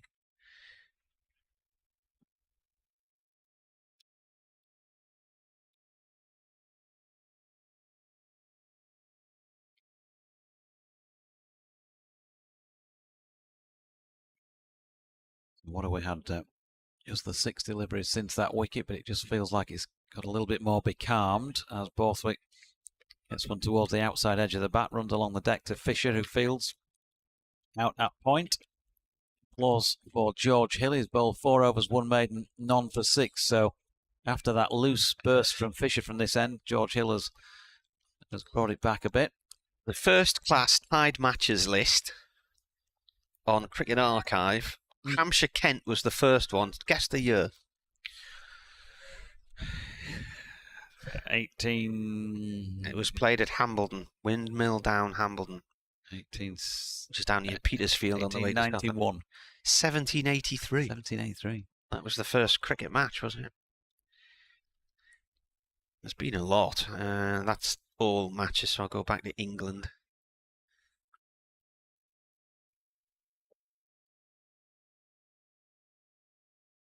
In the county championship, in comes Fisher, defended by Jones. Team records, tied games. There was a tied match recently, wasn't there? Sure, in the last 2 or 3 years. The last one, 2018, Somerset, Lancashire at Taunton was in a tie. Warwickshire, Essex at Edgbaston, 2003. Notts, Worcestershire, 1993. When's the last have Yorkshire been involved in one? Let's have a look. Yorkshire, Leicestershire, 1954. Oh, that daisy cuts through.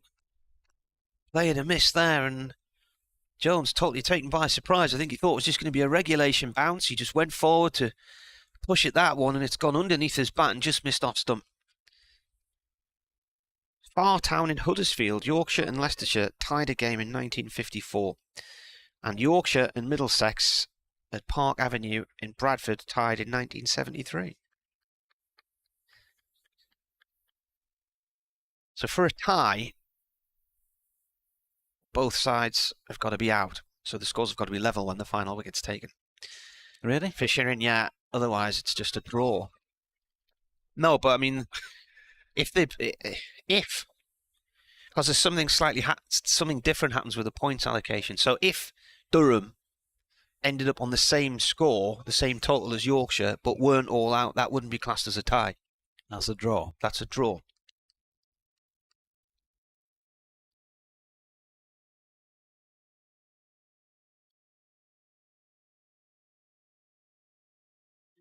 You just take over a sec. Yep, Fisher turning and running towards our commentary position. And Jones driving to the onside of straight where Masood does the fielding. No run, 2 slips and a point. Cover, mid-off, mid-on. Bess is in a catching position at a short straight mid-wicket. Binley Bean is to his right shoulder in a more orthodox mid-wicket. And then down away to our left, back on the field, I'm pleased to say, is Jordan Thompson.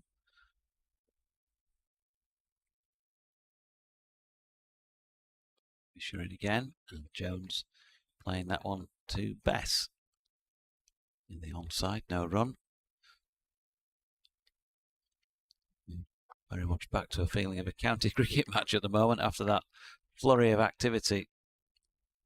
Alex Lees getting on top of the Yorkshire bowling early doors and getting 38 from 37 until Matthew Fisher took his wicket in his previous over, and having bowled 2 overs for 20, he's on the final ball of his 4th over now and has gone for just 1 more run at this stage, taken a wicket. Faded this one away down the leg side, and it will be a run, but going to be a bye or a leg bye. Well, yeah, bye signalled. So 48 for 1 at the end of the 49 for 1, I should say, at the end of the over. Still needing 197 to win here, Durham. They've got to bat well, but Yorkshire have got to bowl well and not offer them freebies. Durham will want to cut out the silly shots. The one thing they have got on their side is absolutely bags of time. What remains of today plus all of tomorrow to see these off, so they don't have to knock them off today. 49 overs remaining though, 197 runs. A day 3 finish is looking the favourite for me. I'm not sure this would finish today. So you might get into a position to lose a few wickets. They're going to have to really be steady about things. Here's George Hill from the Finkel end, nicely driven and good fielding as well. It's not going to stop them getting a run. Jones picks up a single, but it stopped them getting a 4. Jordan Thompson, it is diving to his right in there. 50 up in 12.1. 49 minutes to reach that mark. 48.5 overs remaining. We're 36 minutes from the scheduled tea break. Again, I'm going to be significantly late. Looking more like an hour or so from now. Hill is in again. That's dropped out into the offside by Jones. And again, there's no run. Finley Bean round to do the fielding. Yorkshire, well, they can turn to Mickey Edwards here, of course. They can turn back to Jordan Thompson. They've also got Dom Bess, who hasn't yet bowled in the match. At the moment, George Hill round the wicket to the left-handed Borthwick. Good delivery. Scott Borthwick, as so many players in this match have, just fishing for one. Wide of off stump, replays the shot positively as if he was going to crack it away square on the offside. But it was more of a hang your bat out to dry shot when he did actually play it.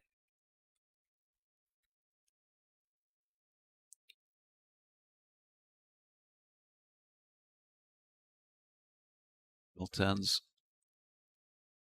And comes in again. It is Borthwick playing it to Gully, where Bean does the fielding.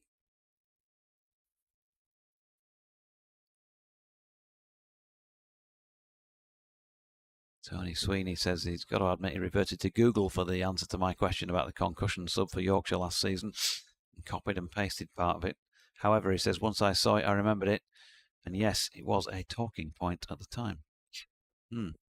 They always will be, I guess, because an absolute like for like is probably unlikely in the majority of cases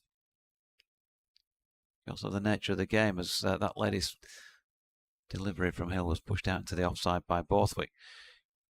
You'll often have the player you might want is probably already off playing elsewhere in the twos, something like that at the same time. Here's Hill. It's wide of off stump and Borthwick leaves. He's on 1 from 12 deliveries. Jones on 5 from 29. George Hill's got 5 overs, 2 maidens, none for 7 against his name. And Durham 50 for 1, needing a further 196 runs to win. 48 overs remaining today.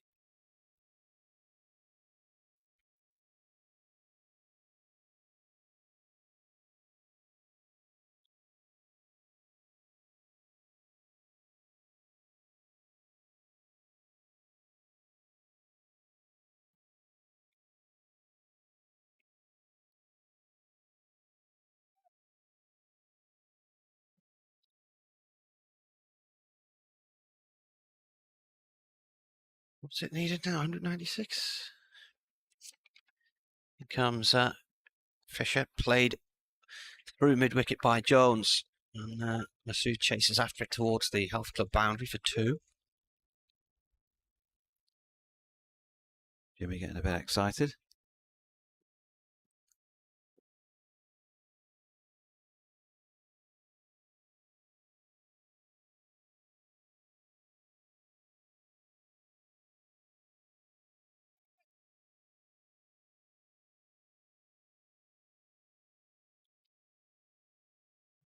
$52 for 1. Bowler comes in and it's played back up towards him by Jones.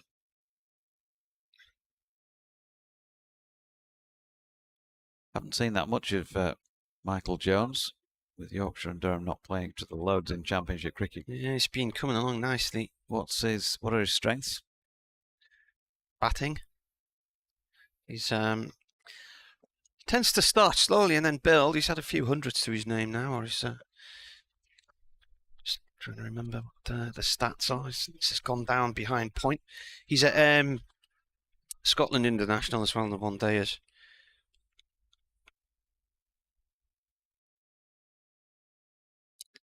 This is his 28th first-class match. So this year he got 87 at Sussex and 69 at Cardiff. He got 878 runs last year at an average of 51. Got a double 100 against Middlesex, 206. Prior to that, 108 against Leicestershire. He's had a 97 and a 50 at Leicester as well last year. 96 at home to Sussex. 87 at Derby and 82 at Notts. So lots of half centuries. And this is driven by Borthwick nicely out the middle of the bat through the covers, and it's heading towards the boundary on the pavilion side of the ground, and it makes it to the full.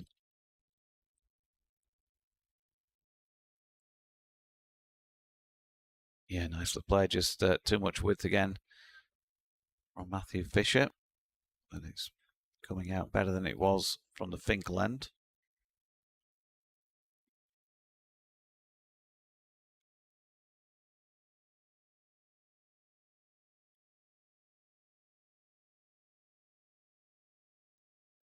.57 for 1, Borthwick on 5.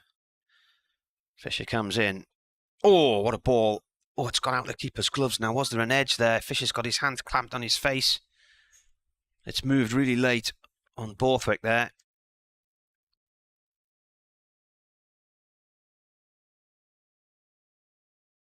No, I don't think so. I think it passed the outside edge. Just the reaction from the bowler, wasn't it? There? It's a good delivery, though. It was angled in, and it just held its line, really. He's playing for the original trajectory, and it nipped away past the outside edge. Balls again. Borthwick back into his crease, pushes the ball up to the bowlers in, no run there.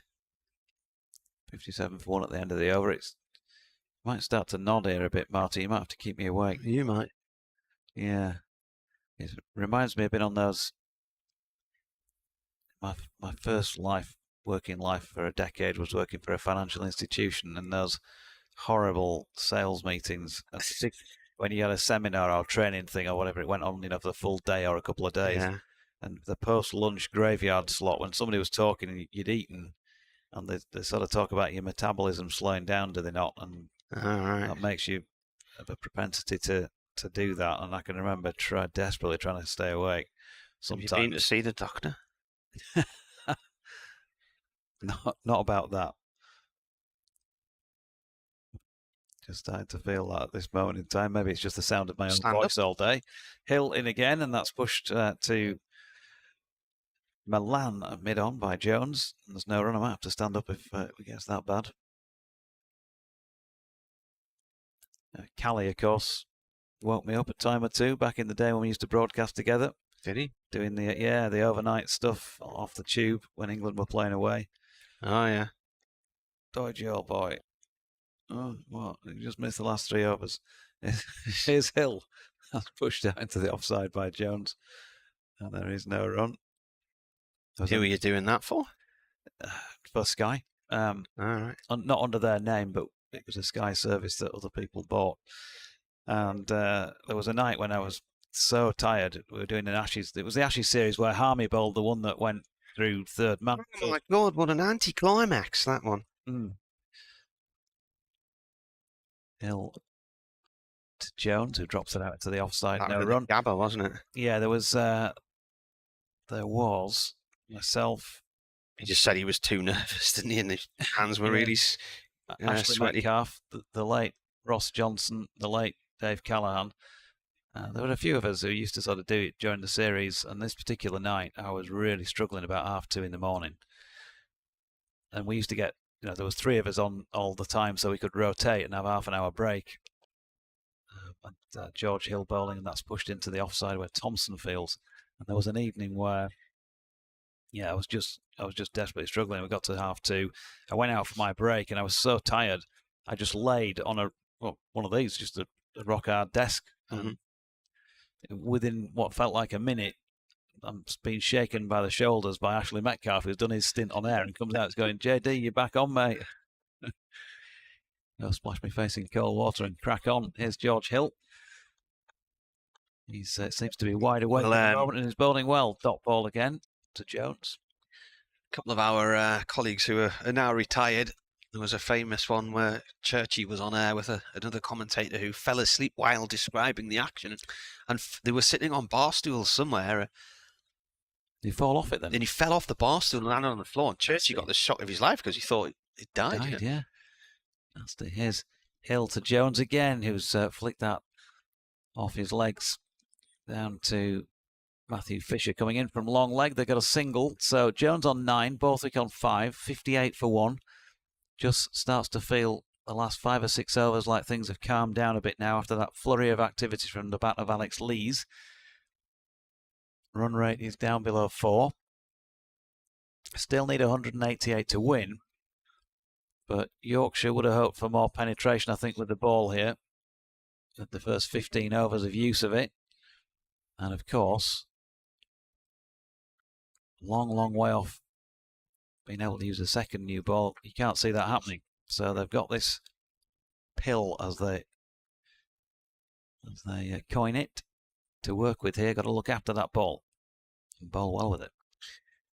Bowler coming in from the Lumley end is Fisher. It's bowling to Jones. Jones plays the ball back to him via the ground.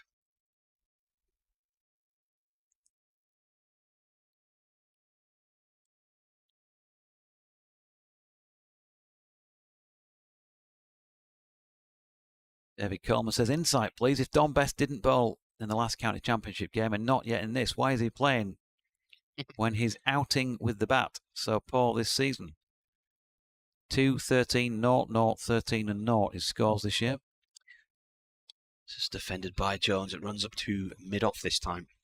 Well, I've got to say, because of those sorts of things, as you know, David, Marty and I and our colleagues around the grounds, most of our interviews, apart from the end of a match if you've lost it, tend to be on the positive side because we're speaking to a player who's just achieved something on the day, a few wickets, a few runs. So we don't tend to speak to players when they're having a bit of a downer.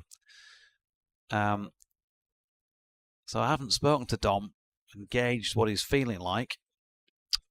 Wraps in. Jones has doubled up with that one. Appeals from Fisher. A leg by is signalled. Felt like it did quite a lot and too much. It did. I think it did too much. Issue, wasn't it? It did too much that. I think it would have gone down the leg side there. Yeah, it's hit him in front, but yeah, it's gone a long way before it hit him. So you can imagine that missing by a little bit. So yeah, back to Dom. Don't know. I mean, his interviews are always good, and he'll always stick his heart on his sleeve and tell you if things are not going great, and he's quite self-critical. Next ball comes into Borthwick. It's played off towards the covers. No run there. I used to travel around and stay in the same hotels as the players, but that's not happening anymore. So it's not like I can even bump into them in the corridor or down in the foyer or maybe even in the bar on an evening and have a chat about these things and give you an impression of what's going on. Because that's not happening anymore either. So, but just from what I see, like you see, David, on the field of play, it looks like a player who's desperately looking for some confidence getting back. Borthwick forward to this one. It's gone off towards point, no run. Or desperately trying to get some confidence back, I should have said. It's not happening for him with the ball. It's certainly not happening for him with the bat. And that's not for want of trying. We've talked about working with Martin Spate, for example. So he's been putting in some extra time of his own volition in that respect, seeking people out to help him.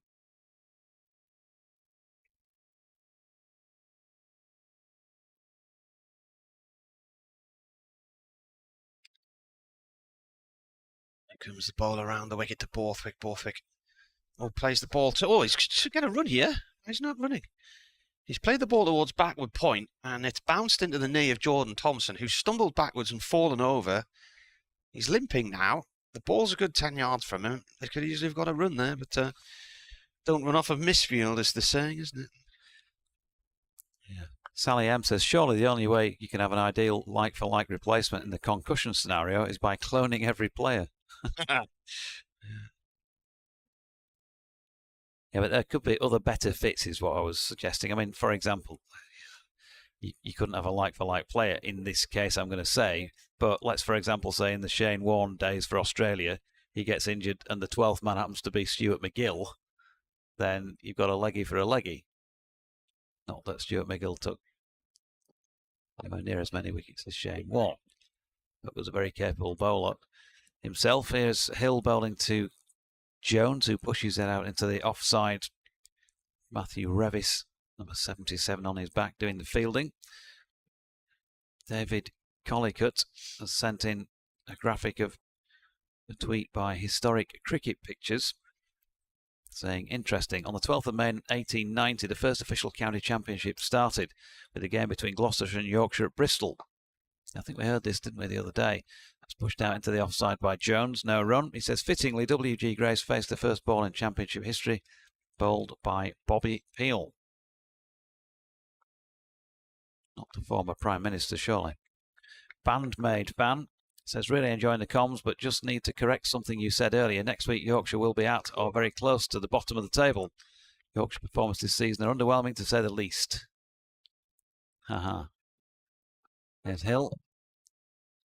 And Jones pushing into the offside where Thompson does the fielding. No run.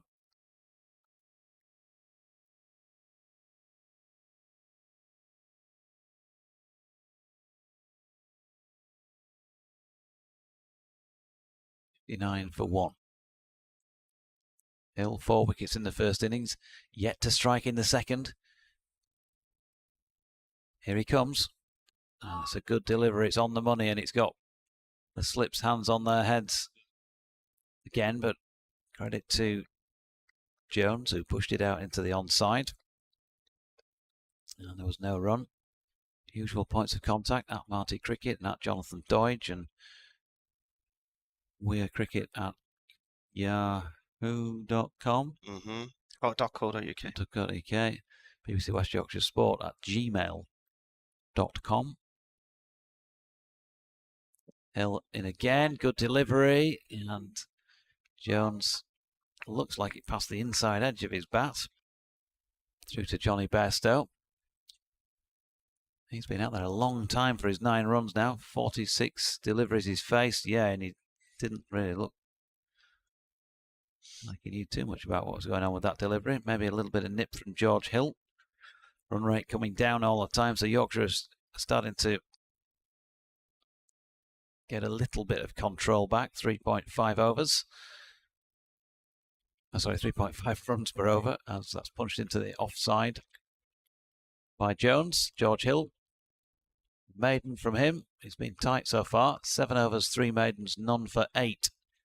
And he's certainly helping his skipper, Shan Masood. But they would love to see a couple more in the wickets column, 2 or 3 more in the wickets column before the tea break, I'm sure.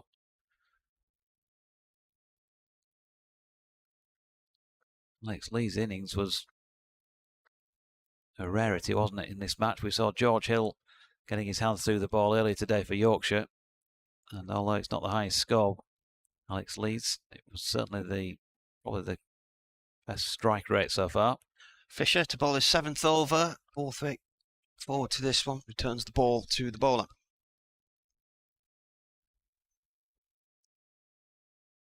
Still a glorious afternoon. It's lovely, isn't it? Yeah. It's a beautiful day. Shouldn't be too many issues with car headlights today when they're coming in later on, because I think the light will be good, the sun will still be shining, no need for the cars to have their lights on. I know some of them are on automatically these days, aren't they, as soon as you turn on your engine. Yeah. Borthwick's on 5. And the ball played this time up to mid-on. There's a pretty good crowd in. I can see them when I went off for my little walk around the riverbanks before play started this morning, out on the pavilion side of the ground, queuing at the gate. One or two people dashing in as if the seats were going to be at a premium. Maybe they've got their own seat that they love to sit in every time they're here and they don't want anybody else to get it.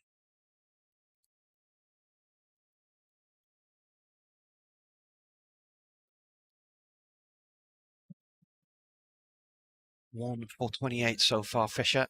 Borthwick turns this a short mid-wicket.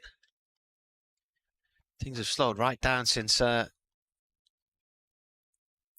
Lees went off. Yeah. Rates 3.4 at the minute. Required rates 1.3, but there is a stat, isn't there, about the run rate from the last 5 overs?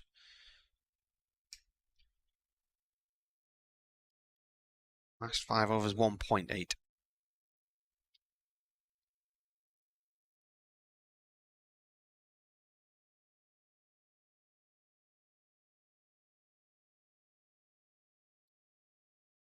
Fisher round the wicket to Borthwick, who flicks this off towards long leg.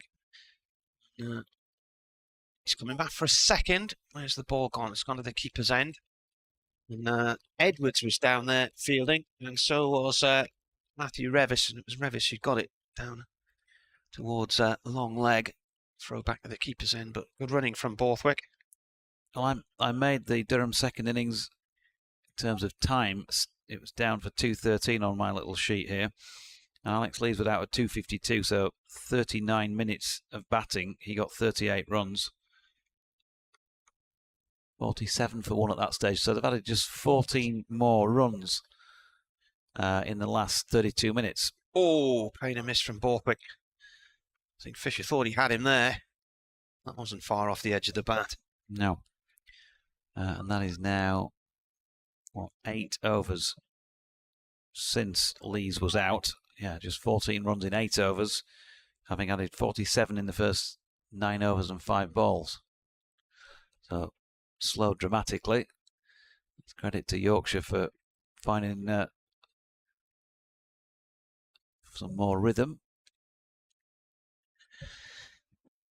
Sticky little period for Durham, this. Ball still seaming around as Fisher comes in. And that's gone down the leg side for 4 byes by the looks of things. Yeah. Seen that happen a few times today.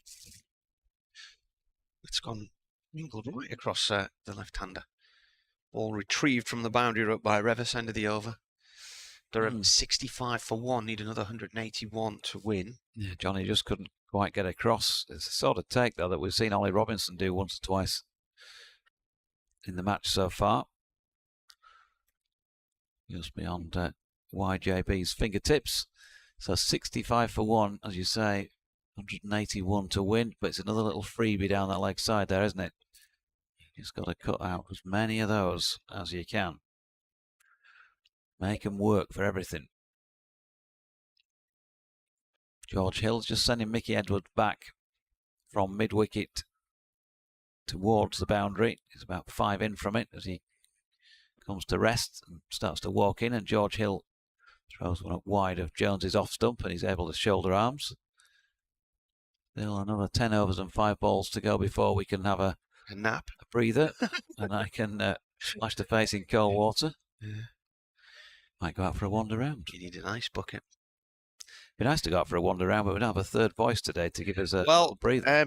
Rob Rush is here, who's been doing some social media stuff for Durham this year, and he's been doing a bit of commentary with us last year, so he might be able to give you a little bit of a breather at some point.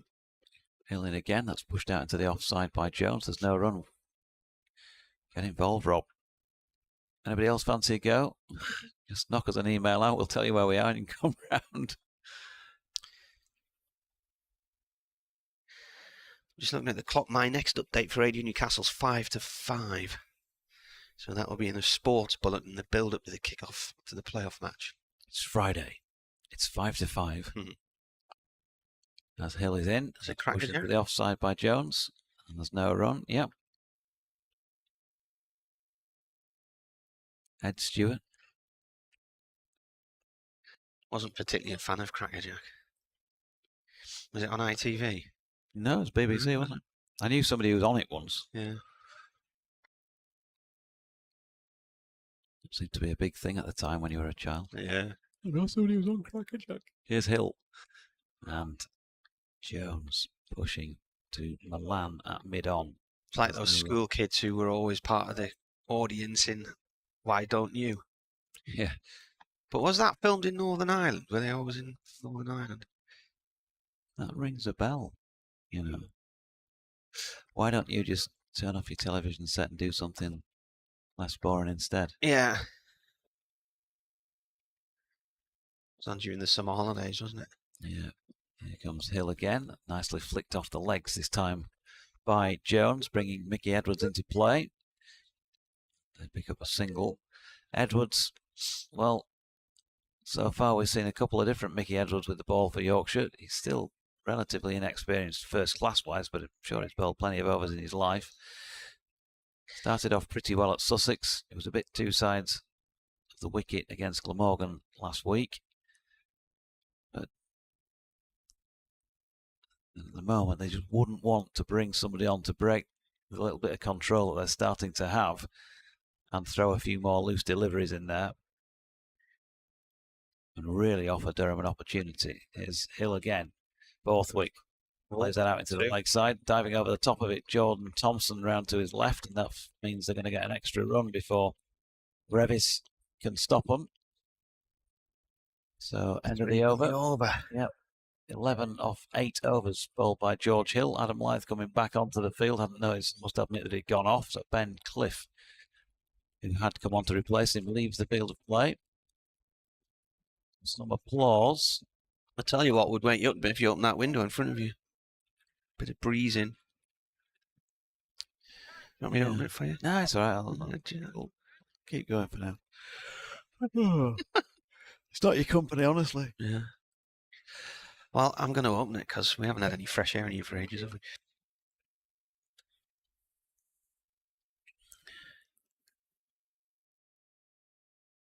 Glamorgan have beaten Worcestershire by 10 wickets.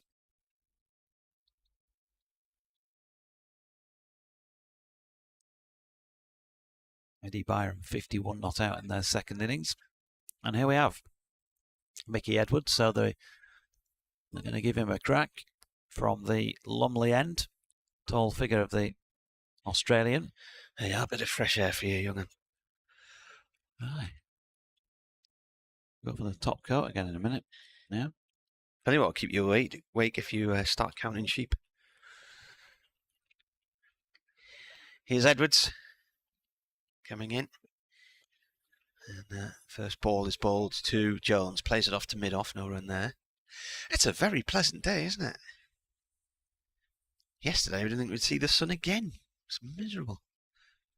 How can you go from such a minging day yesterday to this today, and the day before was gorgeous, with that just splodgy horribleness in the middle yesterday? Just the typical British weather, I think they usually put it down to. Yeah, part of being an island, I suppose, with the sea on our fringes. Jones down to this one. It's come off the toe of the bat out into the cover area. So Jones has faced 54 balls for 10 runs.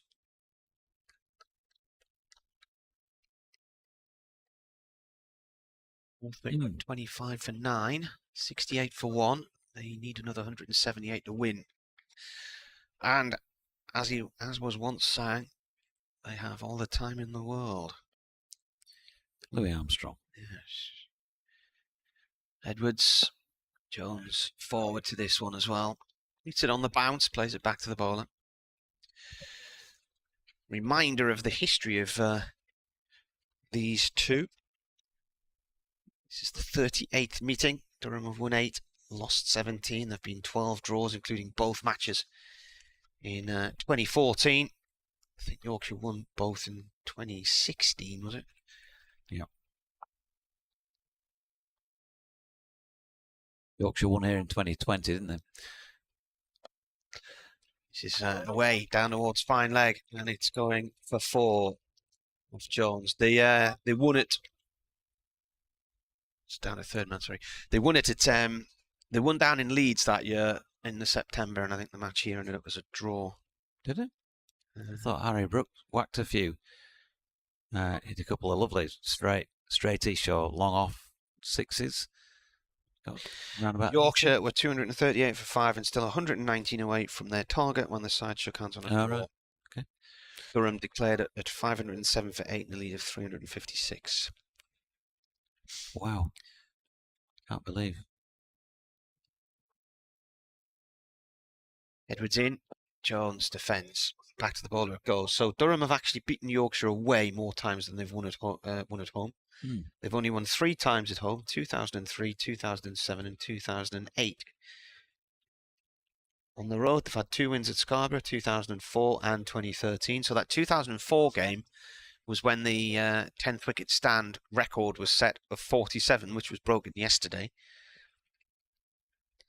The other wins were in Leeds, 2003, 2008 and 2011. In comes the bowler and played towards backward point. Oof, and an awkward bounce there. And Revis going tumbling backwards to try and stop that one. It's one of those where it's just bouncing in the wrong position just in front of you. End of the over. 20 gone, 41 left today. 72 for 1, 174 needed. Yeah, and when I was saying Yorkshire can turn to X, Y and Z, they can of course turn to Matthew Revis with the ball as well. Brian Osborne says, "Hi Jonathan, has Yorks won any championship matches since Gibson became head coach? Somehow I get the feeling they don't have the spark to win a game, or have they just got used to drawing, or looking it's just the norm?" He's only been a coach for 4 games, isn't he? Otis, no, he did it last year as well. So it was all last year, was it? Yeah, they started last season with a win at Bristol, and that's the only one. So this is the 18th championship game since they won. So we're getting on towards record run without a win. It's certainly one of the longer ones. Jordan Thompson is going to try his darndest to get them back on track, because he is coming on from this Finkel end. Lewis is listening to us in Tenerife, where he's on his holidays. I once went there a long, long time ago. Here is Thompson round the wicket, flicked off the legs by Borthwick. My last 2 visits to Tenerife have been for a day and an evening. If somebody chucked me a freebie, I'd probably go. But other than that, I've no real wish to go back. I didn't think it was particularly stunning. We went there on a cruise last year. It was celebrating my 50th, belatedly celebrating my 50th birthday and our wedding anniversary. And so the first evening we sailed out of Gran Canaria and docked in Tenerife the next morning. Thompson in again. Borthwick flicking to Bess. No run. I think we were in a town up the top end. Was it Puerto de la Cruz? It was quite nice there, actually. Yeah, I was in Las Americas. I just couldn't abide the constant pecking at you as you walk down the street for timeshare. It was just incessant. When was that? That must have been a long 1987. Oh, well, this was the Brinksmack Gold, wasn't it? All the timeshares in Tenerife. Lanzarote, I think. Thompson in, and with an open face, that is run away backward of point. Borthwick will pick up a single, 73 for 1. He's on to 10. Have you seen to win? Have you seen the drama series The Gold, which was on the BBC a few weeks ago? And there's a radio documentary on BBC Sounds which goes with it, which is a cracking listen. And a lot of the money that was laundered from the smeltering of the Brinksmack Gold ended up going into huge timeshare developments out in the Canary Islands. Certainly Lanzarote was mentioned. I'm sure Tenerife was mentioned as well. The other time we were in Tenerife, we weren't meant to be there at all. We were trying to land in Lanzarote, and there was a huge storm, and the plane was diverted to Fuerteventura initially, and then we ended up flying to Tenerife and spent the night in the hotel there. Thompson going over the wicket and cracked away for 4. That's a lovely shot by Jones. Nice shot, but that's a poor ball. It is wide, short, and it's gone. And this is, as I say numerous times on commentary, what you can get with Jordan. He'll bowl some loose stuff, but he will pick up wickets. At the moment, he's not got one of those to his name in this innings. And just giving him a little bit too much room to Jones to get his hand through that one. Yeah, I mean, listen, I'm not deriding Tenerife. I'm not saying it's terrible or anything like that. You were. No, I think if you replay this commentary, you'll find, Martin Emerson, that I was not deriding it. But I will say that I wouldn't, I wouldn't bother about going again.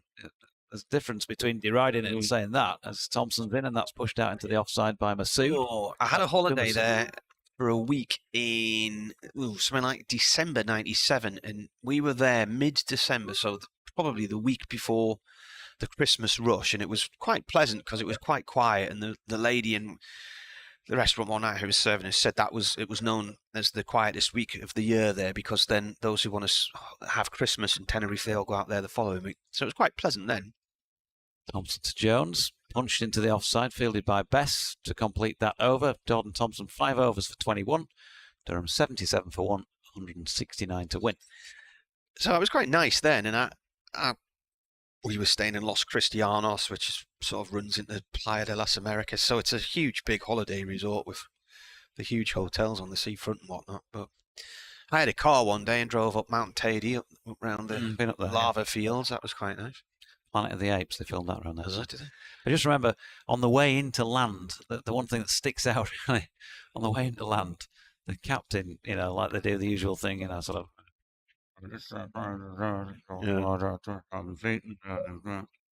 to be landing in 8 minutes time, southwesterly breeze, and it's 16 degrees south, that sort of thing. And he also said, oh, and by the way, there was a massive, you'll see the site of the old airport there. There was a massive crash in 1975.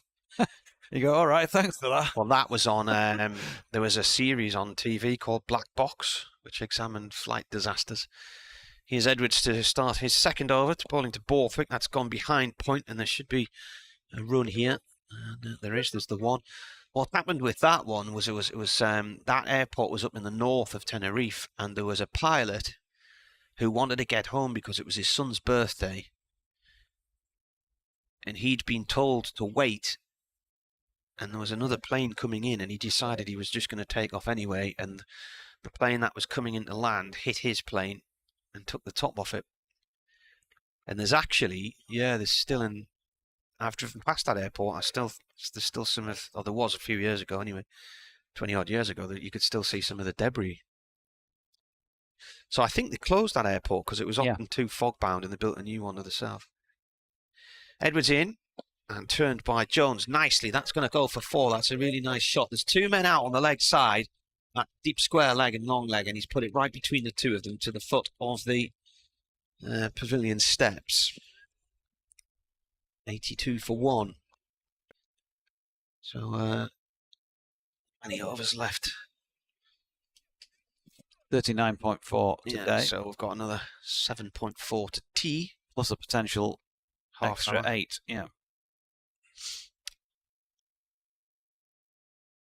Jones moves on to 22 as a result of that one from 62 balls. Been a very patient innings from him so far.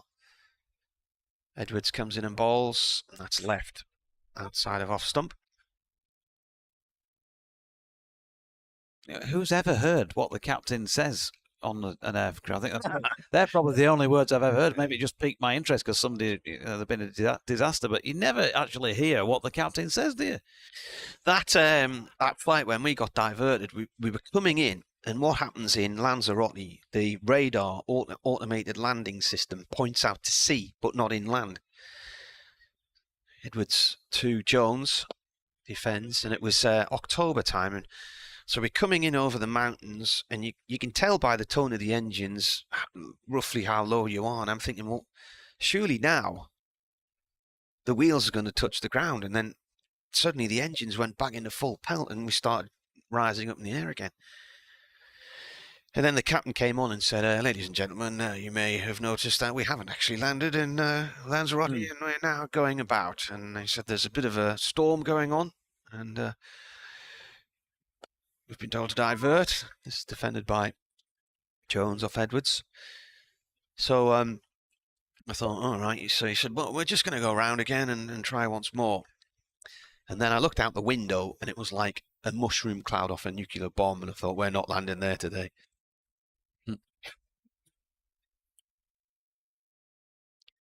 Well, touch wood and all that, fingers crossed. Never really been on a bad flight. Just once had to circle around somewhere for about 15 minutes. Edwards in, balls. He nearly lost his footing there as he delivered that one. The balls ended up back at him though.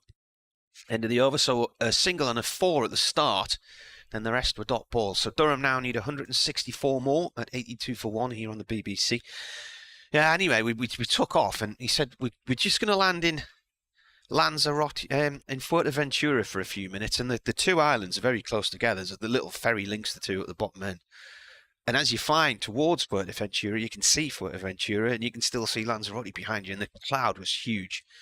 And we landed there, and then another plane landed, and then another one, and then another one, and then another one. Suddenly there's about 10, 15 planes all standing on the tarmac at Fuerteventura. They wouldn't let us off because they were of the opinion that they would be heading back to Lanzarote shortly. And of course, eventually, after about 5 or 6 hours sitting there with a 1-year-old baby, trying to tear apart those little sachets of milk that fill a bottle up because we'd run out of everything, they then announced they were taking us to Tenerife. So we flew there and ended up in some hotel up a mountain somewhere.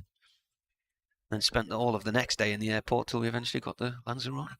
Jordan Thompson bowling into Borthwick down the leg side first ball. Just one slip in now for Yorkshire, so they've had to start to defend here, and that's on account, really. They brought that on themselves in terms of how they've bowled overall. That's taking nothing away from George Hill, who was tight throughout his spell. But those early runs, and now the fact that they've only taken the 1 wicket, and Durham, even though progress has been slow since the wicket, have just continued to accumulate. 164 to win means you can't attack as much as you would like. That's dropped out into the offside by Borthwick, and there's no run. So they've got a sweeper out square on the offside. That's a bit of the defensive. They've still got a ring field barring long leg. So trying to save ones, still trying to take some wickets, and they could clearly, if they take a couple, start to attack again.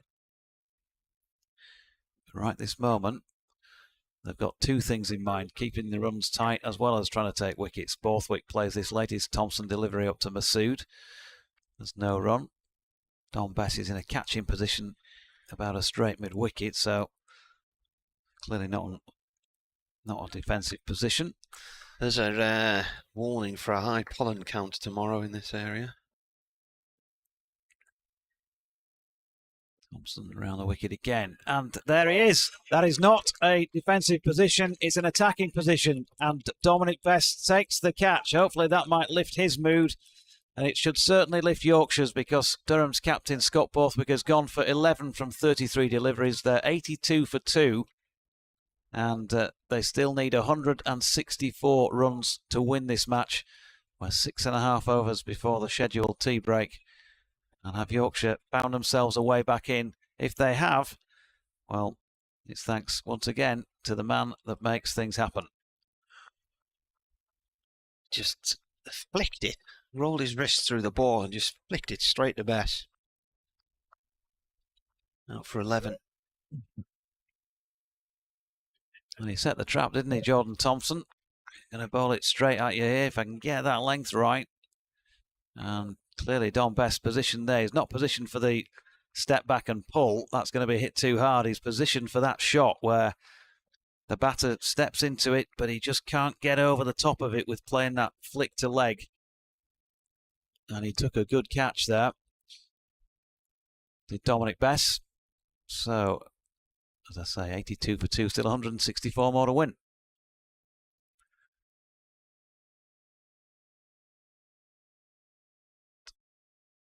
Going out next, I think, should be David Bedingham.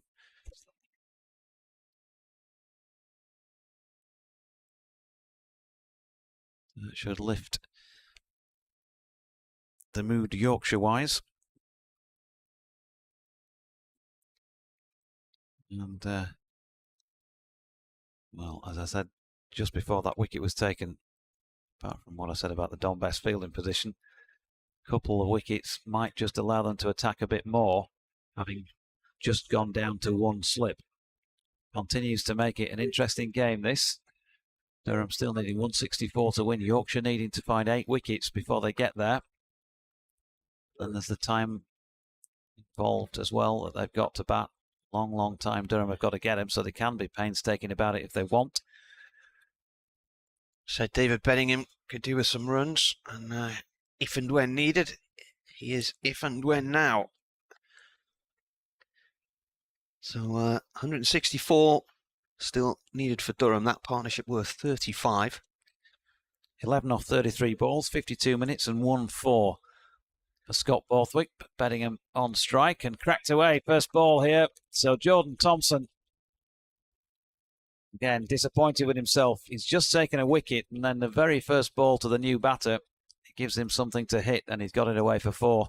Square on the offside. 86 for 2, 160 to win.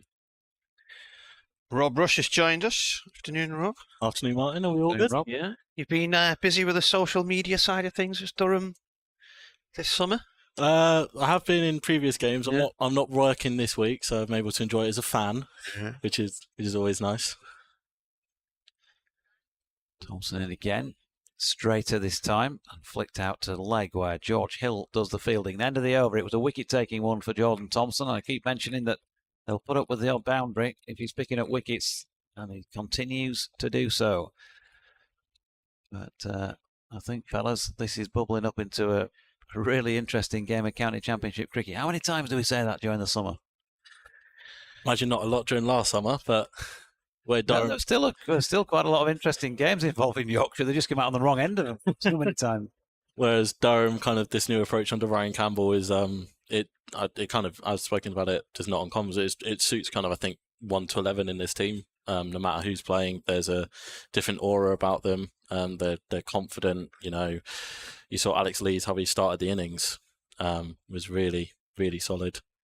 Edwards in, turned to mid-wicket by Jones. So when's your college term end? Must be nearly due. We are in mid-May. We are in exam season. Oh yeah. So I've got exam on Tuesday. What in? Sport. That's my NCTJ sports journalism. Right. So Neil has been on to me for revision on that. Yeah. I then got. I'm not going to get blamed if you fail.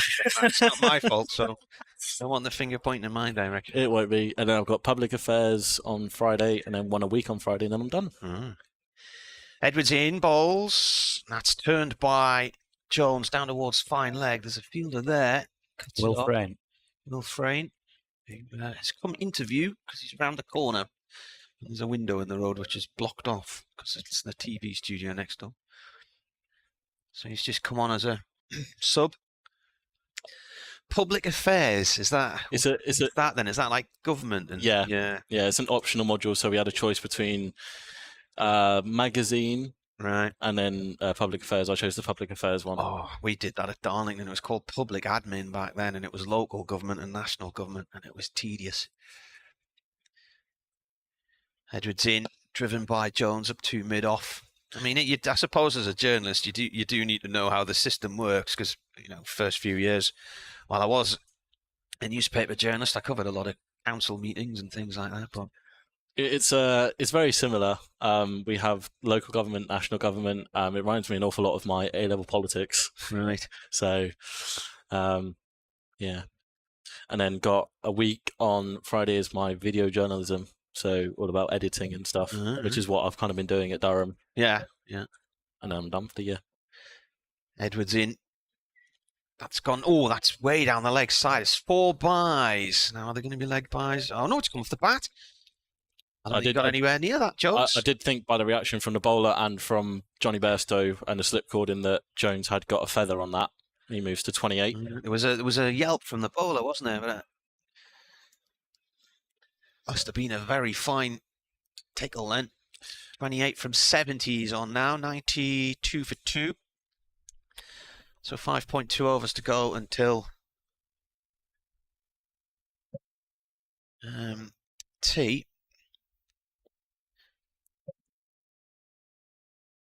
Edwards comes in. That's left alone. How's the Moorally podcast going? It's going well. We've kind of had to slow it down a little bit due to various people not being around. Our producers are busy with their other jobs, so it's kind of podcasts have slowed down a little bit. We still get together kind of once every couple of weeks, do some podcasts. We're due for another one, I think, either next week or the week after to sort of round up the opening stint at the county championship. Yeah.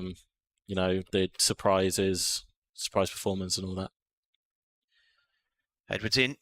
And this is turned by Jones down to Will Frayne That long leg. Oh, he's coming back for a second. This could be dicey. He's got there. He slipped as he was turning, and I wasn't sure the second was on, but had to go to the bowler's end. Yeah. Jones had kind of set it in his mind he was coming for two, and Bellingham kind of looked a little bit, not shocked, but maybe a little taken off guard that Jones had set off. Jones moves into the 30s. Durham now requiring just over 150 to win. So last summer you went back home to Fleet in Hampshire, didn't you? So this summer are you going to stay up here? And I'm staying up here for a lot longer now. Right. I will be going back to Fleet at some point, but with the work I'm doing with Durham, I want to be around for as long as possible. Well, it's about to get crazy with the T20 in a few weeks' time. It's a gift and a curse, that one. I'm looking forward to it, but also if we could refrain on 6 sixes and an over for the editing purposes. Oh yeah, well I've never seen that before. So Thompson is in, and he bowls, and it's played for a single by Bellingham out into the offside.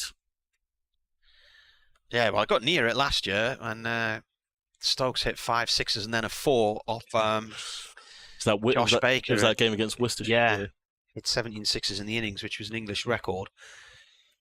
There was once a T20 here when Neil Killeen was bowling against Notts, and the first ball went for 4, and then the next 5 went for 6, and 3 of them went over the gymnasium roof.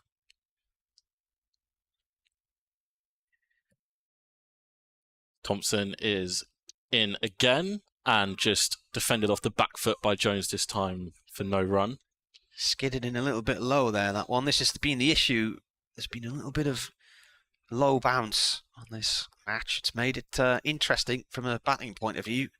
As we were saying earlier, you never really get the impression the batsmen feel they're fully in. I mean, there's Jones, who's faced 73 balls for 30 now. I was going to say, Lees has probably made it look the most comfortable. Gone for 38, playing on in the end, doesn't he? But as this one is defended by Jones again off Thompson.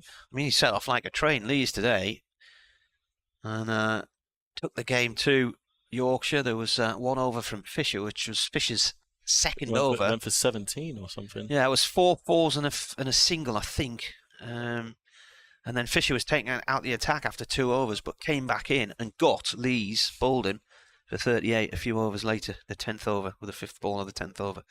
Thompson in, and Jones defends this into the leg side, where there's a good diving stop by mid-wicket to stop any run. 151 required more for Durham to win, currently 95 for 2. Oh, Southampton look like they're about to be relegated this afternoon. I saw Forest were beating Chelsea, which I should be surprised about, but seeing how Chelsea have gone the back end of the season, I'm not really. No. Can Chelsea avoid the drop still?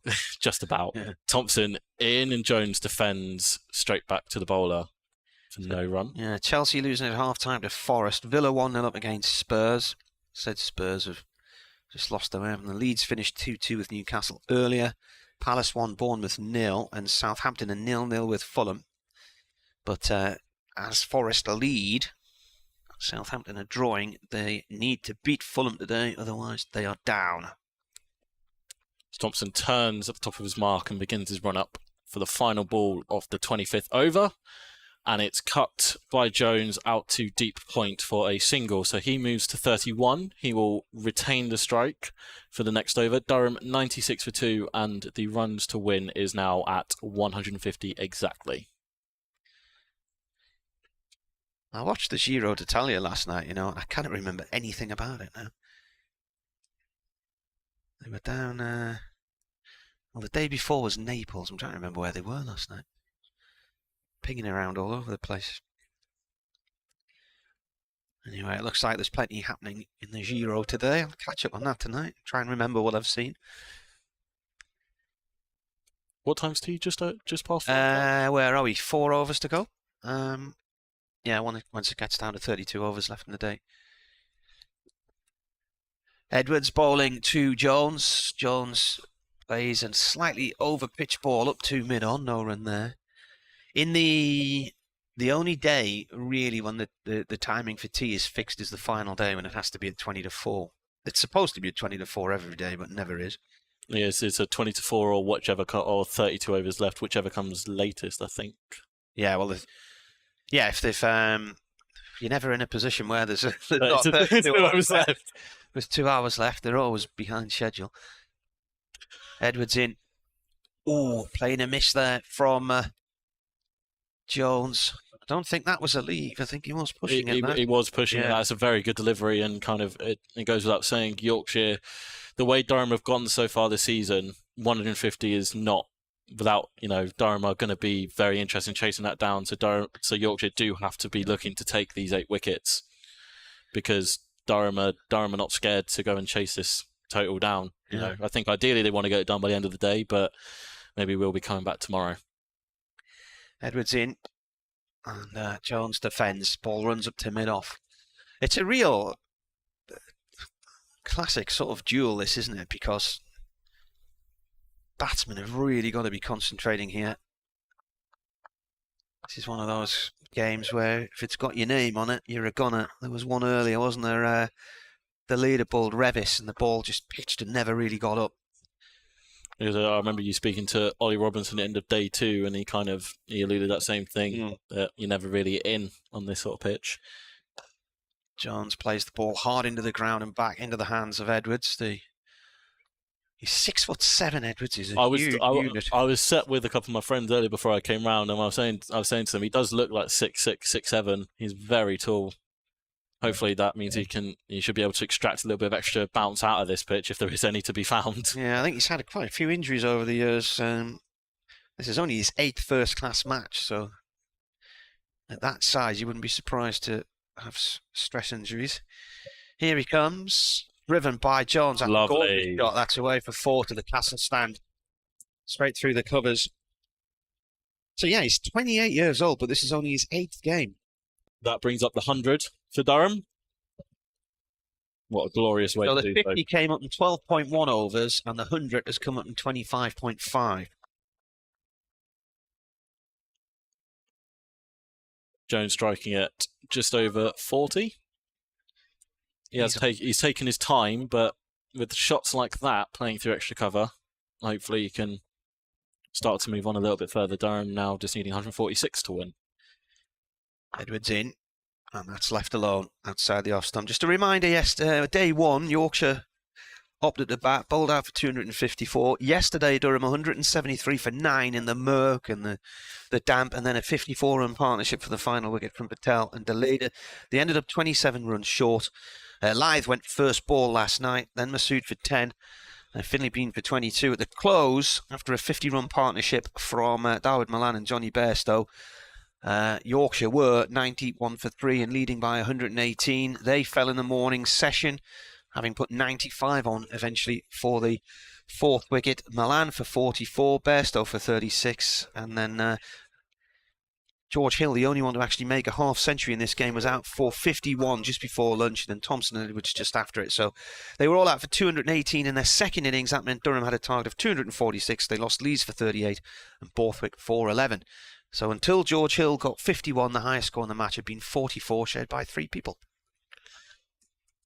Revis, change of bowling, and first ball is down the leg side. Bellingham attempted to flick, but no contact made.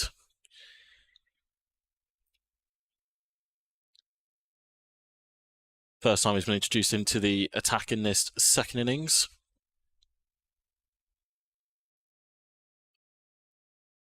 So he's the 5th bowler used in this one. It's a slow jog to start and then breaks into a faster one and bowls, and Bellingham is forward to defend straight back to him up the track. Did he get a wicket in the first one? He did. He got 1. Who did he get? I'm trying to see his name on my... Oh, there. Robinson, 44, caught behind.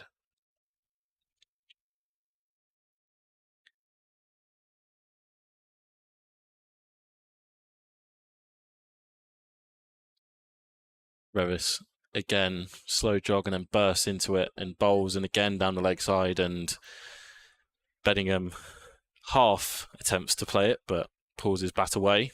There's no run.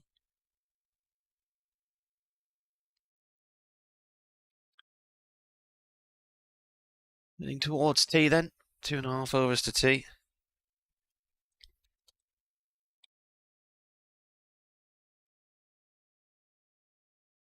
just the one slip in at the minute for Yorkshire as Revis is in, and Beddingham plays him uppishly towards deep point. They'll take a single.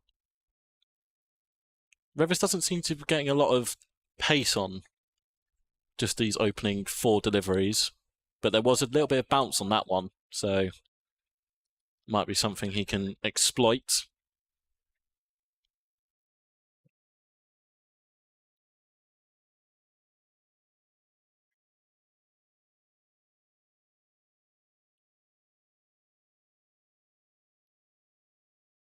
Dom Bess is in at short mid-wicket for Jones as Revis is past the umpire and bowls, and Jones just defends this one.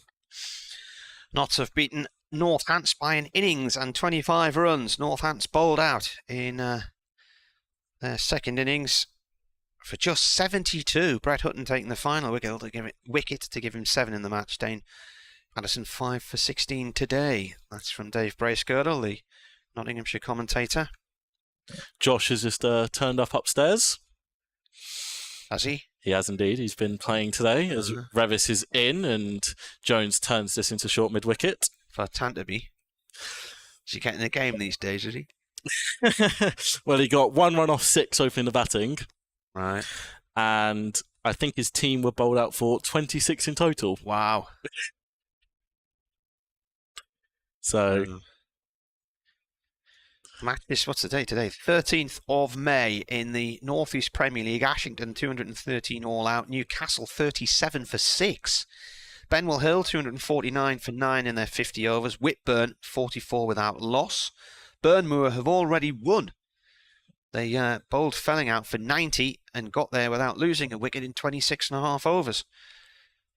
Burnop Field are now 13 for 2 in response to South Northumberland's 190 for 7. Hetton Lions, they made 245 for 7 batting first against Castle Eden Cricket Club, who were 58 for 3. And Chesley Street, they've obviously had a bit of a late start there. Chesley Street at Tynemouth, Ash Thorpe's playing in that one. Chesley Street 98 for 1 in 25 overs, and Tynemouth haven't had a bat there yet, so...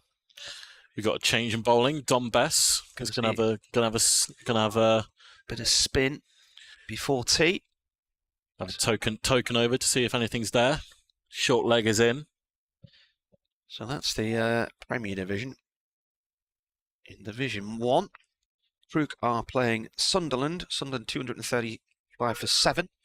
This is turned by Beddingham to short mid-wicket, no run there. Crook 27 without loss after 5 overs in response to that one. Eppleton have just finished their innings against Seaham Park, 229 for 9. Sacriston, 187 all out at the Fell. Gateshead Fell, 40 for 3. In comes the bowler, and this is turned off towards mid-wicket by Beddingham, no run there. Very good diving stop. We had a drink last night with Phil Dix, the former Durham and Yorkshire analyst, and he's now the groundsman at Gateshead Fell. So we were having a chat about lawnmowers and cutting equipment and things like that. He's very tanned. I said, "Where have you been on holiday?" He said, "I haven't. I've just been sitting on the grass." Beddingham pulls this hard over deep mid-wicket and away to Cow Corner, 4-4. Very good shot. Right out the middle of the bat. Shotley Bridge, 182 all out. Philadelphia at 55 for 3 in response. That's Shotley Bridge's Collie's club. Slightly short there from Bess, and Beddingham. He's a very good player of his spin. Never going to miss out on a short one, and just leant back in and lifted it comfortably over the fielder. Bess is bowling in his sunglasses with his tipped hair, fluffy tipped hair. Right arm over. Oh, Beddingham gets an inside edge there. Goes to short leg on the ground. Lanchester 107 all out at Tynedale, 68 for 3 in response. Willington 236 for 9. Washington 16 for none. Scores in the North East Premier League today. Bess in again. Beddingham forward to this one. Pushes it out towards the covers. Edwards collects it.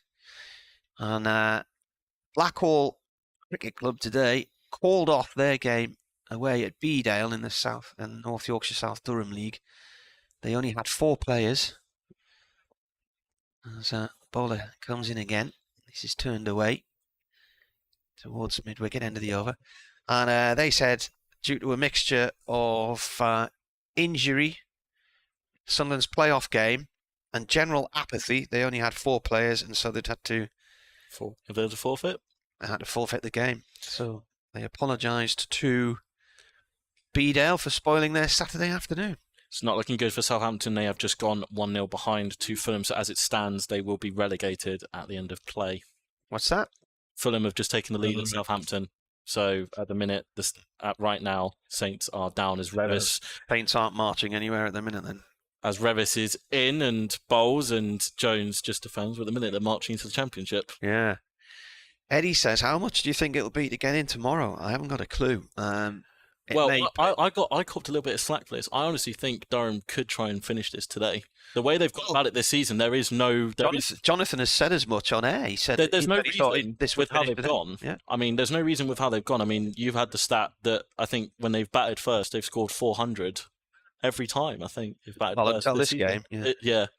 As Revis is in, Bowles and Jones drives him straight to mid-off for no run. But the way Durham have gone about their business with the bat this year, kind of the way Ryan Campbell wants them to play, it would not surprise me in the slightest. I mean, currently sitting, they've got 141 more to win. It is a lot to knock off in a session. But what you can factor in, if the light's good enough, there's still 32.4 overs left. But if they get near, the umpires can go for the extra half hour if they think a result which is another 8 overs. So. As Revis is in again, and Jones just defends for no run. I mean, you think Ollie Robinson's coming in next at number 5. He's had a very good season, and I've said he's kind of the poster boy for how Campbell wants to play. Yeah, he's the player, and he's been on the back of some brilliant wicket keeping this morning. He's likely to be confident. Graham Clark has taken strides forward, and he's he's using his white ball exploits to strike a little bit more aggressively in his red ball game as Revis begins his run up and is in, and Jones plays this sumptuously off the back foot for 4 runs. As I mentioned, Revis not really getting a lot of pace on his deliveries, and Jones was able to sit back and wait, back of a length, and climbs into it for 4, and he moves to 39. 2 balls left until the tea break. Nice shot that, wasn't it? Very good. As I mentioned, Revis he's not going to beat you for pace. 137 to win. From here, Durham 109 for 2. Revis with his slow start and then into a brisk jog and is in, and Jones is back to defending this one straight past him. It's not the fastest of run-ups, is it? He starts off very slow and then kind of he builds into it gently.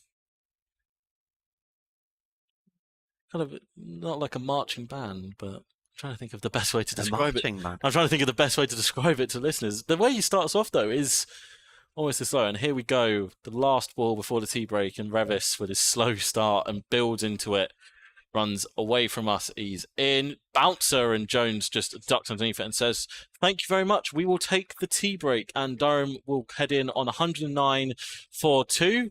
Bedingham on 10, Jones on 39. And as Martin said earlier, they require 137 more to win.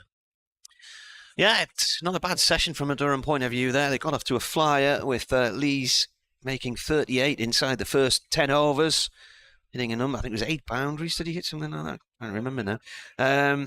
47 for 1 they were.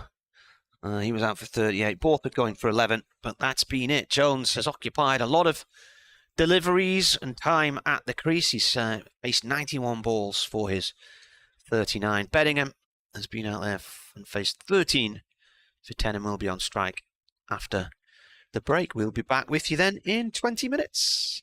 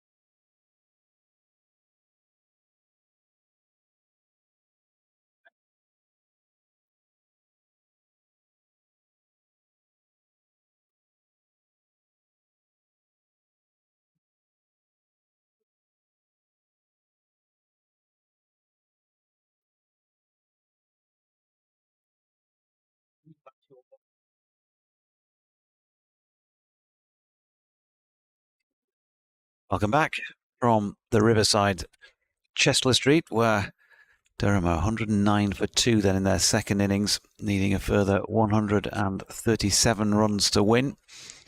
David Beddingham on 10, Michael Jones 39, did well before the break to take him from 82 when that second wicket, that of Scott Borthwick, went. So 32 overs today to get those runs. They can claim an extra half hour, an extra 8 overs if they are getting close. Similarly, Yorkshire could do the same if they were getting close wickets-wise, but they need 8. And you'd have to say at this moment in time, the hosts would be the favourites.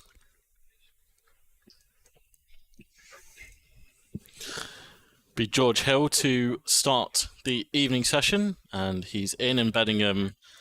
There's a half-fainted appeal for caught by Bairstow down the leg side, but umpire is not interested. Yeah, need for accuracy. Pretty clear from Yorkshire's point of view, and of all of them so far, George Hill has been that. Into his 9th over, gone for just 11 runs. Hasn't yet taken a wicket, but you know how cricket is. Sometimes you can get your rewards for that in the longer term. As he's in again, and Beddingham has the first run of the evening session, a little dab down to gully, and they stroll through. He moves on to 11. So I had a message off Rhiannon. Hi Rob, enjoying Durham stream as I work from home in Leeds. Has anyone checked the weather in Durham tomorrow? Could they be chasing quickly so they're not halted by any rain? No doubt this could be another Leicestershire for Yorkshire. Well, I saw the forecast this morning, and Carol Kirker was saying on breakfast that there is some rain around tomorrow, but it wouldn't be lasting all day. It's sort of going to be warmer still and muggier tomorrow. As Hill is in, and there's an appeal for LBW, but it looked very high, and they'll scamper through for a leg bye. Marty's got the weather up for us. I reckon they've just got to play cricket. But having said that, Yorkshire did that at Sussex a few weeks ago, and of course came up 60-odd runs short because the weather washed out the final day. It's looking clear for tomorrow morning, according to the weather report. Maybe some rain about 3 o'clock, but I highly doubt we will be playing at 3 o'clock tomorrow afternoon, as Hill is in and Beddingham tucks this into the leg side to mid-wicket for no run. There's a short mid-wicket in play. I can't quite work out who it is, but it's Jordan Thompson at the normal mid-wicket spot. Just one slip in. Yeah, Don Bess is at the short mid-wicket. Got Adam Lythers the only slip in, and there is a gully. Mid on, mid off, deep point as Hill is in, and Beddingham tucks this off the legs again to Thompson for no run. Dad Milan is in the covers. Forever Dormo says we should look on the bright side here in the sunshine. Yorkshire is doing its best to ensure we'll have no distractions tomorrow when Borough kick off at noon in the Championship playoff semi-final, live on TV. We'll be able to watch every kick. Thanks, boys. Interesting take on the situation. As Hill is in and Beddingham defends this into the cover region. End of the first over after the break. Durham 111 for 2, Beddingham 11, Jones 39, and 135 more runs to win. Sally M, I was talking before I went off for a wander around the periphery about 18 matches now since Yorkshire last won a championship game. She says since that last win, how many games have been impacted by the weather? Yorkshire would have won at least one, surely, if the weather hadn't forced a draw. Yeah, they would have won one against Kent, or certainly been very close to, if not won it, against Kent at Headingley last year when they were set, whatever it was, 115 or something in 20 overs on the final day, with all 10 wickets to have a go at them. And Adam Lyth and I think it was George Hill walked out together into the middle and then we'll march straight back off and didn't actually face a ball, called off a bad light. Here's Bess from the Finkel end. That's worked into the leg side backward of square by Jones, and there's no run. So that's certainly one that they could have won. I'm pretty certain they would have beaten Sussex the other week with 7 wickets to knock off 60-odd runs on the final day. Washed out.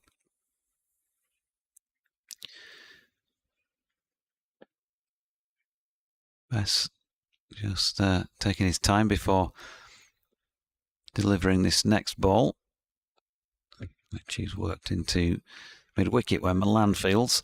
David Coleman says, mentioning Otis Gibson's record as coach at Yorkshire, when he played county cricket, it was with Glamorgan, Leicestershire and Durham. This year, Yorkshire have already lost to 2 of those, so fingers to be bitten for the outcome of the third.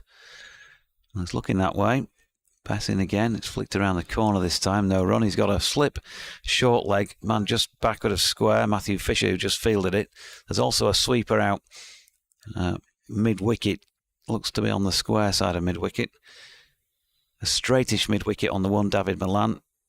Jordan Thompson is at mid-on as Bess draws Jones out of his crease.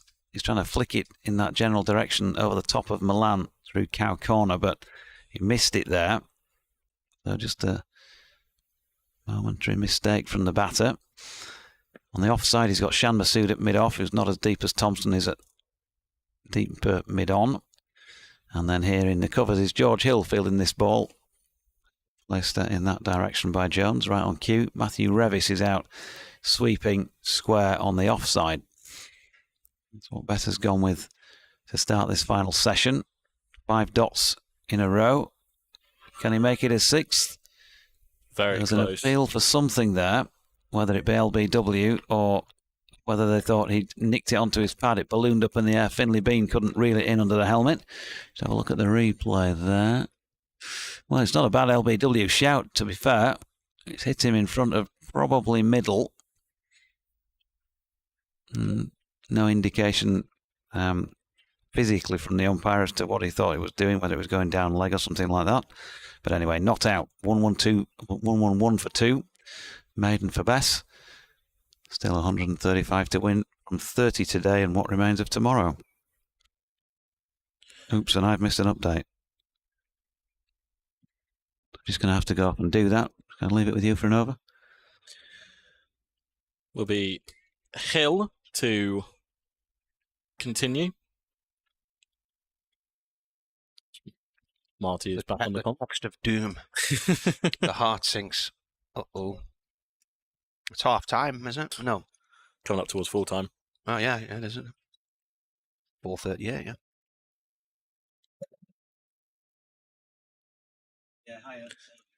As Bedingham plays this downwards into the gully region and he'll take a quick single. He moves to 12. It's a lovely day. Just been out in the back lane behind the media centre during the tea interval. Nice and warm. Square is absolutely soaked in the sunshine. What are you going to say, from overnight rain or something? Bathed in the sunshine. Yeah.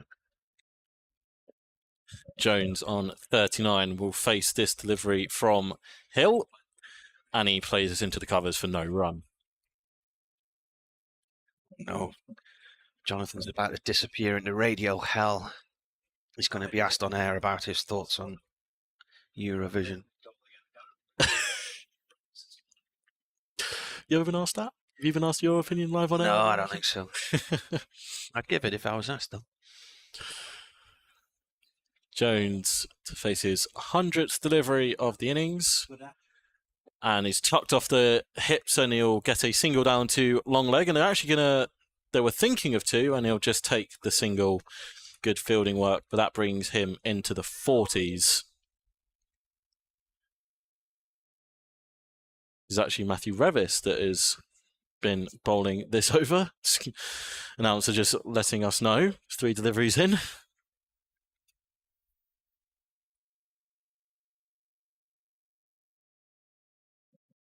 That's loud, that again. I don't know, you're not deaf. That's really loud.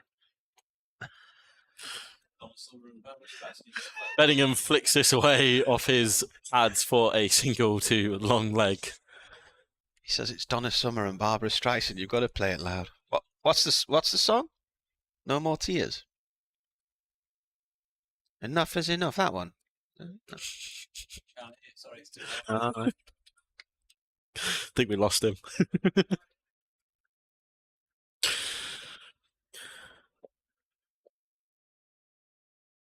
Revis is in. past the umpire to Jones and rises up on him, but Jones is able to get behind it and take it into the leg side for a single.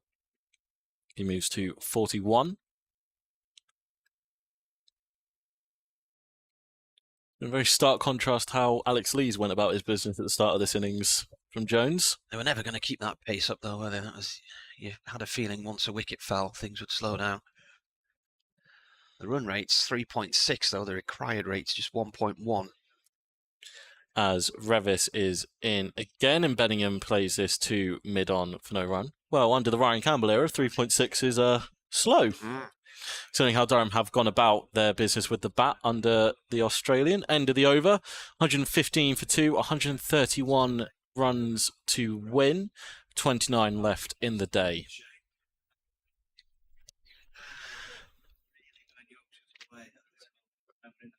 What were they at tea? It was 109 for 2 at tea, wasn't it? So 115, so 6 added in 3 overs since tea. Still been no update on Bryden Cass's injury. Yeah, he was going for a scan, wasn't he? Here's Best then. Right arm over from the Finkel end. Driven by Jones down to mid-off. To Masood, no run there.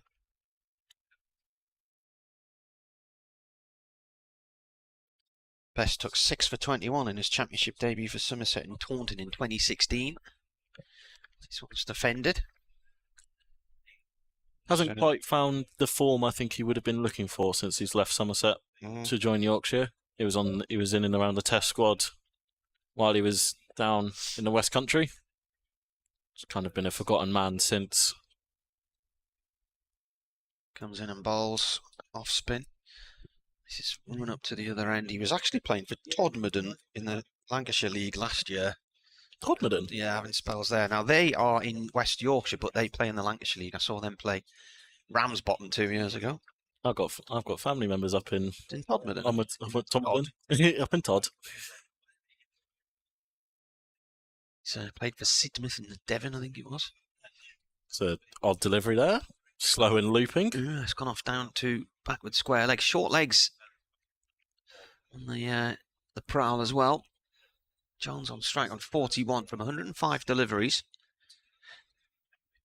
There's a man at deep mid-wicket on the boundary. That's Best bowls again. Jones forward, just nudges it up towards mid-on. No run. Did have that shot in the previous over where he looked to charge Best and clear him for cow corner, but I think just settling into how Best is going to bowl. Balls again, quicker delivery. This is flicked away through mid-wicket for a single. Into the over, one off it, so Jones keeps strike. The ice cream van still in the ground. Had very good business during tea break. Did he? Yep. Looking up from the media centre, there's a score of people looking to indulge. £3 for a 99 these days. £3. World's gone mad. Bellingham 13 off 21, Jones 42 off 107.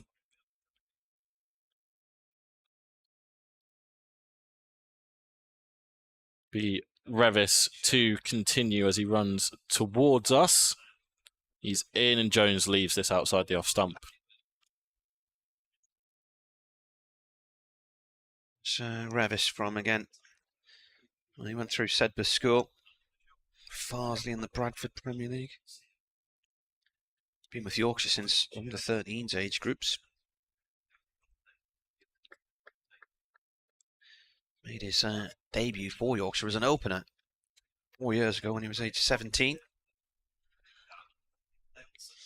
He's in again here to Jones, who comes slightly down the track and meets the delivery, but only palms it back towards Revis. Unbelievable. Jonathan's got into a deep discussion about Eurovision. He's come out the other side of it as well. Yeah. He went down some rabbit holes there. Liam Dawson has just got out for Hampshire down at Kent. As Revis is in to Jones, who just defends back up the track.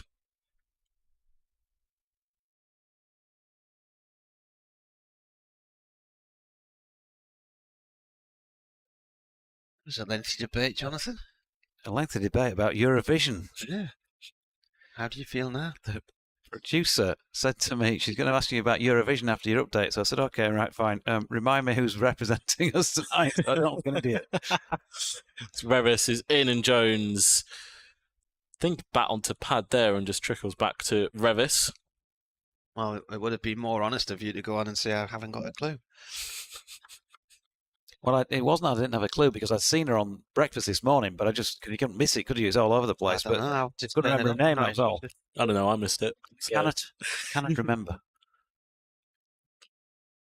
I've been trigger fingered this week every time there's been a trail or an advert for it. Boom. As Revis is in and Jones in swing and delivery, it sounded like, and he was able to turn this away to long leg. Bairstow and Lythe and the keeper and slip were very, very animated.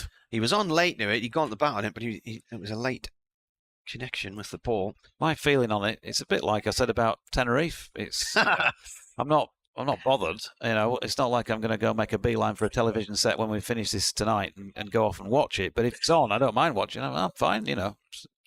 You said you wouldn't go to Tenerife again? Revis in to finish the over, and Bedingham turns this beautifully off his pads and he'll run away for 4. Straying too far onto the pads of Bedingham was Revis, and I think it was a no ball as well to boot. And Bedingham is too good of a player to miss out on a relative freebie, so that will... It's not a no ball. Was it not? No. So just a 4, 5 off the over. Durham 121 for 2. I think the umpire just put his arm out to confirm with his colleague that was the end of the over. I hope you don't misquote all your Durham interviewees, Martin Emerson, like you do me. Because that's twice you've now misquoted him at Tenerife front. Because I did actually say, and again, wind the commentary back, did actually say, if somebody offered me a freebie, I'm not saying I wouldn't go again, but I wouldn't go seeking it. Yeah. Oh, so you'd go if it was free? Oh, yeah, I'd do that. Of course. Yorkshireman. Who turns down a free holiday? Exactly. Best bowling here to Jones, who turns that to Milan at mid-wicket. And no such thing as a free holiday. They'd want something in return. I want a bit of commentary on Tenerife versus Lanzarote cricket match, something like that. Big appeal here for LBW. Best can't believe that's not too high. He went back into his crease, but I think that's too high. It was going to miss leg stump. So it's not out then. Too high on leg stump. Yeah. Adam Lythe has his head in his hands. He cannot believe. Is it first slip? Yeah. I think there's got to be some element of doubt there. I've got to say. Bairstow's just had his hands on his hips the entire time. He's not having a word with Jones. There's some element of doubt. I'm not saying it's not, but there is definitely some element of doubt. And if the umpire's giving the I think he did go back into his crease, but I just think it had a little bit too much bounce on it. That was an immediate flickering thought through my mind as well. But they were convinced he was out there. Maybe maybe it's just smacking of a bit of desperation, possibly as well as Bess's latest delivery is pushed back. We were convinced Masood was out LBW the other day, but it was this umpire Paul Baldwin who said no on that occasion. Was that Baz Deleda? Yeah.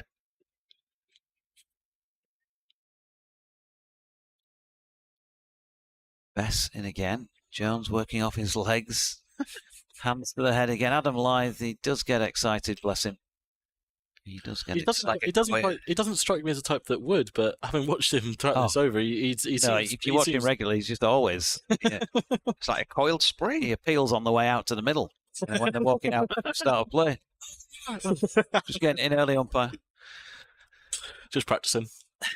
Here is Bess, and that's pushed into the offside by Jones. And my screen man's going. I thought you were going to tell me about a goal somewhere. No. Have Leeds and Newcastle gone back on and Leeds have scored a third? That's what's happened, yeah. In added time at the extra 42 hours they've played. Patrick Bamford backheeled a penalty into the top corner as Bess is in, and that's pushed back to the bowler, and there is no run. I've not seen the penalty missed today, but he's missed one, hasn't he? So, however he missed it, didn't go in. That's a sad fact. Well, at 1-0, it was nearly 2-0, wasn't it? He doesn't score the penalty, and then the next thing, Newcastle go up the other end and score, and then go 2-1 up. So they could have been 2-0 down. They go 2-1 up, and then Leeds got an equaliser, deflected equaliser towards the end.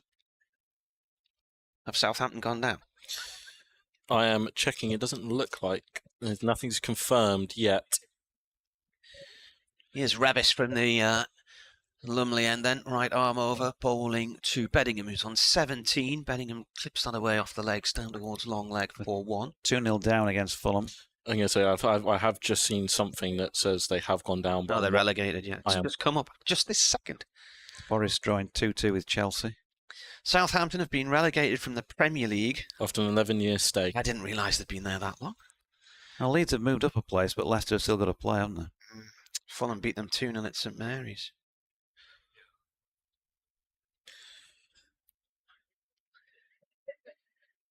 Well, if Sunderland don't go up next season, Trip to St Mary's is on the 350 miler. Last time I went there, Sunderland got beat 8-0. That I'm guessing that'll be a travel down night before. That was a long drive home, 8-0. Yeah, it was a long drive home because we went by Ypres in Belgium. Was that they could try and clear your head of the 8 goals before you got back? Oh, that's been hammered hard by Jones to short mid wicket, and that's really hurt the fielder who's in there. It's Don Bess. Don Bess, is it? He's gone down and he's in a lot of pain. I think it whacked him off the hand. It was pulled straight into the ground and it bounced up viciously and looks to have clattered into Bess's knee, still looking in some discomfort. He's gone back down again. Physio is out. Not good. If it's got him on the kneecap, you know how that makes you feel. It makes you feel sick, doesn't it? Yeah. His cap's fallen off. His sunglasses have fallen off. He's on the floor, on his knees. Nasty. I'm clinging on, obviously, as you do when you're a supporter. Leeds. Clinging on to Leeds, but just clinging on to possibilities. Leicester are playing. They're a point behind, so they need to lose tomorrow because they've got a better goal difference than Leeds. And Everton play Man City tomorrow. They're a point above Leeds. So if City do us a favour and win about 6-0, then Leeds will have a superior goal difference. So then they'd have a little bit more of a chance. They're still a point behind them. So you can't take a point off. Maybe if they lose 6-0, we should take a point off them as well for being terrible. But then Leeds would have lost a couple of more points this year because they've got stuffed on a couple of occasions. Tom says Southampton relegated, but nobody really noticed they were there in the first place. Bess is getting seen to by the physio. As daft as it sounds, on the day Sunderland lost 8-0, they had a very good shout for a penalty turned down by Andre Mariner, the referee, at 0-0. Oh, well, that was it, the turning point. It was. And then Southampton got on their way. I think it was an own goal, an absolute belter of a volley. One of the best own goals I've ever seen. But we weren't in a position to criticise Andre Mariner at the time because we were his guests. We were in a box for some of the officials' families, so we just had to sit quietly and say nothing. Oh, wouldn't it better to have been honest about it, Marty? I don't like being sat in the middle of it. Better to be honest here. Yeah, he's still receiving treatment. He's back up now. Picking himself up. Is he going to get up? He looks in a lot of... Oh, he's gone back down again. Martin Rose asking if it's Don Bess or Billy Idol. Well, he's got that spiky sort of tinted hair, hasn't he? Has he taken hair dyeing lessons off Peter Siddle? Yeah. He's not moving well here. No, he's let's hope he's not done some serious damage to this kneecap. He's limping badly, isn't he? He's gonna have to go off. There's no way he can bowl. I mean, it's not. I presume. Well, he might need to go off and just put a bit of ice on it. Yeah. Well, somehow he's not. He's staying on. He's going to carry on. Well, that's he's a trooper. Yep. Tough stuff. The shot, by the way, was from Jones, and it went like a shout, bounced just in front of him, whacked him in the knee. It was I think it might have hit. Yeah, bounced up and clattered him. Tomorrow, that's going to be a killer. And when you've had a night laid prone in bed and it's sort of all tightened up and all the rest of it stiffened up tomorrow, it's going to be a tough walk, is that, for Dom? Well, maybe so they could get Shaquille back out as a replacement for him. Just going to pop off to the kitchen and get another couple of wooden spoons. Revis in, and Beddingham plays this off through mid-wicket for 1. I think Dom would quite like the skipper to move him out of the mid-wicket region right now.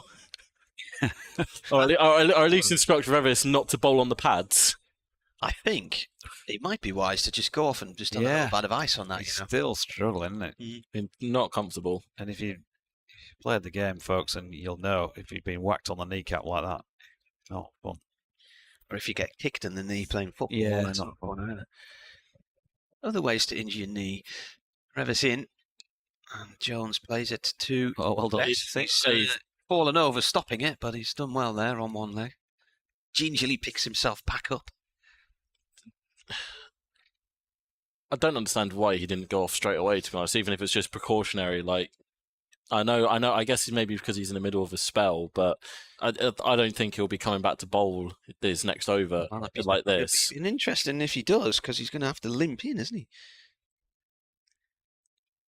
Revis bowls, driven by Jones. It bobbles up to mid-off, no run there. Maybe there's a bit of Brian Close syndrome about it, going through the pain barrier and all that. Although, if it was close, he probably wouldn't have even hobbled, would he? He'd have just got up and no matter how much pain there was, he just stood there. It looks like he's testing out to see if he can go through his normal run-up, but he looks. I think regardless of the game scenario here, the player safety has to come first. Revis in, short one, pulled by Beddingham out towards deep mid-wicket for Jones for 1 run, sorry. Well, we're going to see. Now then, he can't roll. He is hobbling over to this Finkel end, so... Lythe has got the helmets. Looks like he's going to carry on. Going to have a go at it, at least. Yep, the cap's coming off. The peroxide blonde is back in the Wearside sunshine. Oh no, the Durham Cricket Officials Association reporting problems at 4:30 p.m. on their online scoring system, which is affecting some of the clubs and their scorers. Looking into that one, so you can see a few conversations in bars around the cricket clubs tonight. Can't you say, well, I got 105 not out, but they've only got me down as 42. Yeah. Good to be able to go online and see all the local league scores, though. Oh, yeah. Matthew Code, by the way, looks like he's top scorer for Studley Royal in their match. That's a nice ground. That's a lovely ground, that near Fountains Abbey, isn't it? Yep. Lovely around there. Meanwhile, is no. I don't think they're playing at home. They're playing away by the sound of it. I think he's going to have to go through the crease here. He just had a full start just before, and the umpire hadn't signalled no ball because he hadn't got that far to the crease, but he immediately looked in way too much discomfort, and I don't know why it's taken this long, quite frankly. Well, he's obviously decided to try and see if he could bowl, hasn't he? And he can't, so he'll leave. Get the ice pack on it. Is Adam Lythe going to turn the arm? Hopefully it's not too serious for Don Bess. I wouldn't think that Adam Lythe will be turning his arm over. Not in this situation. George Hill? No, David Milan. It looks like George Hill's going to come back on and complete. Well, actually, bowl take over. Yeah, because he's not bowled a ball in the over, has he, Don Bess? We hope he's okay. He's having a tough old season, Don Bess, one way or another. I was saying it to Mark, since he's kind of moved from Somerset to Yorkshire. He was stuck behind Jack Leach. He wanted to play regular first team cricket. It's not really worked out as well as he would have hoped. No, I'd have said that it started off well, but he's found it tougher going as he's been going along. Still got plenty of years of cricket ahead of him, and he's a determined sort of character, so sure he's got the ability to pull it back round. But hopefully, it's just the injury we're talking about today with him, and hopefully that will be okay. George Hill then from the Finkel end, punched into the offside by Jones, and Jordan Thompson does the fielding. Didn't clock who came on, but I would think it'll be Ben Cliff, whereas has he gone out on the boundary by the scoreboard? Yeah, looks like Ben Cliff. Here's Hill. That's dropped into the offside by Jones. They're going to scamper through for one. Yorkshire have got to be tight on those. Every single one counting here. 120 to win. They're past the halfway stage, Durham. Only 2 down. George Hill was really tight, wasn't he? First time around, 9 overs for 12. Now 9.2 for 13.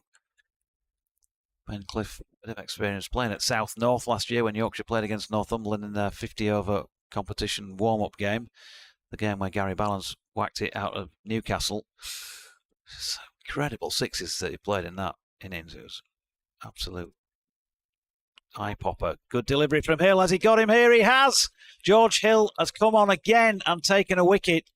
And I think this time he absolutely, totally deserves that for the way he bowled in his first spell, as well as that good delivery, which has got David Bedingham to nick one to Johnny Bairstow, who's taken a good diving catch to his right. That is 3 down. That is an astonishing piece of wicket-keeping from Johnny Bairstow. I mean, lots been said in the build-up about when he came back for Yorkshire, he wanted to wicket-keep in order to have an extra option in the Test team. He's done himself plenty of favours there, showing he's still an elite wicket-keeper. That's a terrific grab. We've been treated to some great wicket-keeping today. Ollie Robinson earlier this morning with 2 absolute blinding one-handed catches, and Bairstow has just taken one there away to his right-hand side to dismiss Bedingham.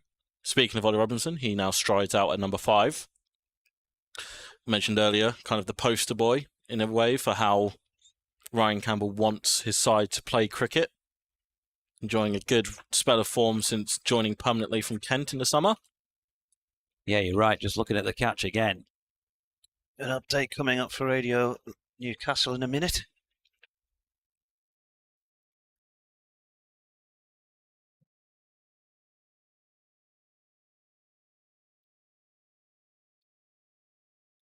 Yes, they got off to a flyer. Alex Lees hit a few boundaries on his way to a quick-fire 38 before he then played on to a delivery from Matthew Fisher. Durham 47 for 1 at that point, inside the 10th over, chasing 246 to win. They're then on Scott Borthwick for 11, caught by Don Bess off the bowling of Jordan Thompson. He just flicked one to mid-wicket. At tea, though, Durham in a decent position, 109 for 2 and needing another 137. And there's been a little bit of inadvertent fortuitousness for Yorkshire because Don Bess fielding at mid-wicket has just been bashed on the knee by Michael Jones. He pulled a shot at him and it bounced and hit him on the knee, and he was going to try and bowl the next over. He was clearly in a lot of pain, limped up to the crease, decided he couldn't bowl, so he's gone off the field for treatment. That brought George Hill into the attack instead when it wasn't intended, and he's got a wicket with his 3rd ball, and Johnny Bairstow taking a great low diving catch from an edge from David Bedingham. He's out for 19, so Durham 130 they are now,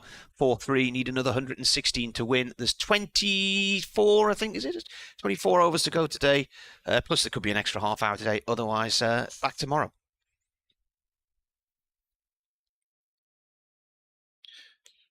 Robinson underway with a boundary first ball, and he's facing Hill again, and he's wafting outside the off stump, and fortunate not to make contact there. As I was mentioning before the update, kind of the ideal Ryan Campbell sort of player, I think Ollie Robinson is. He's aggressive, but he's controlled aggression, I would say, and he's in the midst of some very good form. Enjoyed his loan spell with Durham for the Blast last year, and with the wicket-keeping scenario at Kent being very crowded, has made the move up to North East, where he is very much the man behind the stumps, and he's cutting this one away out to deep point for a single, so he will retain the strike for the next over. It's a good over for Yorkshire, breaking open one end, Bedingham to depart, but Robinson now joins Jones. Robinson on 5, Jones on 46, Durham 131 for 3.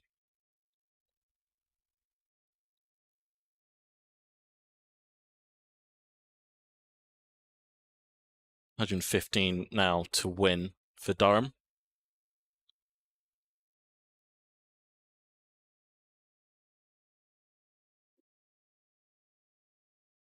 Am I doing? I was doing the last over when they took the wicket.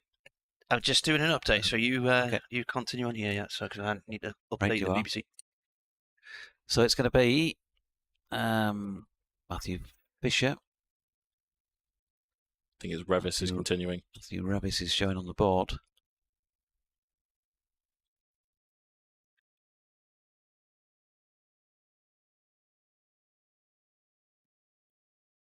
It's definitely Matthew Fisher who's bowling it.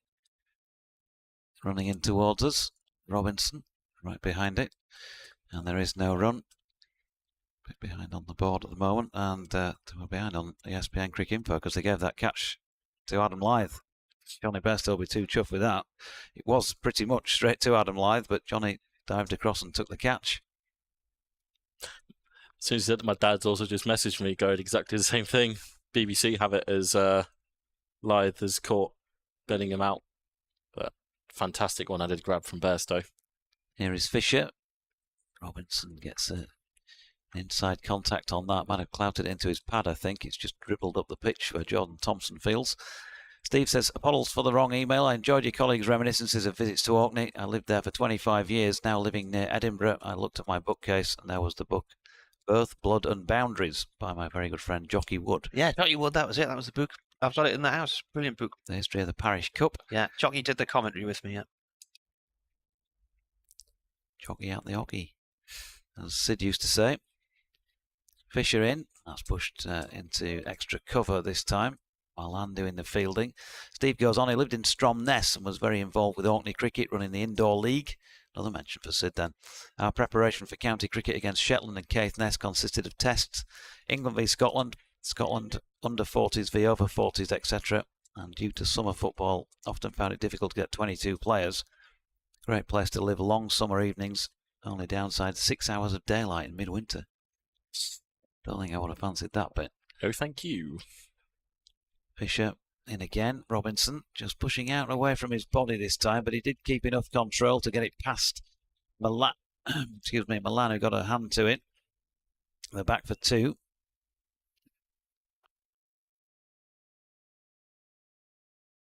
Seen that a couple of times in the over already. That Robinson's he's come out looking to score, as he always does.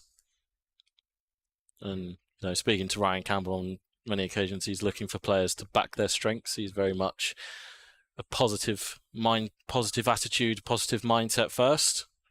He's empowering Robinson to do that here. Good delivery from Fisher. Big appeal for LBW, not given. That looked high. Maybe doing a tiny bit too much. He's got to be careful here, Durham. Can't afford to make one wicket become two. Can only have been height, because that's definitely in line. Gary Hutt, 1962, as his email address says, sent from my iPhone. Hi, just to explain my email address, the UT part stands for Unea, I think it is. As Robinson's solidly behind this. Unea Technologio Textile, which is where I work. Almost impossible to pronounce, so we say UTT. Looking like a Durham win. Disappointing for Yorkshire with a strong-looking batting lineup on paper. Thanks, Gary. And Malcolm says, hi both. Tenerife Norte is still a functioning airport, though most traffic uses the new airport in the south. By the way, I like Lanzarote best as an island to visit. Will be Hill to continue. He's bowling to Jones on 46. He's in, and Jones is behind this one, the forward defensive.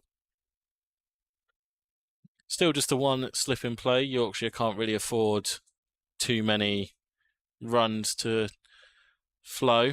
Only got 113 more to play with. So Gully, I think that's Malan in a shortish mid-wicket. Mid-on, mid-off, and the man from, I was about to say, the deep point boundary has just been told to move in.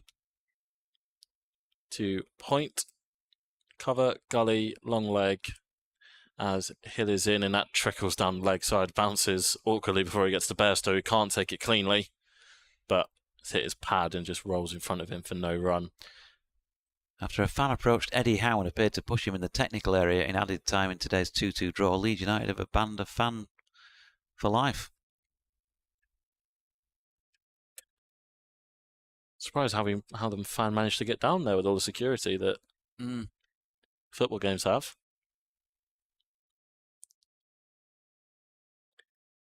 Hill is in, and Jones just jams his bat on it in time to avoid a possibly very, very good LBW shout.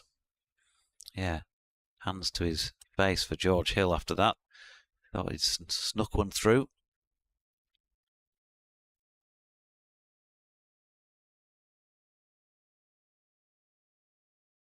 He turns and runs away from us and into bowl to Jones. Again, just defended up the track. They're going to have to go at what? Not far short of 1 a ball today. 5 and over, aren't they? If they're going to knock them off today. Well, they can claim those extra 8 overs, I suppose. I've learned very quickly with this Durham side under Ryan Campbell, you never say never. Never say never. As Hill is in and Jones looking to drive this one. It's a very good looking drive, but straight to the Yorkshire skipper at mid-off. 22 overs and 1 delivery left today. It's good stuff from George Hill. He's now bowled 25, almost 26 overs, 5 for 61 in this match. He's in to complete this over, and Jones is defending this one into the point region. So maiden for Hill, his 4th of the second innings, going at just 1.6 and over, and has picked up a wicket of David Bedingham. And apart from those, just a couple of loose deliveries in that final wicket for Durham in their first innings. George banged a couple in short and they both went for 4. Very hard to be critical of what he's produced with the ball in this match, I think. Others might have matched him in terms of the economy rate and kept some pressure on. Could have been a different story. Fisher bowling near to Robinson, and Yorkshire, having watched him bat in the first innings and in that warm-up game at Headingley earlier this season, they'll know the value of his wicket, and there'll be a high value on it. Both of them, I guess, now with Jones being on 46. He's just content to accumulate, which is fine given the circumstances. Robinson, busier sort of player. Want to see the back of him quickly. Not with this Fisher delivery though, which is flicked into the leg side. And Ben Cliff does the fielding. Emma getting cold now.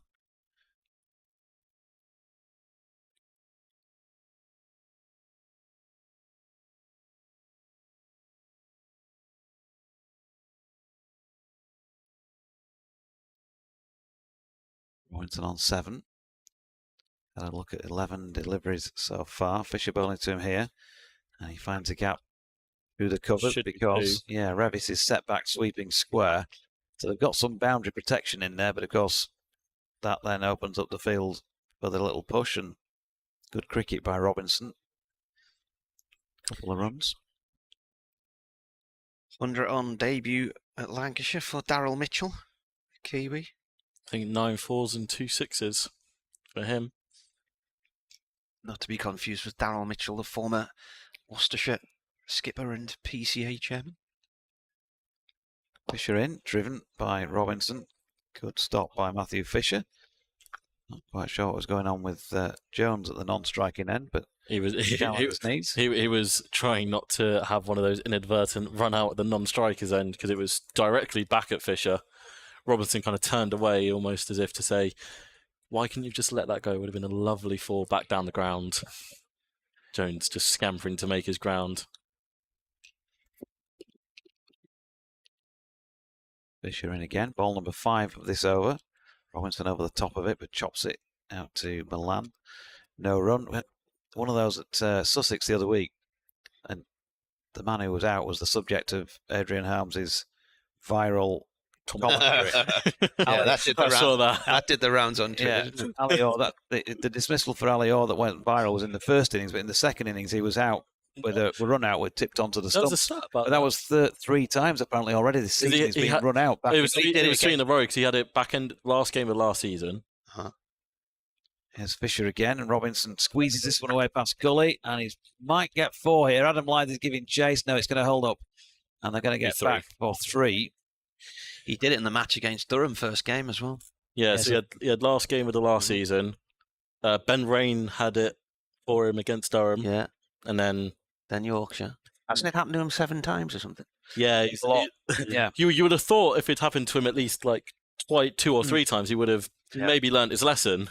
Yeah, well, that Harmsley interviewed Paul Farbrace about it, and he just said, basically said it's not good enough. It's a law of the game. You need to make sure you're in, and there's no excuse. Lackadaisical, isn't it? Really? Yeah. It's be George Hill to continue. Oh, an FA investigation launched after that fan jumped on the field at Elland Road. That was near the end of the game. I suppose Leeds doing the lifetime ban thing is preempting that.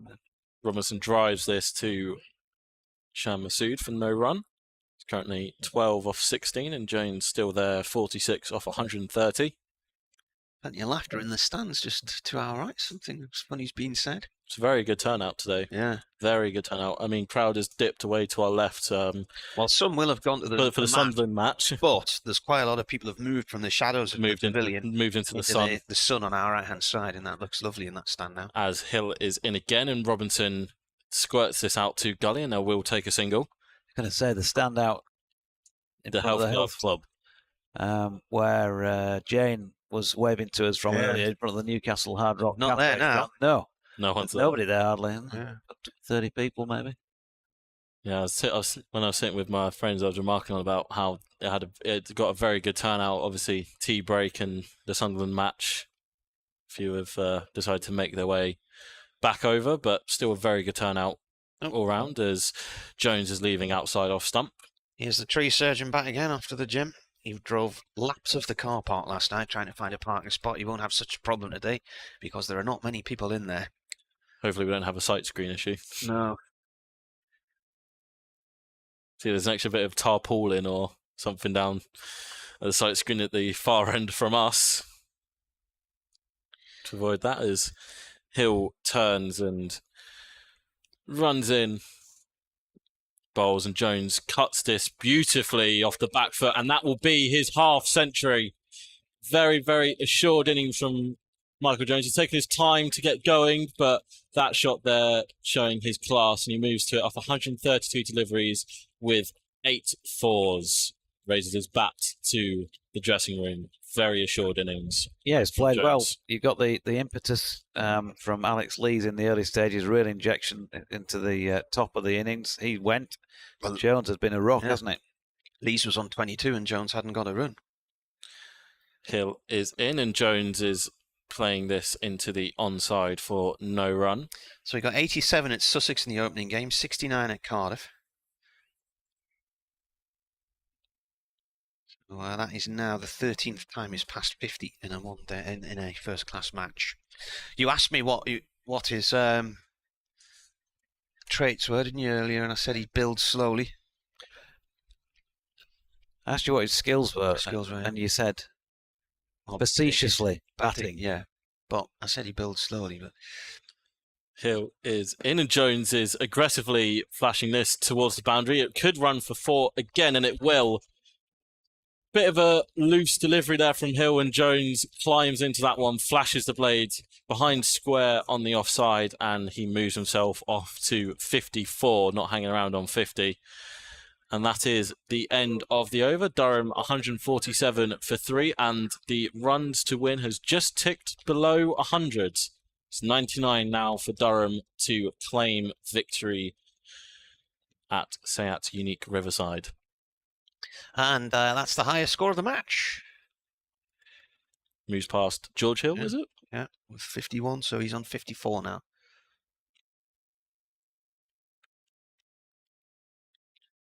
Edge and gone. Robinson flashing at one outside the off stump, and Adam Live takes a comfortable catch at first slip. It looks like a little bit of a stinger.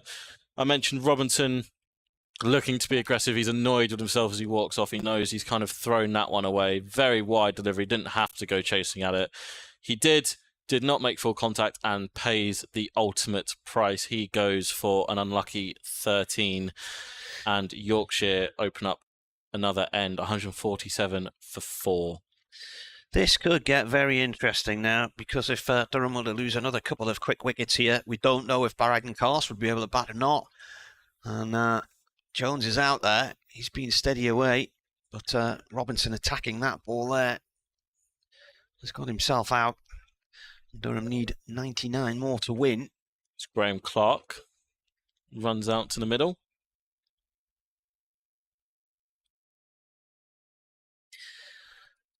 Could suddenly start to turn the impetus back towards Yorkshire in this seesaw match.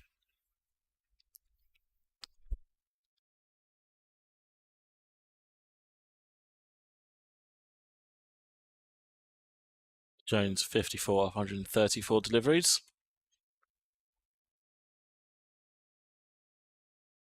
Just under 20 overs left to be bowled today.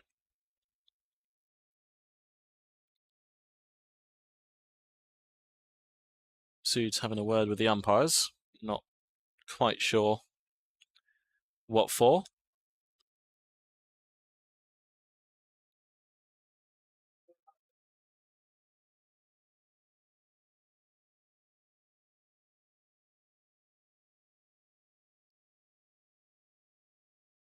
Now Graham Clark, the new man for Durham, and he will be on strike.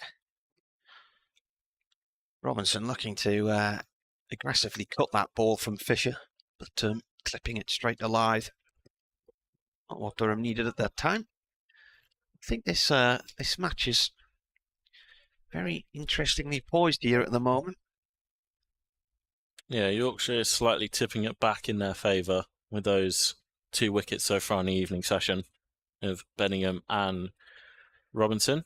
Fisher comes in and bowls. Clark forward, defends on off stump. Ball rolls short on the leg side.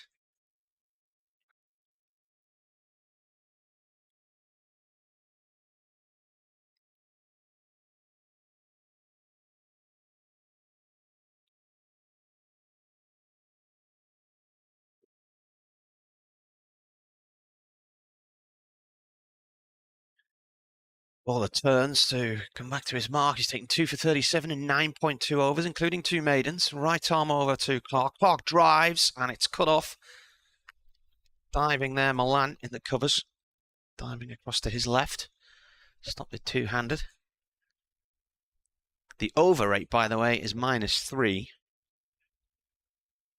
So Yorkshire could be facing docked points as a result of this.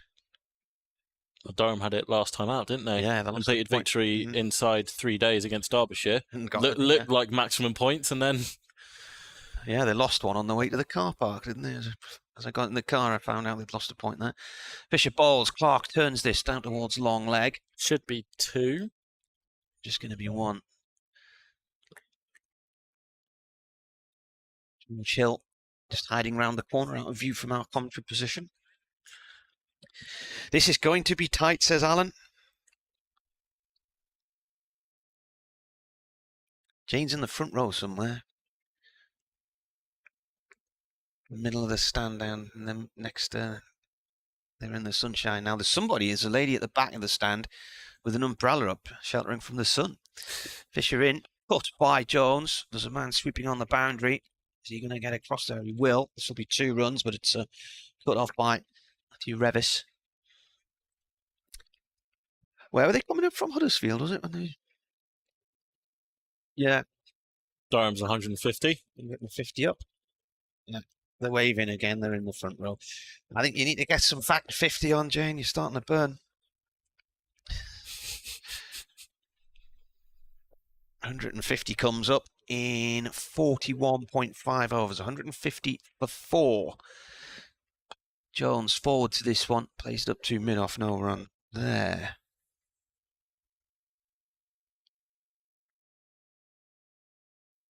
I'm seeing some pictures of the build-up to the kick-off at the Stadium of Light, and it looks absolutely fantastic. The fans are passing around huge banners in the stands.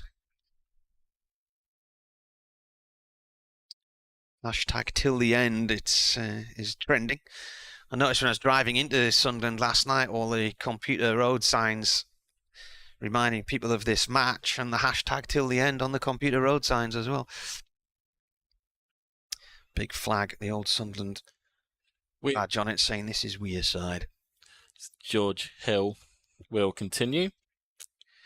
Graham Clark on strike, and Clark just drives this into the covers. We had Sunderland's head of media as a lecturer for the first term of this year. Oh, Oscar Chamberlain. Oscar Chamberlain, yeah. Was his dad Alec, the goalkeeper? Can't remember. Yeah, I think he is. Well, look at that banner going up the stand there. Huge banner filling the east stand. Massive thing. How are they going to fold that back up? As Hill is in. Bowles and Clark just defends. Mervyn has emailed. The headline and the email is tension. Sounds ominous. He said, we're reliving the last hour of the 1973 Cup final. The last hour is the longest hour in mankind. He said, I'm making sure I don't come up with any gormless predictions. Thanks, Mervyn. Hill in, and Clark defends for no run. What was the... Graham Clark hadn't played red ball cricket since 2021 before he played at Sussex? Yeah, it was the penultimate match in the 2021 season at Northampton, and then he hadn't played a championship game at all until the first match of this year. He's been in the game in each match this season, though. As Hill is in, and Clark is pulling that one to the leg side, but a very good diving stop in mid-wicket stops it going for any runs. Looked like Matthew Revis doing the fielding, and it was. Now then, it's the conference playoff final today, isn't it? Is it Notts County Chesterfield? It is indeed. And that has gone to extra time. So, Notts County seemed to be heading out, didn't they? And then they scored an injury time equaliser and a last-minute winner in extra time. As Clark drives this one into the covers, there's a slight misfield by Jordan Thompson, but no run. I think it was Jody Jones for Notts County. So he did an interview during the week, and he said he'd watched that goal over 50 times since he scored it. It's Chesterfield 1, Notts County 1. Now, if Notts County don't go up, they finish the season on 107 points. And don't get promoted. Yeah. As Hill runs to complete the over, and it's a maiden over as Clark leaves this one well alone outside the off stump. 150 for 4, 96 more to win. Hill's 5th maiden in this second innings. Who's does John Bostock play for?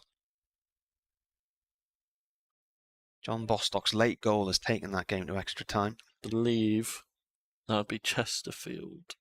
Right. I'm not too sure. Don't quote me. Could be Bostock's Cup. That was a comedy drama on ITV many years ago about a team winning the FA Cup. Nope, it was for Notts County. Notts County, yeah. 88th minute when he scored. Little ripple of applause for Fisher as he head back to... for Hill as he heads back to the boundaries. Fisher coming in here to bowl at Jones, who's on 56. Durham need 96 more to win.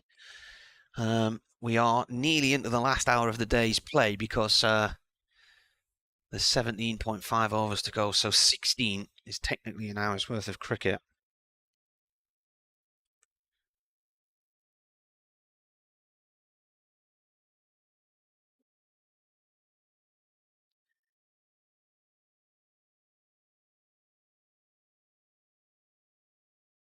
Bowler comes in again and bowls. Oh, and he's looking to turn that through the leg side. He's gone. I thought that was too high, and Jones looks stunned to be given out there.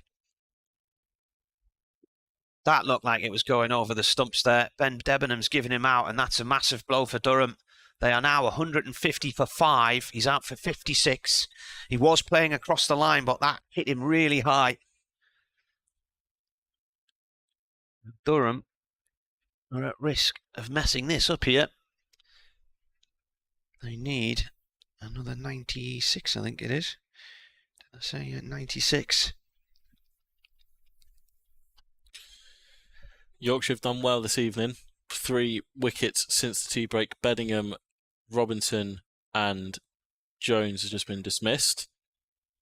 Gets a nice hand as he makes his way back, but yeah, definitely, I'd say disgruntled to be given out there. And looks like Baz de Leerder's walking out. down the steps. I can't see around there. I just caught the back of the shirt number. No. It was a 2 in front of it, and I know he's number 27. It's definitely not. He's not tall enough to be. He's not tall enough to impersonate his Bryden Carse. He came in at 9 in the first innings, but Bryden Carse came in at 8. So this is bad news for Durham. If Carse can't bat here, they're not going to have 10 wickets to play with. They're only going to have 9 to play with.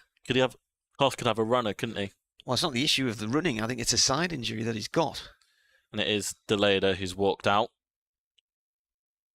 And that's huge for Yorkshire. 2 new batters now at the crease. Clark is only on 1.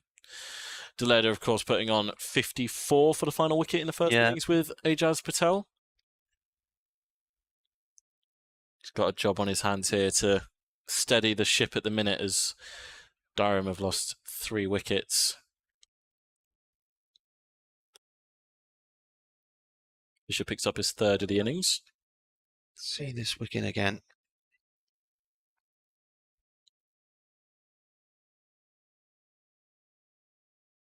Where's that hit? It's hit his toes. He's up on his toes, and it's hit the top, the very top of his pad, and it looks like it's going down the leg side. Deleda plays this first ball from Fisher. No run. Plays it short on the leg side. Pressure really on Durham again now. Somerset have lost an early wicket against Lancashire. I think that's far too high. That's going over the stumps and that's going down, possibly even down the leg side there. Either way, Durham are now going to have to do it without him because he's back in the pavilion.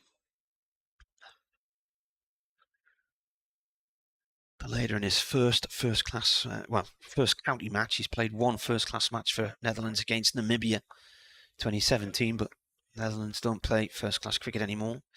This ball's played up to mid-on. His father Tim came over on Thursday morning, joined us on commentary on Thursday afternoon, said he was here for 2.5 days, so I presume he's now left the ground and will not be seeing his son's innings because he's flying back to Amsterdam today.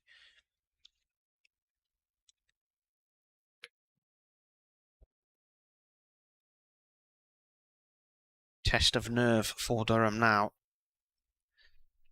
Fisher in. Deleda turns it to fine leg. And Hill comes round and slides in and cuts. Ooh! Ooh!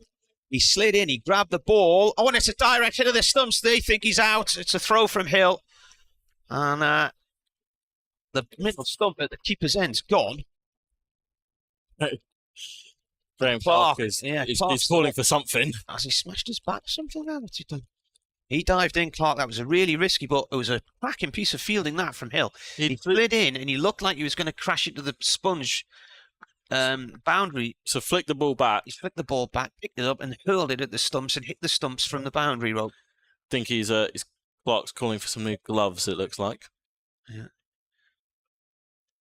I think that's Paul Coughlin on 12th man duties, dropped for this game. Well, he's not dropped. He's had a bit of a side strain, I think. So they've decided to just... He's nearing recovery. He was taking part in the warm-ups each day. So he's had a very productive start to the season. Struggled with injuries a lot, but had a good first block of the season. Hopefully see him back soon. This one's defended. Just seen Don Bess in the Yorkshire dressing room, I think, as he looked to be up and jogging about a little bit, so might see him back on as Adam Lythe takes leave from the field. It looks like it'll be Will Frayne, I think. His 13th man. Who jogs on? I think it's Will. He was earlier, yeah. And he will go and field into the covers as George Hill will continue. Deleda on 3, Clark on 1. Slip, gully, point. Looks like an extra cover for Will Frayne. Mid on, mid off, mid wicket. short mid-wicket, and long leg, as Hill is in and Deleda is playing at one outside the off stump. Yeah, it's an interesting one down at the Stadium of Light today, because Mick Harford, who's very much Mr. Luton Town, is from Sunderland and his sister lives on our estate. So he's been there acting manager a number of times over the years. Did actually play for Sunderland briefly in the old second division days many moons back. As Hill is in and Deleda is driving this to Edwards at mid-on.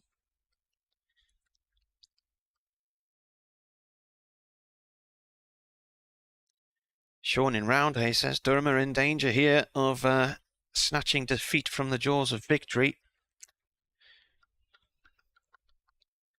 Alan earlier said it's going to be tight. Chris says the LBW look high. It's a test here as Hill is in and Deleda is driving this again to Edwards.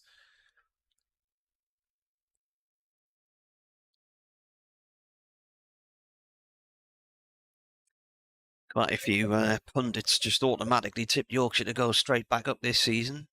I will admit I also did the same thing. They hadn't won a match in Yonks. I mean, everybody thought Notts would do that as well, and their winless run ended up being something like 33 games.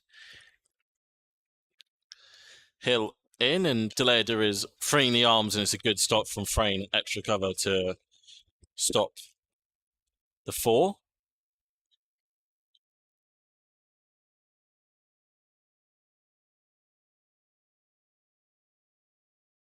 A nice evening, still sunny. The light is not an issue here.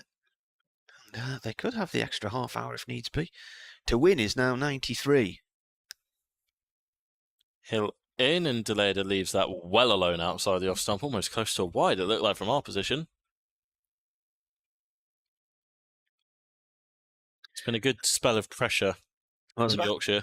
About an hour and a half of play left last night when Bairstow joined Milan, and they just basically dropped anchor and blocked their way through the end of the day. They got Yorkshire out of a sticky situation under really gloomy skies.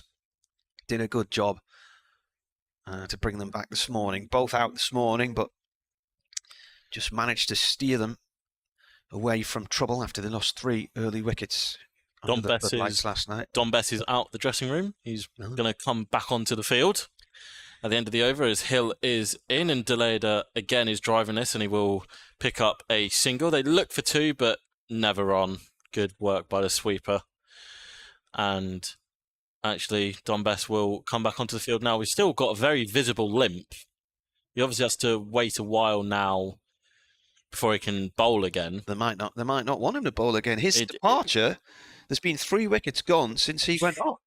Hill was handed the ball, got a wicket with Beddingham third ball. And Fisher's taken 2. So that was the 37th over. The next wicket fell at the start of the 42nd, and then we've had one in the 44th. He's still got a very visible limp. I'm losing 3 for 24. He still doesn't look. He looks a lot better than he did when it first happened, but does not look in a state to bowl. And he's been asked by Masood to go back into mid wicket.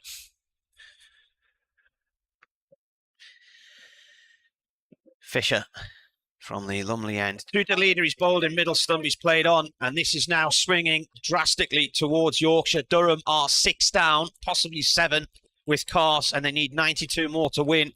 The leader playing at a ball that was quite a long way outside the line of off stump, and he's dragged it back onto his middle stump, and it's all going wrong here for Durham. He's out for 4. Said it'd been a good spell of pressure from Yorkshire, and that brings their 4th of the evening session. What was the score at 109 for 2. So they've lost 45 for 4 in this evening session, and it's Ben Rain to walk out to the crease as Deleda trudges off. Stating the obvious, but these two have got to do an awful lot. They've got to score. You've got to think a lot of these remaining 92 if they are going to secure victory. Rain has racked up a half-century already this year, and Clark has been in the runs. Put on that partnership of 60-odd with Ollie Robinson in the first innings. To Clark, currently seeing 1 off 10. He's been off strike for a fair bit. And Durham now with their backs against the wall after a very solid start. First real test under the Ryan Campbell era of dealing with a batting collapse. I suppose second time after that, third morning at Sussex. In the opening round of fixtures. Fish is going to change to come round the wicket to Rain. In case you missed it earlier, Brydencast has what the club described as a trunk issue. He's been for a scan and still no word on whether he can bat if needed. Here comes the bowler, an edge from Rain through the slip cordon along the floor and down to third man for 4.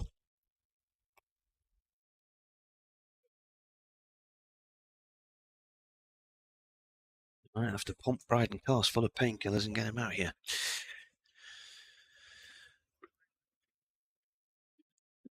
Well, it's him, Potts, Patel. Is anyone else to come out?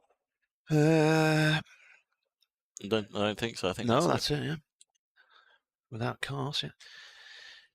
Bowler in again. Rain forward to this one. Plays it short on the leg side. Fisher took 2 for 55 in the first innings. He's got 4 for 47 here. So it was Bess should have bowled the 37th over, but limped off. The ball was handed to George Hill. He got Bedingham 3 deliveries later, and then Fisher's got Robinson, Jones, and Deleda. Element of luck with the Jones dismissal. It looked high for an LBW. I'd advise you not to look at your phone screen right now. Well, there you are. Well, that's nothing out of the ordinary. Sunderland have gone behind so many times at home this year. A scrappy goal. It's bouncing all over the box, and then it's been put in from about 4 yards. I think Luton scored first at Sunderland a few weeks ago, and Sunderland then equalised. In comes the bowler. Rain defends. Ball runs up towards mid-off. No run there. Back the slip corner now. Don Bess has gone in at first slip. Whether that's... He's still testing that left knee out that took a battering from that Jones pull shot a while ago. Whether that's...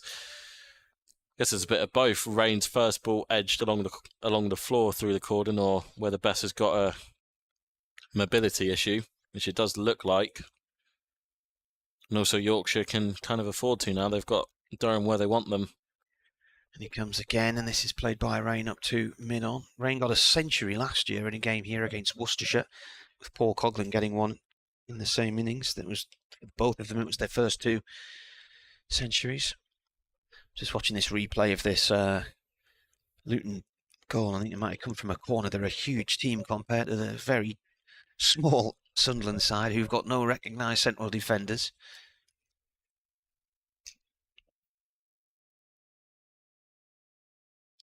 Adebayo scoring after 10 minutes. Rain defends this one. It's pushed out into the offside along the floor.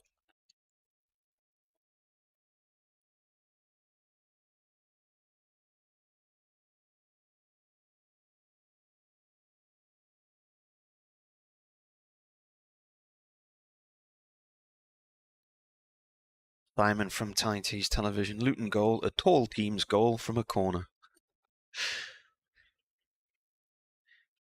Will be Hill to continue. Target's down to 88, but that looks a big number now, doesn't it? Considering where Durham were at tea. Just 2 down. Most of the recognised order to come in batters of quality have all been and left, as Hill is in and Clark is driving this one brilliantly back past the bowler, and it will run for 4. Mentioned Edwards being 6'6", struggled to get his big frame down in time. Looks a bit stiff as well from all the bowling he's done, and a welcome boundary for Clark, his first of the second innings, and Durham now move to 162 for 6. Ian Gray says Matt Parkinson only came for 1 game. He said, is Rashid planning to stay for longer? I think you might mean Patel.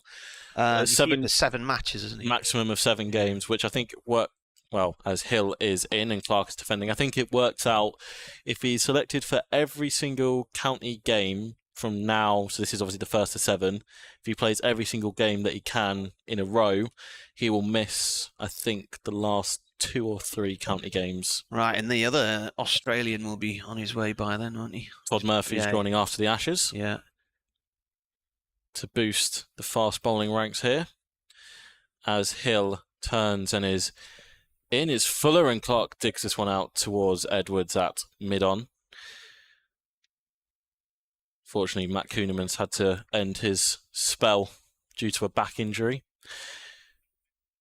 Took 5 against Worcestershire and got that wicket on the final day to send the Durham team into raptures after a very long final wicket partnership, as Hill is in again and Clark defending this one into short mid-wicket.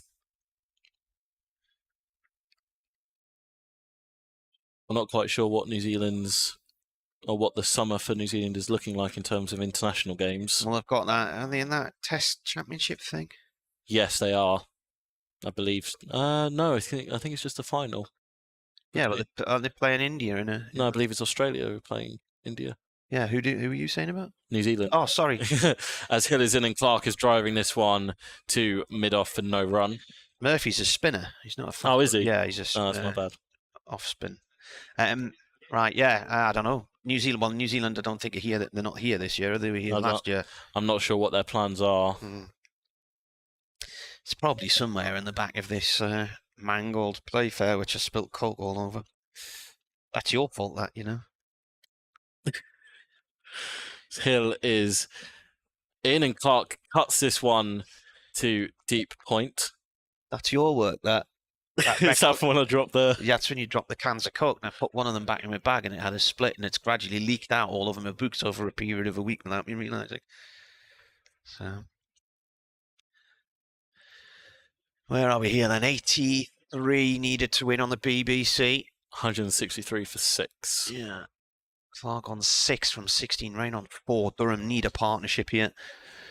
The highest partnership of the innings was the opening stand of 47. That ended inside 10 overs. We had 44 for the third.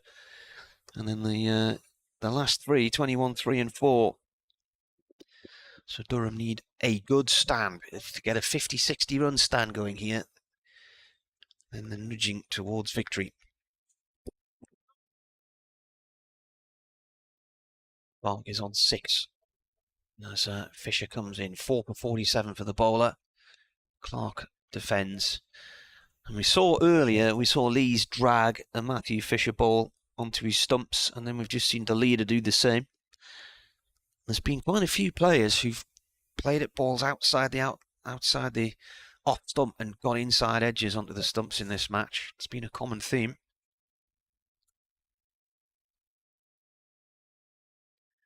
Target for Durham was 246. And when they came out the bat, they were this is set defenders. I'm trying to remember how many overs there were left today when they came out the bat. 61 overs left in the day.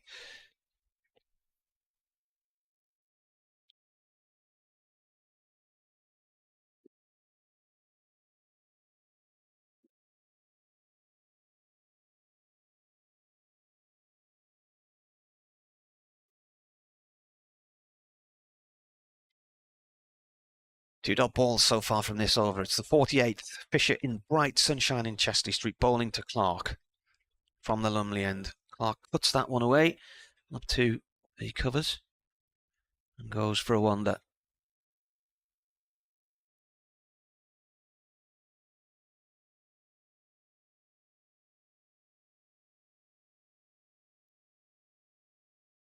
It's interesting how incidents in games can change the nature of them. If Bess hadn't been hit in the knee, he would have continued bowling, and Durham may well not have lost 4 wickets very quickly. Instead, he limps off, and suddenly Yorkshire are on top. Drive by Clark up to mid-off, no run there.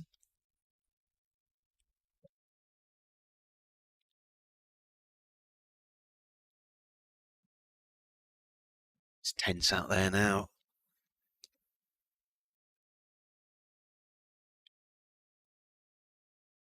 This is the first match this season which Durham have not been the first team at the crease. They've been put in the previous 4. Fisher to Clark, he cuts. He'll get 1. And it will be just the 1 as Revis comes in off the boundary. Deep point to field that one. The number of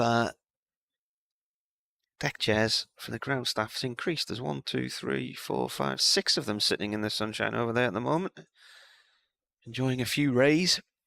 The western side of the ground on the pavilion is in shade, so's the northwest terrace. The shadows from the floodlights on that side of the ground starting to stretch across towards the wicket.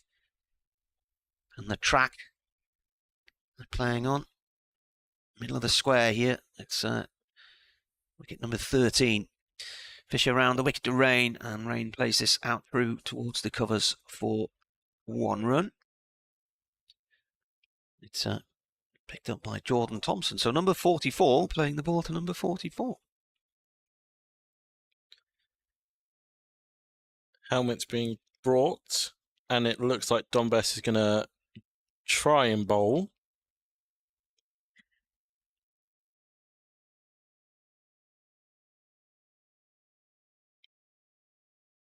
He's moving better than when he did when he went off, but he's still not looking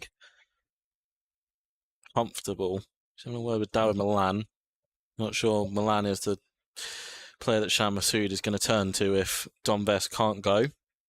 But I guess with Hill bowling a lot of overs, needs a break, needs a change somewhere. Otis Gibson, the Yorkshire coach, doing laps of the field in a clockwise manner. Is that clockwise for wickets and anti-clockwise for runs? Is that what the theory is? The superstitious amongst them. Former Durham player, of course. You lost me there with the clockwise, anti-clockwise. I've never heard of that. Took all 10 wickets in an innings against Hampshire here in 2007. Same year, he had an absolute blinder that year.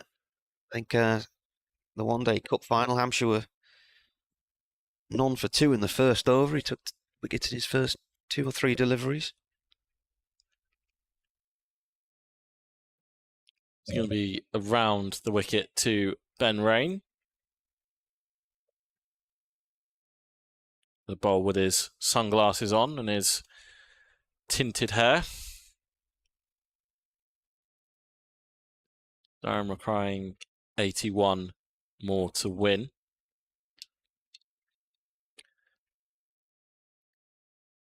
As he starts his walk to the crease, and Rain is squirting this one to gully via a defensive shot. He looked okay there. Maybe it's a case of getting the repetition in and it will start to go away, potentially. Best bowls, and it's an LBW shout. It looked to be going down the leg, and Rain didn't manage to get anywhere near it with the bat. It looked to be heading down the leg side. Short leg is in for Rain. 165 for 6. Bess in, and Rain via an inside edge into the onside for no run.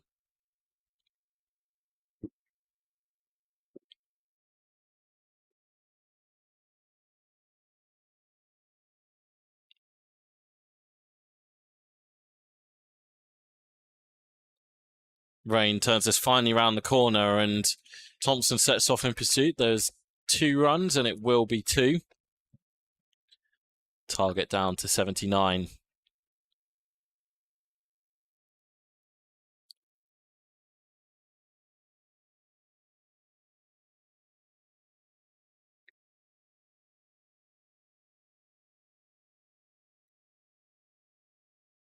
Bess in, and Rain turns this past short leg, and they'll take a single.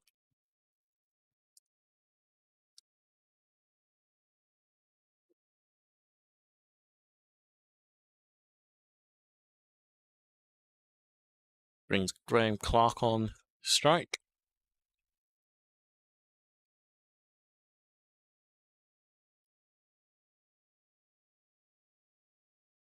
Best pushing Matthew Fisher and Edwards slightly deeper. Edwards went on, Fisher on the boundary for the slog sweep, but Clark just plays this into mid-wicket for no run. Durham 168 for 6. At the end of the 49th over, requiring 78 more for victory. 12 overs left in the day. Yep, it's bubbling, isn't it? 12 overs left today. Durham are not going to win it today, are they? Unless... Doesn't look like it. Unless there's two or three pretty ordinary overs that go for a few boundaries. They take their chances and then they might get closer and might think about taking the extra half hour. But this moment in time, it just looks like play each ball on its merits and pick up what you can. And why would you need to rush back tomorrow? The forecast is fine. So Matthew Fisher, 4 wickets to his name, bowling here to Rain, who flicks that first delivery of the over to Milan. Straight mid-wicket, no run. I've just been sitting outside, just thought I'd catch a few rays. We don't get a chance to do that very often, do we? Stretch the legs. So I went and sat just down to the right here. And it's soaked nice with the sun on your face. Coat's warmer, as they say out there. Didn't fancy it in the shade. There was a chap on the row further along where I was sitting. As Fisher comes in here to bowl to Rain. It's driven back to the bowler, no run. And he was saying to another guy on the back row, this is how rumours spread, isn't it? Basically saying that Marty was at the football match and still sending tweets. So I said, I thought normally I just let people talk and I never bother to break in, but I just said just to quash that rumour before it goes round the ground. He's definitely in the commentary box. I've just left it behind a few moments ago. Well, I was managing to know what's Sunderland doing. As Fisher is in, and that's off the pad of Rain. Last I checked, they were losing 1-0. Right, so he must have put a tweet up. And he said, I said, well, he's got a little tablet or whatever phone thing going on. He's got his phone off to the left of the of Twitter. He's got his tablet for the live stream.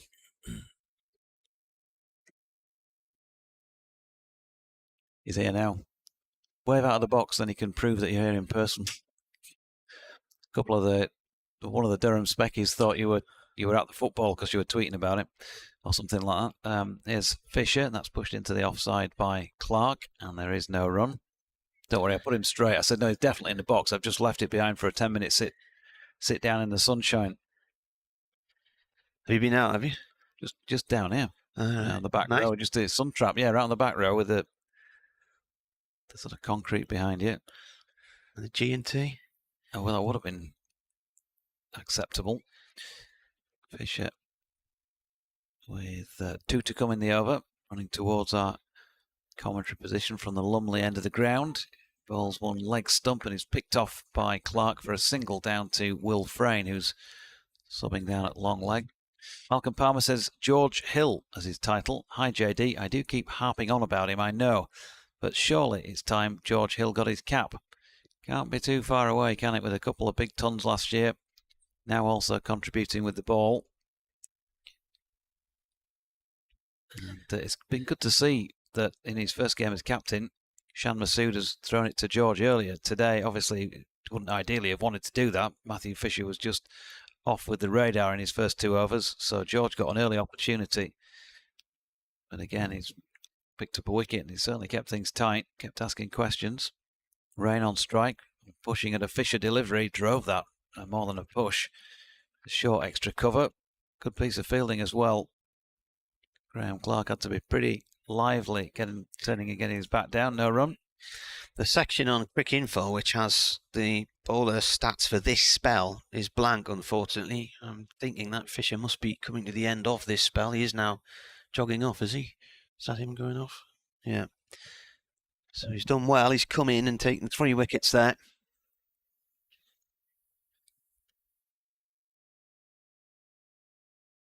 He's got a lot of ability. Clearly, Yorkshire have not seen enough of him over the years because of injuries, but when he gets into a rhythm, he is a dangerous bowler. Good pace, generally speaking. I know he heard today first up, but generally speaking, good accuracy. Can swing the ball and can nip it. Here's Best then. It was his injury which sent Yorkshire on their way this afternoon after tea. Comes in and bowls. He's gone short on the leg side. So Fisher is got 4 for 50 from 14 overs, including 2 maidens. And 20 odd of those, 25 on it from his first 2 overs, something like that. 20, yeah, it was 20 runs in his first 2. Yeah. Then comes Bess again, turned short on the leg side. I'm just looking to see where he began his this spell. Bent Nielsen says, "Me, doctor, can I get some Valium? Doc, no, not good for you. Me, but I support Yorkshire and Leeds United. Doc, I'll get you something stronger." Best bowls turned by Clark off towards square leg for 1 run. Right, so Fisher came into bowl and his first over back on went for 2. So he started with 1 for 30 in 8 overs and has finished with 4 for 50. So he's taken 3 for 20 in 6 overs. That's more like the Matthew Fisher we know. Best bowling to Rain. This has gone off down towards point, no run. Martin Bloomfield says, "This topsy-turvy match has got more twists and turns than Line of Duty." Just been watching that actually recently. Never seen it before until the last few weeks. Never seen it. Doing a sort of binge watch few weeks. Bess right on round. Rain forwards this one. Clips it out towards mid-wicket, no run. He says that the turning point was when Matt Fisher's radar finally focused on those 3 wooden sticks at the other end of the pitch.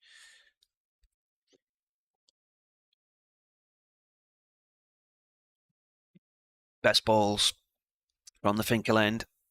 Rain plays it out into the covers. Malan watches it go by off towards the boundary, and it's eventually picked up by Revis, 1 run.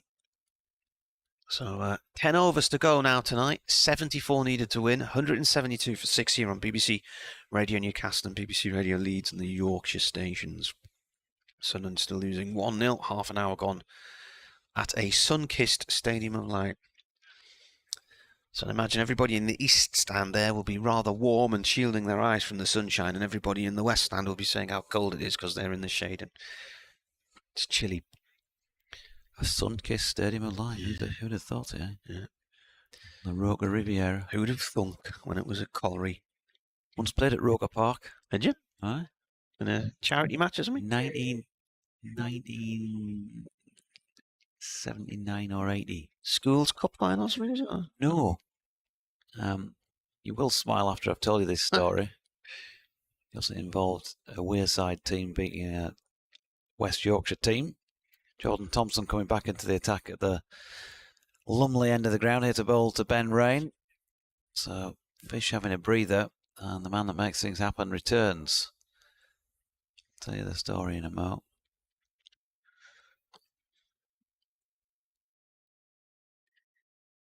At 44 bowling to 44 here. Thompson round the wicket. He's clunked Rain on the thigh pad, but it drops down into no man's land, no run. So I used to play in a football team that was very, very good and basically won every game we played for about 2 seasons or something like that, by some ridiculous scores as well at times, honestly. Who are you playing for? In the 30s, the goals count. The team was called Pudsey Juniors. But, all right, yeah. And we had some good, good lads in the side, as you might imagine, with those sort of scores. Certainly good goal scorers. Thompson in, that's flicked off his legs by Ben Rain down to Revis. That coming in from long leg. Got through for a single. And we played in a tournament at Sunderland in a somewhere near Roker Park in a sports centre. Oh, right. If it was in the city centre, it would have been Crow Tree Leisure Centre. That had some big five-a-side courts. I've still got the trophy because we won it, this five-a-side tournament. And And the wheels came off. Uh-huh. But the following day we played at Roker Park against Wearside Boys. Yeah. And it was the first time we met with defeat. We lost 3-2. Here is Thompson. Oh, he's got him. Another one. He's made it happen again. And it's Clark this time who chops on. Stump flat to the floor. Are Durham's hopes flat to the floor? Well, if they're not, then at this stage, they've got a lot of work to do again now, because Jordan Thompson has got Graham Clark for 9 from 28 deliveries. And the hosts are 173 for 7, still needing a further 73 runs to win from their final 3 wickets. And I say, are their hopes flat? Advisedly, because, of course, put on a very good last wicket partnership for starters in the first innings. So it's still in the balance. It's a cracking game of cricket. It says, we don't really know who's going to win it. Says 7 down, but I think we take it as 8 down at the minute, with Bryden Carr still not coming out to bat. Looks like it's Ajaz Patel coming out, and Clark had never really got going in his innings, and if Carr cannot go completely, then I think you might be right in terms of Durham's hopes might be flat to the floor. You mentioned Patel, and Patel's coming out now, isn't he? Patel and Deleda put on 54 for the final wicket, but Deleda's been and gone. Clark, the last recognised batter in this Durham lineup.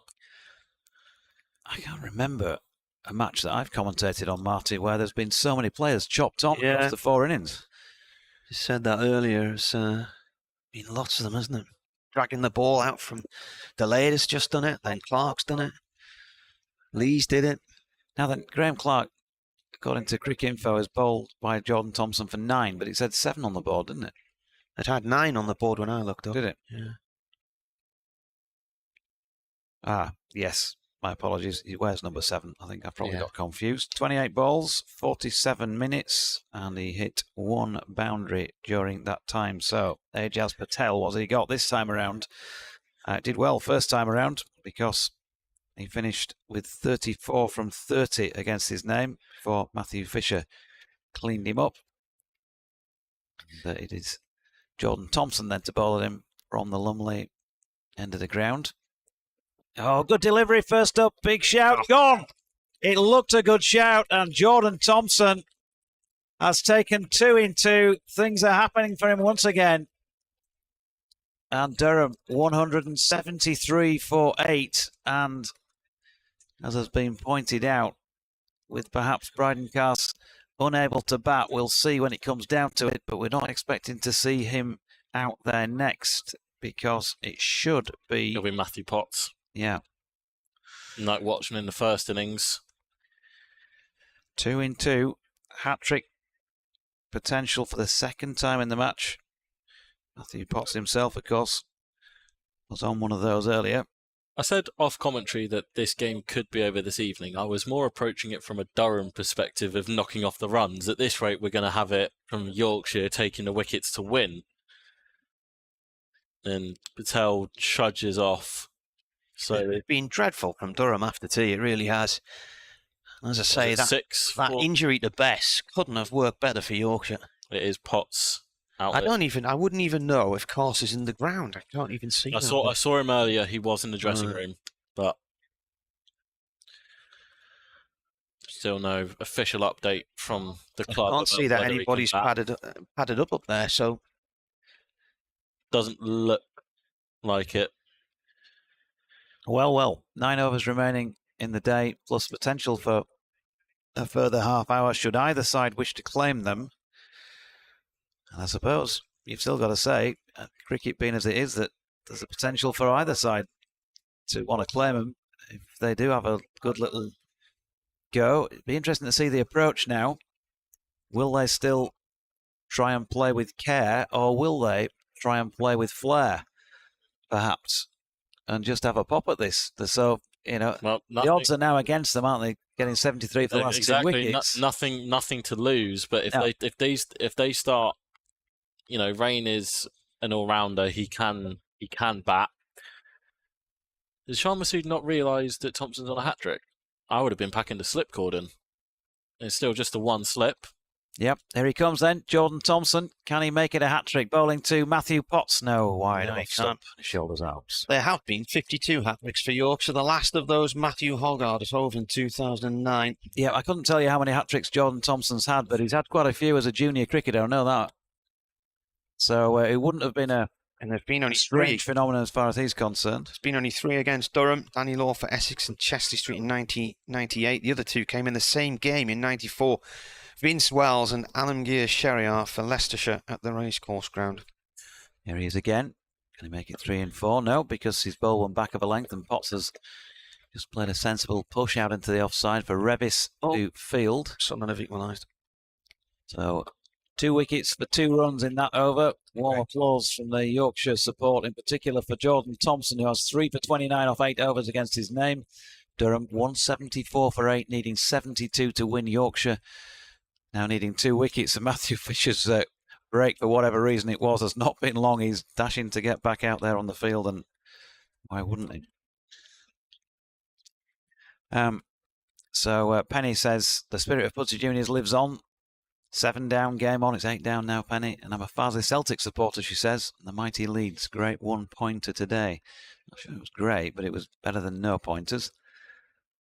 And she says, think, care and flair supported Bobby Crush, tee-hee. Oh, right, okay. Was that some sort of backing band? Who knows?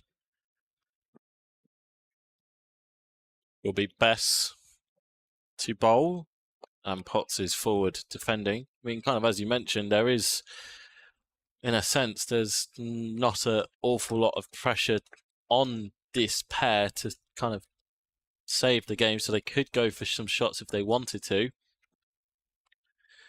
Bess is in, and Potts is playing on that one into the onside. But I guess the flip side is if they do start hitting some shots and some boundaries flow, you see that scoreboard ticking down, and then that's where the nerves come in, and you know, just you're at one decision away as Potts is defending this one to short leg.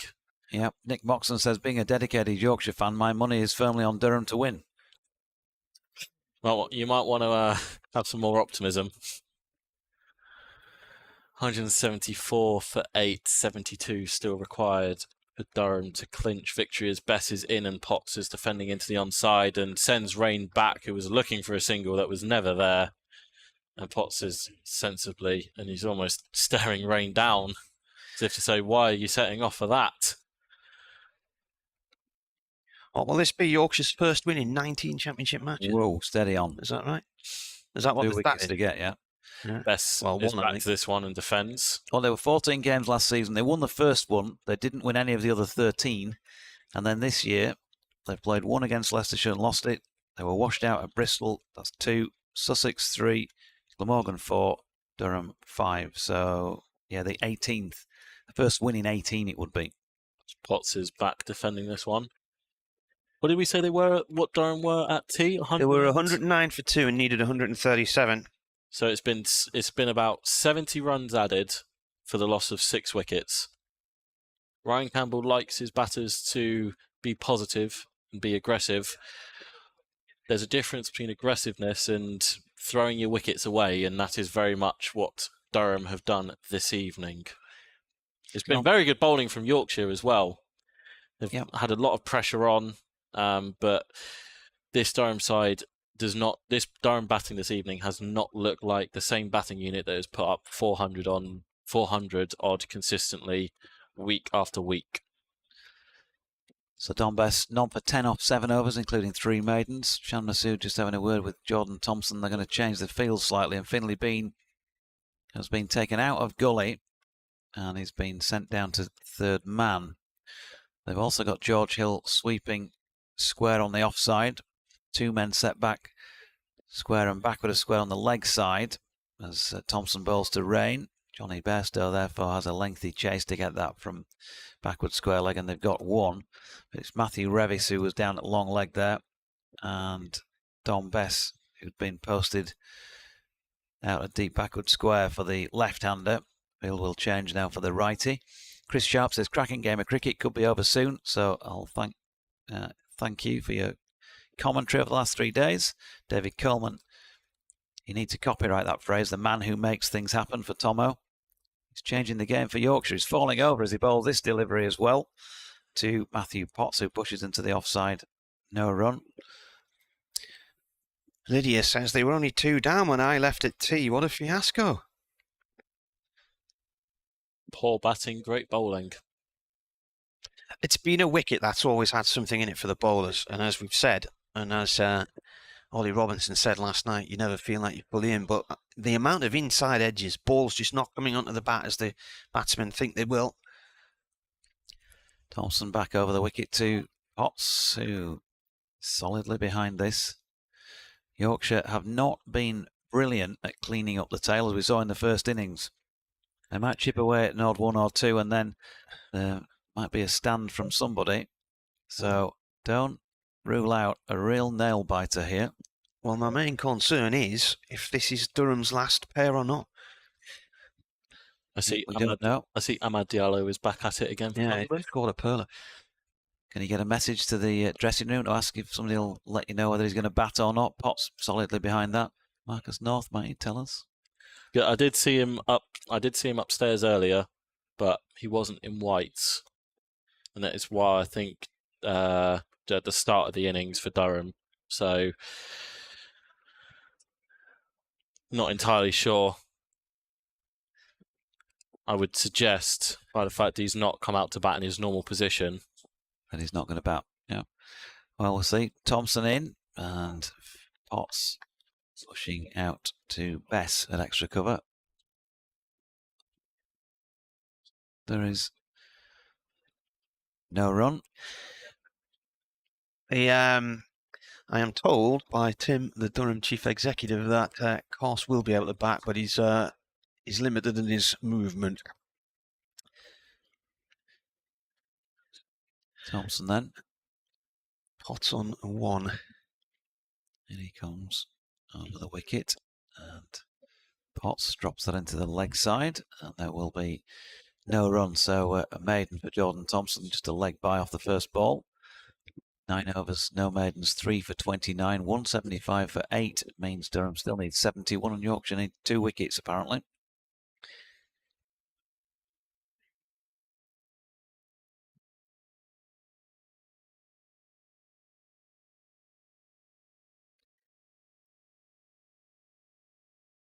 I think the Patel one, yeah, looking at that again, it just looked like it was going down the leg side.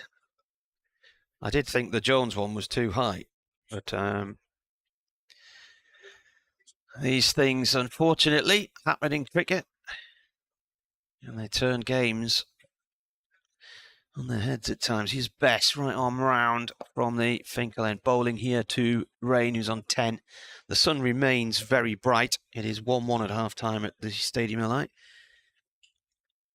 Ahmad Diallo's goal was a short free kick, and he bent it right in over the goalie.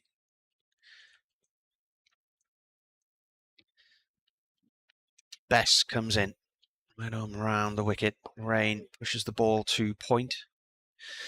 In all of this excitement, I've forgotten how many overs there are left tonight. 6.4 at the minute. Another half hour. The light's perfect. They're good. Best bowling in his sunglasses, just to highlight how bright it is. In comes the bowler, and this has gone off down the leg side. Oh, it was going down the leg side. It's played back to Bess by Rain.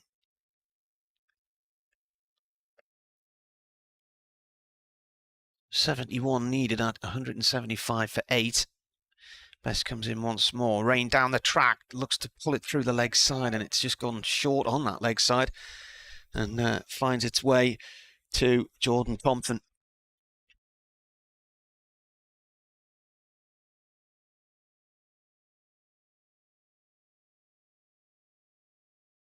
.75 for 8. In comes the bowler again, and this is nurdled round the corner, and Rain starts off slowly and nearly gets himself run out there. Called through by Potts. The throw from short leg goes to the bowler's end. Bess has got his back to the stumps and tried to drag it behind him, but he missed the target. And I think had he hit them, well, could have been the end of rain. Just what Durham didn't need, a run out. Didn't ever look like there was a single there. No. So I don't know why Rain has called that through. Well, I don't think he's called that. I think Potts will have called that because Rain probably wasn't sure where the ball had gone. Bess comes in, right arm over and bowls, and that's left alone outside the off stump. And that is the last ball of the over, so technically 6 to go tonight, possibly another 8 after that.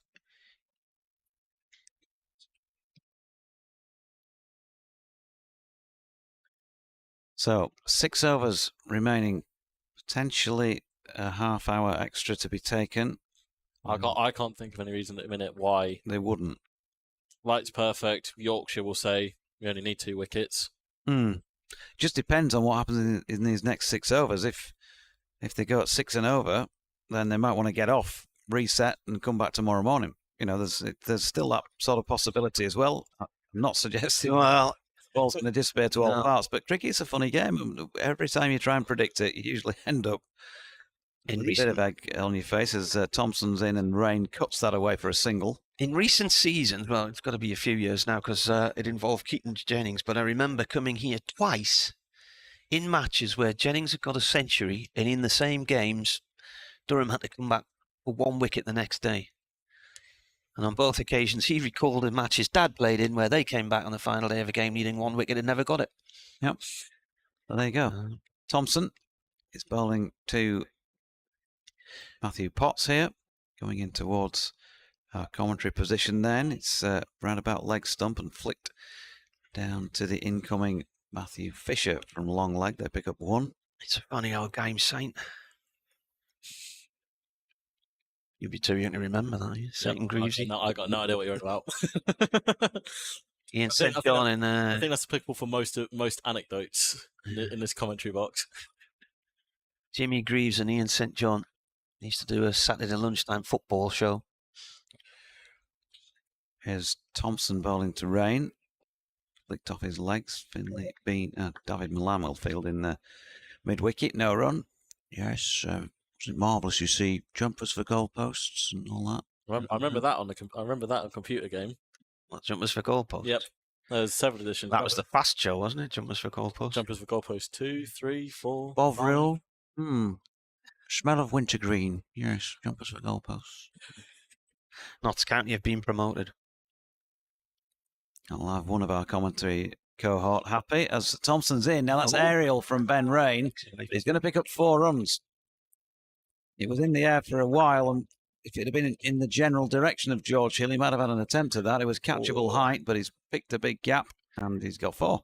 What a run that is. So Notts County equalised at the end of the game last week. Were they playing Boreham Wood? And then they took the game to extra time and got the winner in extra time at the end of extra time. Today, they've come from behind twice against Chesterfield, and they've beaten them on penalties. I mean, a few people on oxygen from the Notts County fan base, I guess, as Thompson's latest delivery is flicked to leg by Rain. No run. How many years have they been out the league? It's every team, just about. Supporters think their own side do it tough, don't they? They always think so. Every team in the league must do it tough because every team's. Well, there's nobody more Sunderland than Sunderland. But yeah, like Katie yesterday saying it's Sheffield Wednesday. You know. Here's Thompson in again to Rain, who's hit this one up to Mickey Edwards at mid-on. No run to complete that over. Just 5 remaining in the day according to the board. 64 needed. It's highly unlikely that that part of the equation will happen, but if they claim an extra half hour themselves, could do it. Who knows? Bryden Cars might come in and whack a few 6s, stand and deliver. Get him on a few painkillers. I'm a little bit surprised. Give him a bit of oxygen. What do they want? What do the stuff pregnant women have in there? No, it's not laughing gas, but the gas. There's a gas and oxygen mixture, isn't there, for pregnant women in labour? Are you slightly surprised Mickey Edwards hasn't bowled a little bit more so far in the second innings? No. That just because of the nice rhythm everyone else has kind of got into. Yeah, maybe, and also because although I mentioned on commentary before, he bowled pretty well in the first match he played in at Hove. He's probably been a little bit looser since then, and at the moment they can't afford, a couple of good overs here. Bess in with a little loopy delivery to Potts, who plays it down the field to Edwards, long on for one. They already gifted Alex Lees, a fair few runs at the start of the innings. I mean, that was not good, was it, from the Yorkshire bowlers to start with? And he got them off to a good start. I was thinking maybe a little bit of a break, but I mean, everyone else is in such a good rhythm that maybe Masood doesn't want to disrupt it. In comes Bess again. Rain turns it to short mid-wicket to Thompson, no run. At times like this, you just want as much control as you can possibly have. Yeah. Make the batters earn them all. I mean, I know that's a premise for bowling per se, but certainly in a situation like this. 4 balls left of the over. Best right arm round now to Rain. Rain down the track, taps it back towards the bowler's end. You mentioned some poor shots by Durham in their second innings, but I'm not so sure about that, really. No, I didn't. It's not like... I'm just saying the amount of players you've dragged on. Yeah, there's been three chop-ons in this innings. Oh, nearly a leg side catch there at leg slip. It's gone through his legs, in his hands, I think. Yeah. Who's at leg slip? He just couldn't get down sharply enough to that. I think Finley Bean, because it looks like he's a good grabber, generally speaking. Yeah, just couldn't get down quickly enough to it. Yeah, it's Bean. He's gone a short leg now. Lythe's gone into slip for the right-handed Potts. Durham, 184 for 8. Need another 62. This is defended by Potts. Big stride forward from him as he meets that outside the off stump. Well, Bairstow got a draggy on, didn't he? Was that in the first innings? Today, Lees did. The leader did, yeah. Clark did. Masood in the first innings for Yorkshire, yeah, as well as Bairstow. Here comes the bowler again. Right, update now for Radio Newcastle.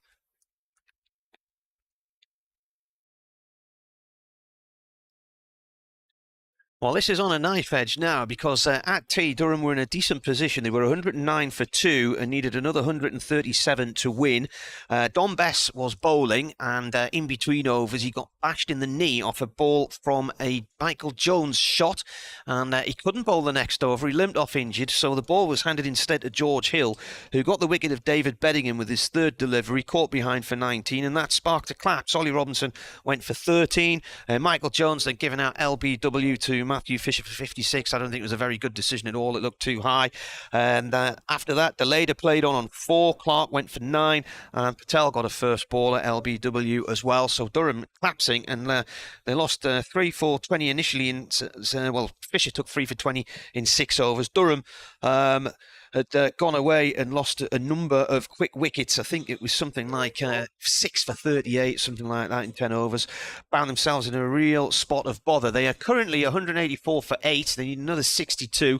They've slightly had a shuffle around the batting order as well because Bryden Course has been injured and hasn't been on the field today, but we're told he can bat if needs be, and that would be in a few minutes. Now, technically only 3.5 overs left in the day, but we could see an extra half hour here because Durham are 8 down and the umpires might feel there's a chance for this one to finish tonight.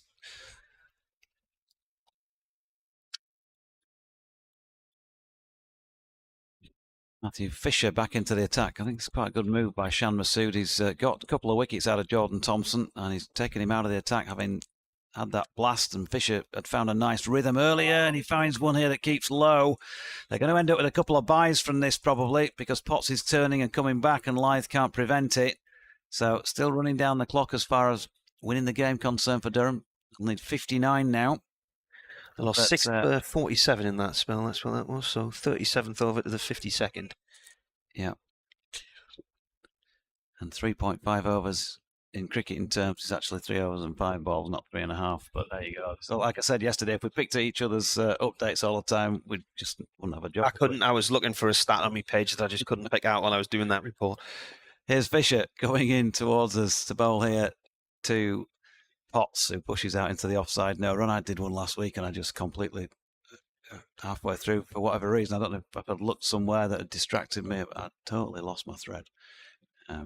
Just keep talking until you kind of get back on track, don't you? Really? That's live radio, folks.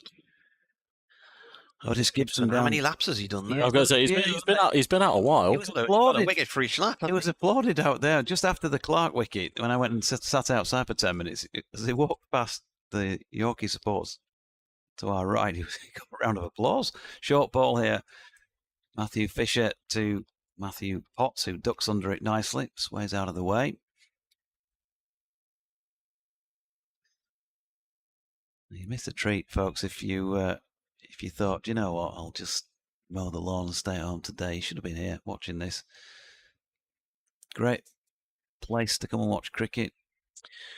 And cracking game of cricket. Paul's emailed. He says, I'm enjoying the coverage here in Cyprus, but 62 extras conceded by Durham could be the difference. Now, we mentioned that this morning, didn't we? All those buys this morning. Yep.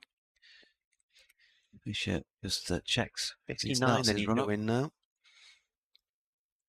So one slip and a gully. There's a man sweeping square on the offside. Cover, mid-off, mid-on. Catching position at a short mid-wicket. And then men back at square leg and long leg. Potts drives this latest delivery into the turf and back to Matthew Fisher. I think the one consistent thing about the pitch throughout here has been, and I put it to Shan Masood at the end of the first day, it's been keeping low. He didn't necessarily agree with that and said more to pace than just low. But I think we've had a case in point already in this over. We've had several of those. I think quite a few of those chop-ons are players just chopping down on the ball because it's kept a little bit lower than they thought. That one does. And again, and Potts did well to watch that and get something on it. He wasn't in a great position, but he got away with it. So he's on 3, Rain on 18, 187 for 8, still 59 for Durham to win it, and Bryden Cast to come in. And after the chips and chirps about the concussion substitution, what price Bryden Cast comes in and steps down the wicket a couple of times and swings it away over Cow with a side strain or something like that. Umpire's having a chat here with Johnny Bairstow. I wonder if that's the discussion about the extra half hour. 3 overs to go. I'm trying to remember. There was a match here a few years ago, 2 years ago, against Essex, where there were 19 LBWs and they'd replaced the surface of the square, and the top surface, because of winter rain or whatever, had sort of come a little bit detached from the bottom surface. So it was like a floating bit of square, and it was a British record for 19 LBWs, and that was roughly in the roundabout where they're playing now. There's best bowls. This is played back. Am I right in thinking they're a hybrid? It's a hybrid strip or something. No, they dug that up. They dug that up. They did have one, but that was further up the square. Game, they dug that up. In comes Bess again, played by Rain to mid-wicket. What was the reason for digging it up? Any ideas? The whole square was replaced. The whole square, right. Everything was replaced. It was a big effort. It was a big job.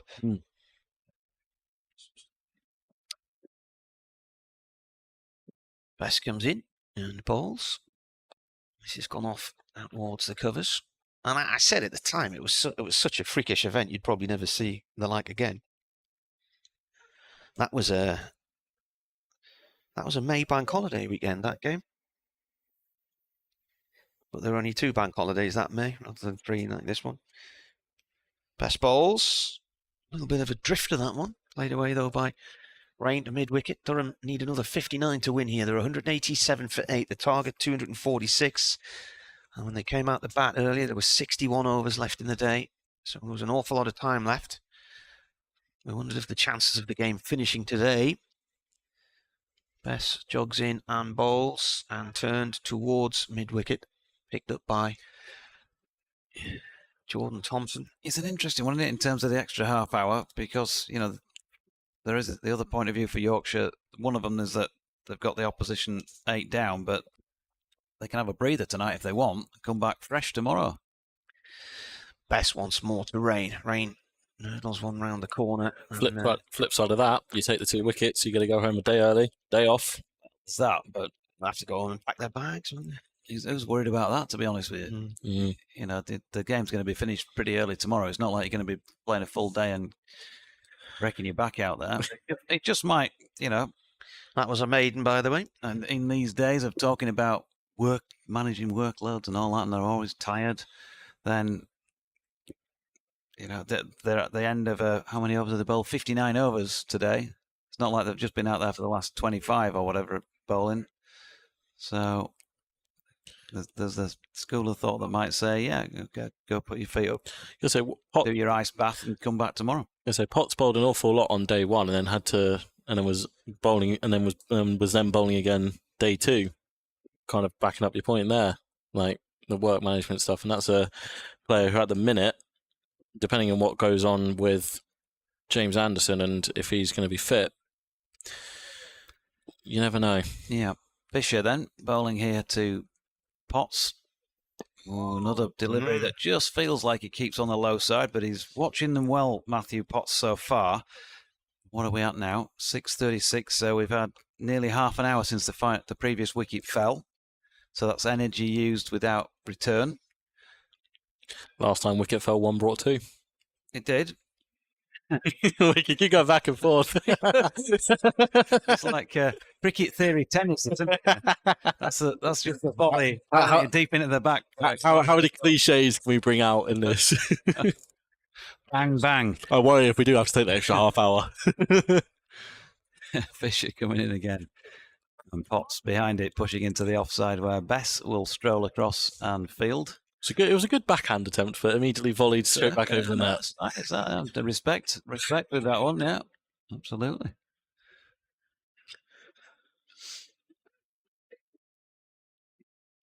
Gotta love it though, haven't you? It's another Champo game where whichever side comes out on top here, there's been no gimme. It's been challenging and competitive. There's been a little bit of needle thrown in as Fisher is in, and that's flicked off the legs by Potts. Nicely played. Jordan Thompson makes good ground round the boundary to keep them to 2 here. 57 to win, or 2 wickets. Potts on 5, Rain on 18. And, I just speculated that, who knows, they might have a dart, see if they could whack a quick 20 and just unsettle Yorkshire, but that hasn't happened. They've been careful, the pair of them, which is fine. Got loads of time if they want to take it. Here's Fisher in again, and full this time, and flicked to leg by Potts. George Hill does the fielding. You mentioned he'd had some runs, and obviously he came out as a night watchman, but he does look pretty well organised. Certainly can hold a bat. It goes around a lot of the time now. There's no more old number 11s of guys that really couldn't. There are some, but there's nowhere near as many as there were. Yeah, but you're sort of lucky now if you come across one. Yeah. Bowler. Here's Revis Fisher even. David Milan doing a bit of juggling with that as it's pushed to leg by Potts. A single. Matthew Potts' highest score is 81 against Northampton 2021. Partnership was 149 for the 9th wicket. I've seen him saying that when he batted first time around, yeah. What did you say? He got a 100 and what? 170 not out for Durham under 19s against Yorkshire under 19s. Certainly can hold the bat then. Yeah, Carter's got his, hasn't he? Rain on strike now. Fisher straight. Flicked to leg to complete that over. Now, this could be the final over of the day. I'm thinking this probably will be, and I'll tell you why. It's 20 to 7. Yeah. And that is the issue here, I would say now. Matt Henry, the former Kent bowler. Yeah.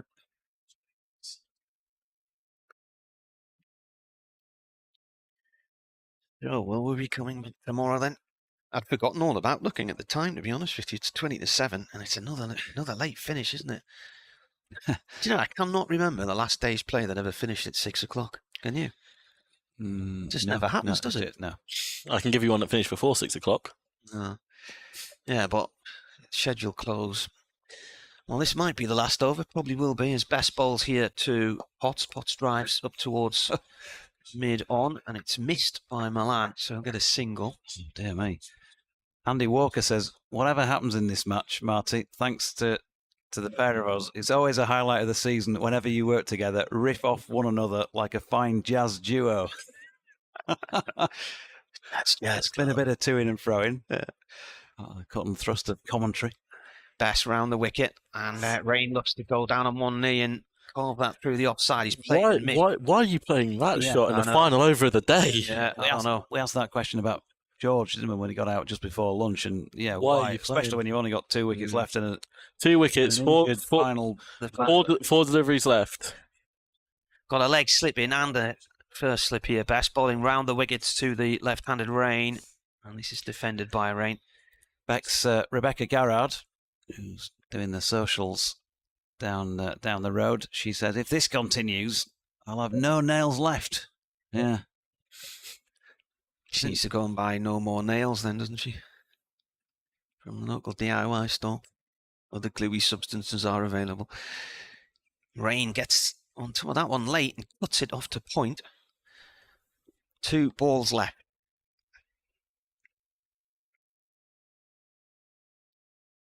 Richard Levin has sent me a message saying, I'm hearing Yorkshire will claim the extra 30 minutes. Not sure I would. Well, we'll find out in 2 balls. Bessing again, bowls, and defended.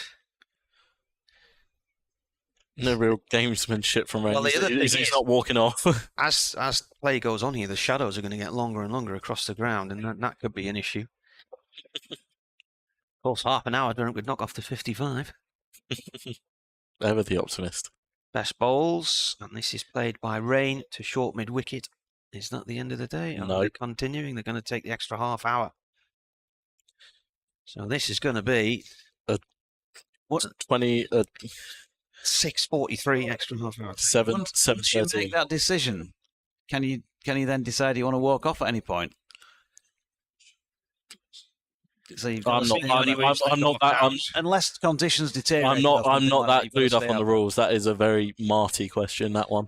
Thanks, Richard. He says, told you. My mate Mike, who's a Durham fan, I'm supposed to be having a Ruby with at some point tonight, says just to push that one put back. his house on Yorkshire winning, and it'll be finished tonight. Well, I think we better hope for his sake that Yorkshire do win.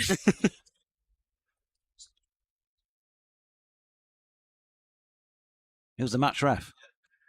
I'll soon tell you. It's Bill Whitty cases along the corridor. Yeah. Confirmation over the tannoy that the extra half an hour has been taken. And it is Matthew Fisher then. They're going to try and finish it tonight. Bowling here to Potts, who drives into the offside, and there's no run. You would think that there might have been just a bit of discussion there. I know it's only 4 overs from each end, but just a bit of a chat about, do you think you're going to be all right for this? Or would you rather this is breather tonight? This is set up for Durham to get close to the winning runs. It's been about 10 a wicket to fall. A wicket to fall, and Bryden Cast has to walk out injured with about 10 to win or something. Fisher in again. Potts solid behind it. Well, the required run rate's now 0.6, so it's as low as it's been, but the run rate currently is 3.1. Yeah. So much for Bazball and attacking cricket. I'm looking forward to my Sunday lunch here tomorrow as well. Yeah.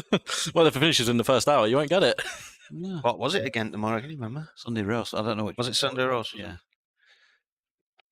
I don't know what flavour roast, but I'll take it. Not bothered. Here's Fisher, and nicely played by Potts, just outside off stump, and he's punched that off the back foot into the deep, where Revis does the fielding. And that is 8 to Potts now from 32 deliveries. He's been watchful.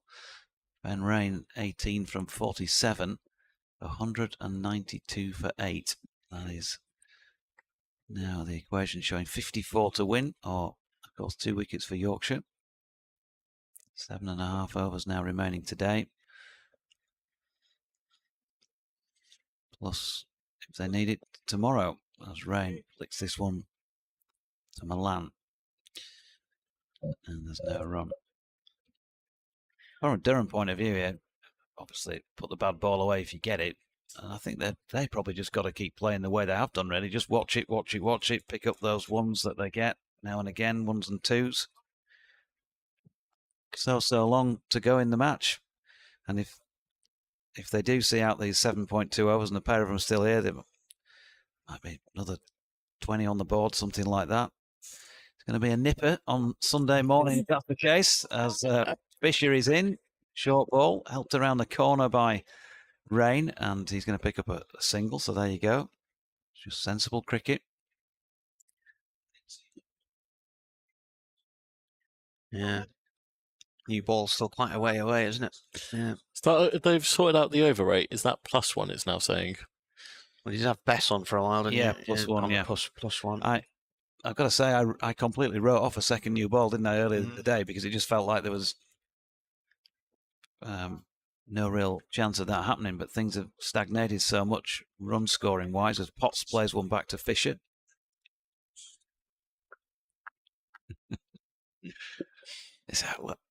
This is why we love cricket, isn't it? We don't actually know quite whether we're going to see a finish tonight, tomorrow. It's tight, it's tense. Sometimes they go your way, sometimes they don't.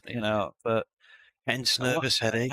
You look around and you think, why are there not 10,000 people sort of back to the rafters watching this? Because it's great, isn't it? There were a few red and white shirts in here this afternoon, so I would imagine they've gone off to the match. But there's still a decent crowd in, isn't there? The stand to our right, it's well populated. Will be best to continue. Bairstow's gradually making his way up to the far end. Puts his helmet back on, standing up to the stumps for Bess, who's going to come right arm round on the Finkel end. There's the leg slip in there still. Lie that first slip, backward point. And a deep square leg. Rain on strike, down the track, flicks it upfield and goes for a single. Masood fields it at mid-on. Now, I'll tell you what we're at risk of here, lads. The sun being in our eyes very shortly. It's gradually making its way around the corner. Partnership's worth 21. Bess over the wicket now to Potts. Got a short leg in for Potts. And he defends. The ball runs back to the bowler. I half debated bringing my sunglasses and I decided against it. Might come back to bite me. It's not there just yet, but in comes Bess again.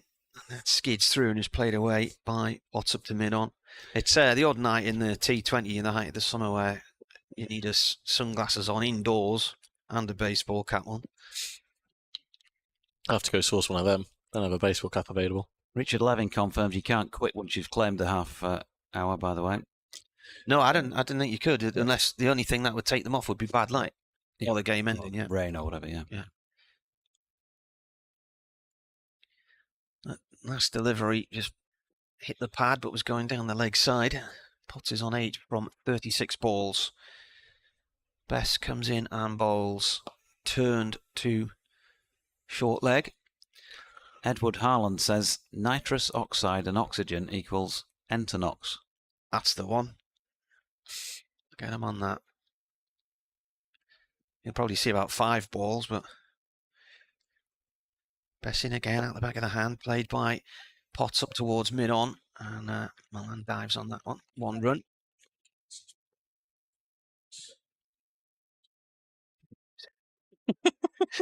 Few peers and a couple of Eurofeds will do the job. So 6 overs now left to go. So they started the extra half hour at 6:43.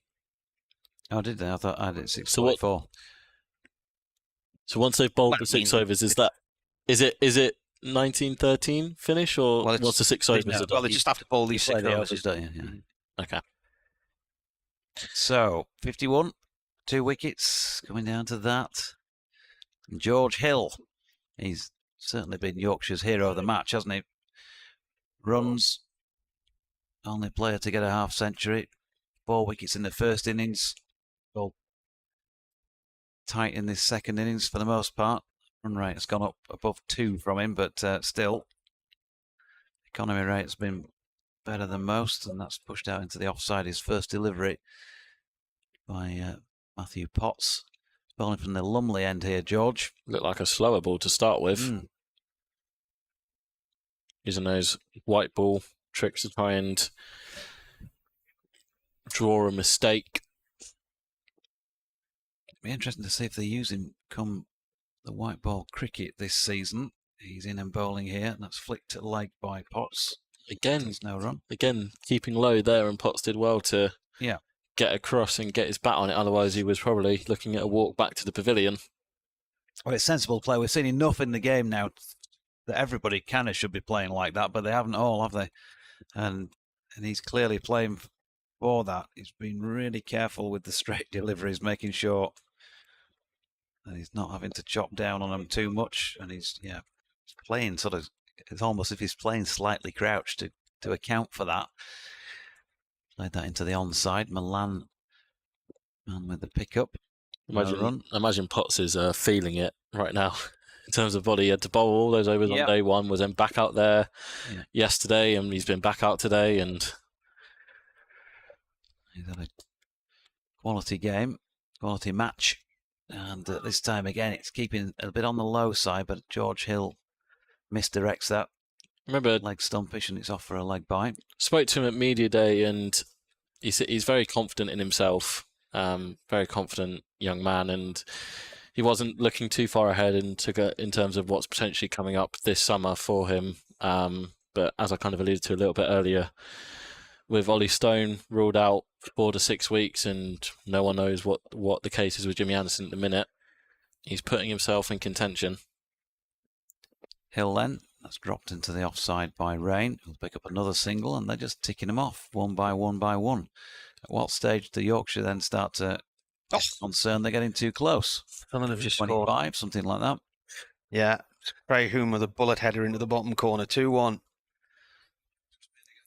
Runs now below 50. Is the playoffs. Yes. First leg of the semi-final against Luton. So 49 to win. 2 wickets to get. Potts on strike. Hill over the wicket to him, and he played a lovely elbow up push to Mickey Edwards at mid-off, and that was the end of that over. Richard Levin says it's 30 minutes or 8 overs, whichever is the longer. Whichever's longest. Yeah, so we might be here for the half an hour then. Yeah, they've had 10 minutes and they've got through 3 overs. Well, they've got to bowl the 8. Yeah, but it's whichever comes. 30 minutes or 8 overs, whichever is the longer. Also, don't want to jinx it. No. Tim Bostock, the Durham chief executive, said he was going to go back over the other side, but since he sat down, Durham haven't lost a wicket, so doesn't want to jinx it. It's a game full of superstitions, cricket, isn't it? So, right, well, best ball here. This is his over number 13, none for 16 so far. Rain calling Potts through for a quick single, goes the ball, plays the ball up to Masood, who throws it back to the keeper's end. And, the ball's ended up at Bairstow's feet. I'm wondering about this field from Yorkshire. 3 on the leg side, on the boundary for Potts. He's batted well. I'm not sure he's about to break out a slog sweep for 6. Bess in. He pushes this into the covers. No run there. Thompson fields it. There's a man back at deep point as well. Well, they're there as a deterrent as well, though, aren't they?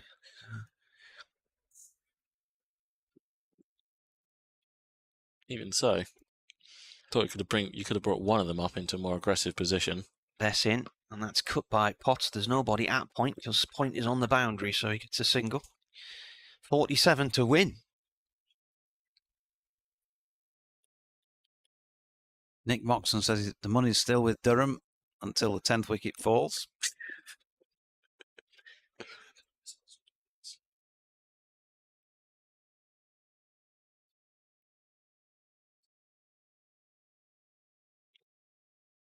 Rain on strike on 22. He's faced 52 balls, best round the wicket balls. That's a leave.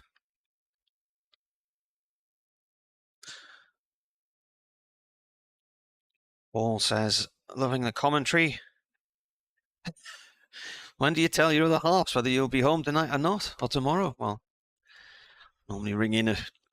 They're always listening. Yeah. They'll know, won't they? Be following every word. This has gone off towards short mid-wicket. The last time I rang my wife and said I think I'll be home today, Durham needed 4 more Essex wickets at Chelmsford in 2021. And Essex fought back and Durham lost the following morning. So, grand day out then. Yeah. Best bowls. That's gone off towards the cover boundary from rain for 1. That was the day where, I mean, Essex were really struggling, but that was the day when it was Prince Philip's funeral, so they had to come off for 3 hours in the afternoon. 200 runs for Durham. And that took it into the Sunday. I think Durham went chasing something like 140 to win and lost. 264.6 overs, 200 for 8. I was down at Kent that day. That's when the commentary box was out of action, so I had to sit in the stand with no sunlight on it. Why was the commentary box? It was absolutely. Why was the commentary box? Why was the commentary box? They were doing some building work or something, weren't they? Doing some stuff in it. Windows being repaired or something like that. Not that you need windows when you commentate, obviously. It was. Here's George Hill bowling to Ben Rain, who's solidly behind it, no run. It was a really, really, really chilly week, but it was sunny. And Don Topley was covering the game with us, and he brought lots of cheeses and pork pies from his local butchers, and we had a little bit of a picnic in the stands. The wonderful game. We got nothing. Nothing Yeah. at all. And there was a Spitfire fly past, I seem to remember that day. Here is George Hill bowling to Rain again, who turns it up to mid-on. Mickey Edwards does the... I thought, you know what, you're thinking, I recognise that noise. Yeah. That sounds like a... Then did you jump into your sounds trend? like that engine. So I legged it out the back of the com box up on the top of the stairs there at Canterbury. And yeah, there's Spitfire doing a fly past. I don't know if it was completely coincidental with the funeral or what was going on, but you're in that part of the world, of course, Kent. For the Spitfires, as Hill led his delivery, is worked up to mid-on, and Edwards can't get in quick enough to prevent the single there.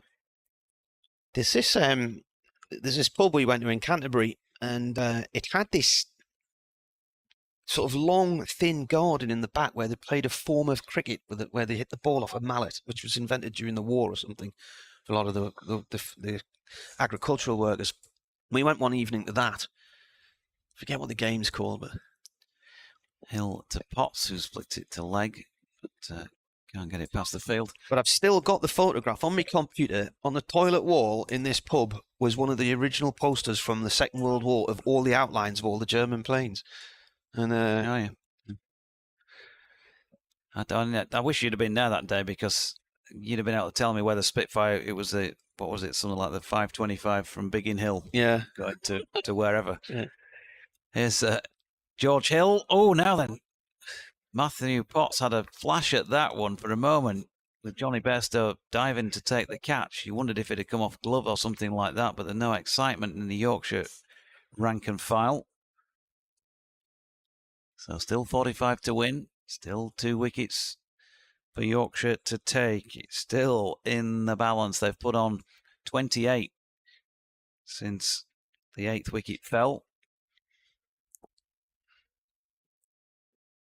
Hill to Potts, who punches Edwards out at mid-off, and there's no run, and that will complete that over. The 66th of this Durham second innings. Yorkshire, looking at the number of overs each side have batted, they managed 67 complete overs for their second innings all out, so we're in the similar sort of territory here. Did anyone write down when Patel was out how many runs we needed? Well, it was 173. Yeah, I'm not going to do the maths, man. Did you? 28. No? 45 plus 28. 73? 73. Tap. There's no point in trying to do maths in your head on the radio. It never works. You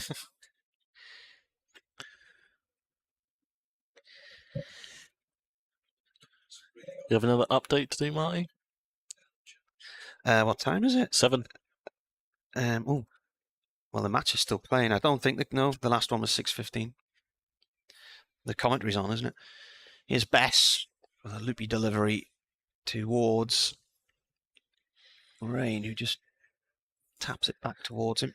Jordan Thompson getting loose. Maybe he might have another over to bowl from the Lumley end.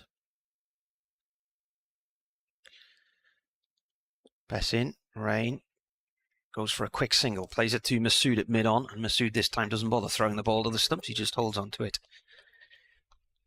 44 needed to win. It is 1 minute past 7. The milk train will be heading off to London shortly. It's not late. Here comes Bess right arm over to Potts.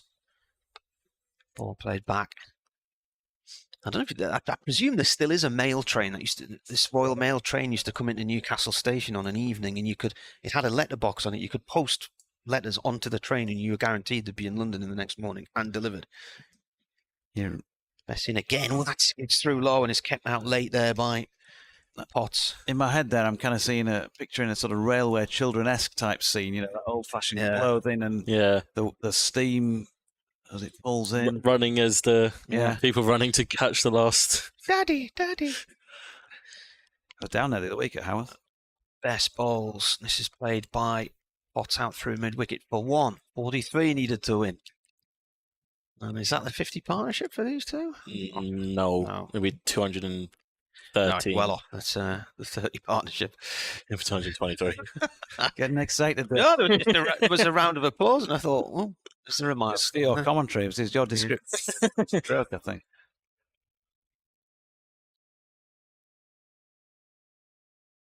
Last ball of the over, and then there's 2 overs left. Bess in. Played by Rain out through towards the cover boundary for 1. 42 to win. Yeah, so Jordan Thompson, he's going to have another go. He's going to try and finish it. He got 2 in 2, of course, in his previous spell. Graham Clark was chopping on for 9, and the very next ball, Charles Patel, LBW to Jordan, and that was the most recent wicket to have fallen. So Matthew Fisher has taken 4. Jordan Thompson has 3 to his name. George Hill has 1. Haven't seen much of Mickey Edwards. Don Best, none for 22 off 14, but he has at least been tidy despite not taking wickets. Jordan Thompson, what are we going to get from JT this time? Lumley, end of the ground. He's bowling here to Ben Rain. Right arm round the wicket. It's right at the stumps first up and push back to Jordan, who shapes to throw down the wicket. It's 5 penalty runs if you do that now, I think. What if you hit? If you go to throw it, I think. Change that for this year. Many stories in the Northern Premier League of players being suspended for throwing the ball back. In the North East Premier League? Yeah. And then again, the Rain clips one off the legs. Don't know if he did get bat on it or not. He's thinking about a second here. Bairstow's given a good chase. It does look like he's running with a limp Bairstow, doesn't he? Yeah, it was off.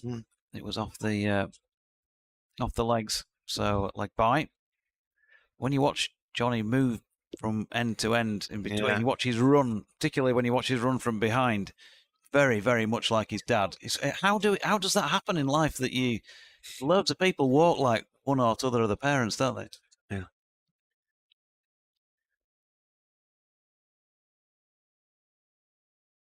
Thompson then switches to over the wicket to bowl to the right-handed Potts, who gets that towards the inside of the bat and has dragged it round really wide of Shan Masood, who's fielding at mid-on.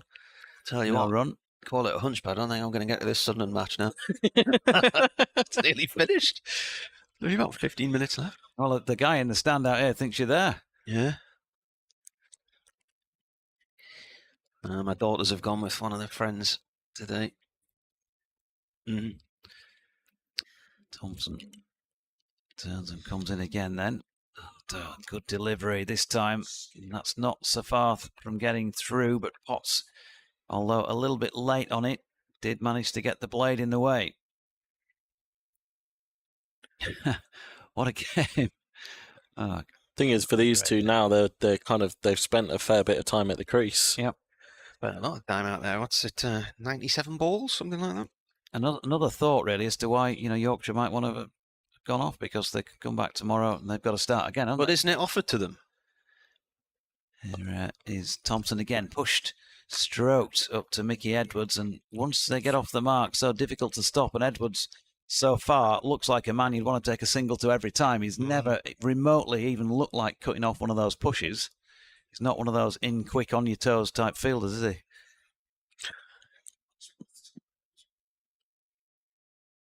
He's a big lad, isn't he? Did you say stress fractures have been his issue? Yeah. Because this is something like, it's only his 8th first-class match or something. That's right, yeah. Must have missed a lot of time. Yep. Tim just saying his brother's a good player. Plays for Sydney Sixers. Here's Thompson in, and that's pushed down the ground here by Ben Rain. Is he going to have the legs? Is Mickey Edwards going to have the legs? Well, he's been assisted down in the deep there, and they've come back for 3 runs. Sean Masood doing the dirty work. Cliff Batt says going into tomorrow favours the Yorkies, I reckon. Overnight pressure and might do a bit first thing. Again, which is one of the reasons why I'm still wondered if they might not bother taking it. Mick Auckland says, tell your northeastern mate he's lucky to get a letter delivered that week. Never mind next day. This was a few years ago, the mail train. Looks like we are having the final over of the day. I used to have to use that service quite a bit if I was. I worked for a press agency in Newcastle, and if we were sending somebody had asked us to go and get some photographs specifically for them, but they wanted the actual reel of film rather than it be done up here and sent down on the wires. I reckon I could write your CV after this last 3 days of commentary. And Bess in with a well-flighted ball to Rain. It goes for a single to Masood. And I reckon my second book, I wrote one about rugby league a few years ago. Martin's memoirs. My second book would be Martin Emerson's Holidays. I could write a pretty good account of where you've been. Started off with a tweet from Katie in Tuscany this morning, didn't it? That was what that started that holiday talk. 210 for 8.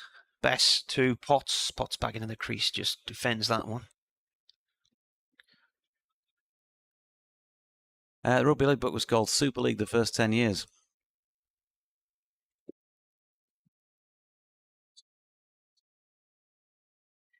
In comes Bess. Handballs. Potts drives. He's going to go for a quick single. Masood takes it on and throws it to the bowler's end. Another single. So that's a team that didn't make it in the Super League. Widnes. 35 to win now. Widnes. 11 for 8.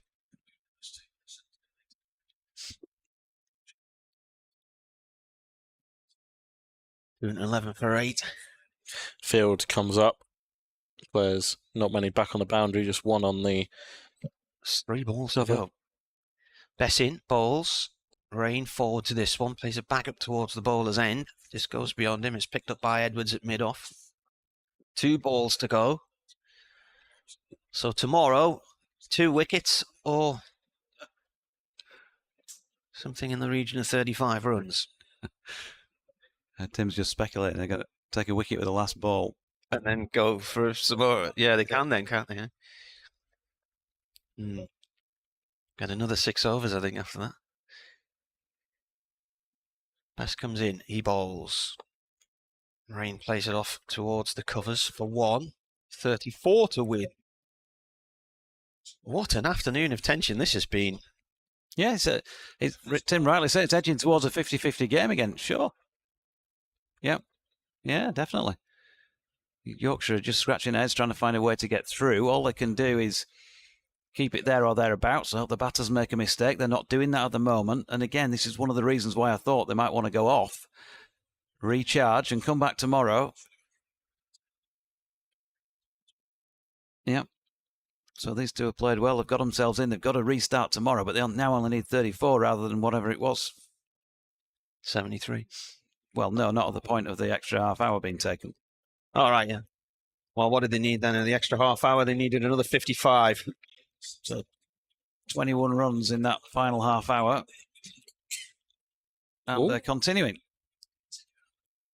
because it's not 30 minutes, is it? I'm going to say it's one. Oh, yeah. There'll be one more about over. the time, didn't we? What was it? I said 6:43. So it's 9. This will be the final over. Yeah. Oh, this could be a problem.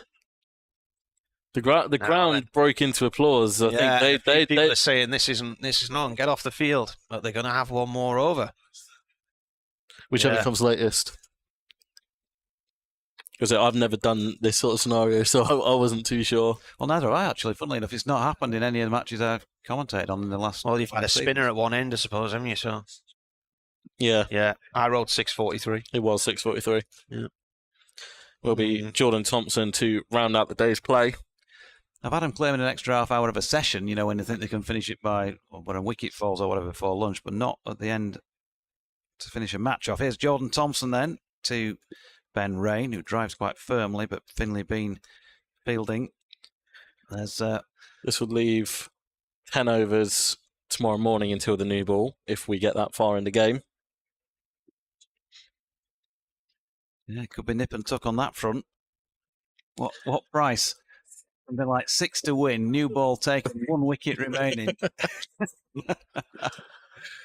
Jordan Thompson round the wicket to Rain, who punches that back along the deck, and JT fields with his left hand. The field setting here for this final over, folks, there's Adam Lyth at slip, Matthew Revis away to our right down at long leg. There's a deep back, well, no, he's in front of square actually, but square-ish Don Bess.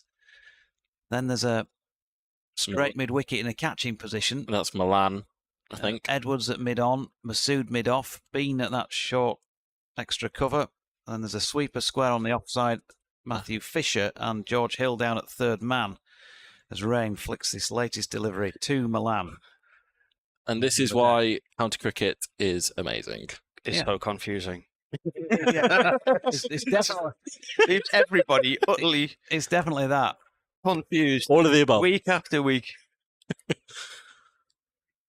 And so, while we rack up our... What must it be now, Marty? What? 200 hours of commentating this season already. Yeah. Oh, yeah. Here's Thompson in, and Rain flicks it to leg. This time they don't take on Edwards. Maybe he's just been brought in a little bit tighter, and if he has, I'd say that's a good move by either him or Shan Masood to get him to do so, because it's just a couple of strides too deep, wasn't it? But it's a little bit late to do in the final over of the day, where these two aren't going to be looking for any singles. Or actually, you didn't have your first game, did you? The game at... second game at Bristol, yeah. But, Durham won a game against Derbyshire inside 3 days. Yeah, it was about 2.5 days, wasn't it? The game at Sussex ended in about 2.5 days. 3.5 days, sorry. Thompson and Rain again, driving this time up to Masood at mid-off. Worcestershire ended inside the final hour. They're generally 7-hour days or so, aren't they? We're on air normally about 7 hours. And it's when you think by the time you've got to the ground in the morning, you leave on an evening, and it's about a 10-hour day, easily. Well, I'm not complaining, but I would at some point like to go home today.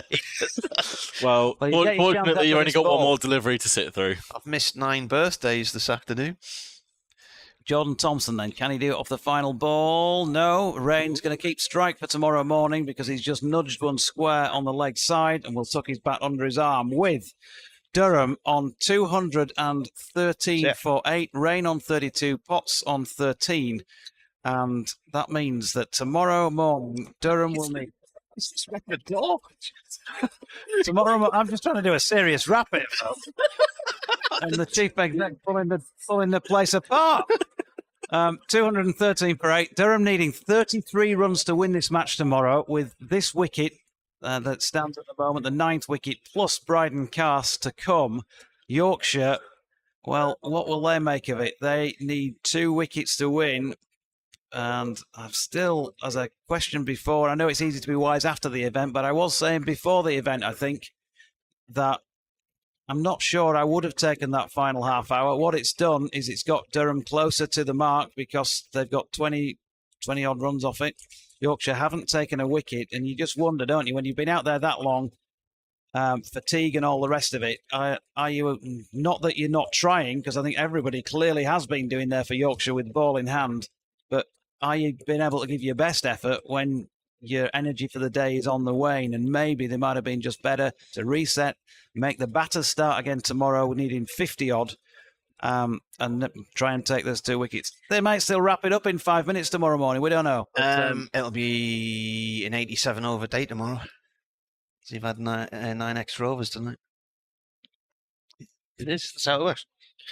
There are reasons for and against it. From, as you say, that's the kind of you take the half hour you don't take the half hour to get off, recharge. But from where they had taken 2 into Clark's batting situation was still up in the air. It looks like he will come out tomorrow if needed.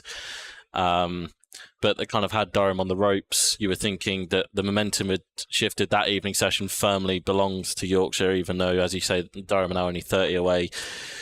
6 wickets when Durham got off to that start that they did with Alex Lees, and then Yorkshire being able to take wickets. Baz the Leader's not there to put on a 50 run last partnership with Ajaz Patel. He's also gone. So arguments for and against taking an extra half hour. Durham will be, I'd say the word is content with how the day has worked out, although knowing Ryan Campbell, no doubt he's probably using some other language. I don't think he will be happy with losing those 6 wickets for relatively cheap, but ultimately he'll look at the game scenario and think that Durham still have a chance to win, and that's all Campbell is about. So yeah, a very enthralling day 3 here at Unique Riverside between Durham and Yorkshire, and we are coming back for a final day tomorrow. And what price the tie? We joked about it, but yeah, we did. Very, very close. That was, didn't Bernard says it was free entry tomorrow. Free entry tomorrow. Bernard, there could be 2 balls tomorrow. It could be quite a few overs. Bernard said this morning, wasn't it 50 to 1? Did he cite the price at something like that? Yeah. Right, well, what a beautiful sunny evening. The sun is now on our faces. That's how late it is. It is 17 minutes past 7, and it's still Sunderland 2, Luton 1, with 3 minutes to go of that first leg there. We'll go off and get some reaction to this, and we'll see you again tomorrow morning. My thanks to Rob Rush for joining us this afternoon. It's always a pleasure to have an extra voice to help us out when it's a long, long day like this one. We'll see you in the morning. See you back in the morning. Yeah.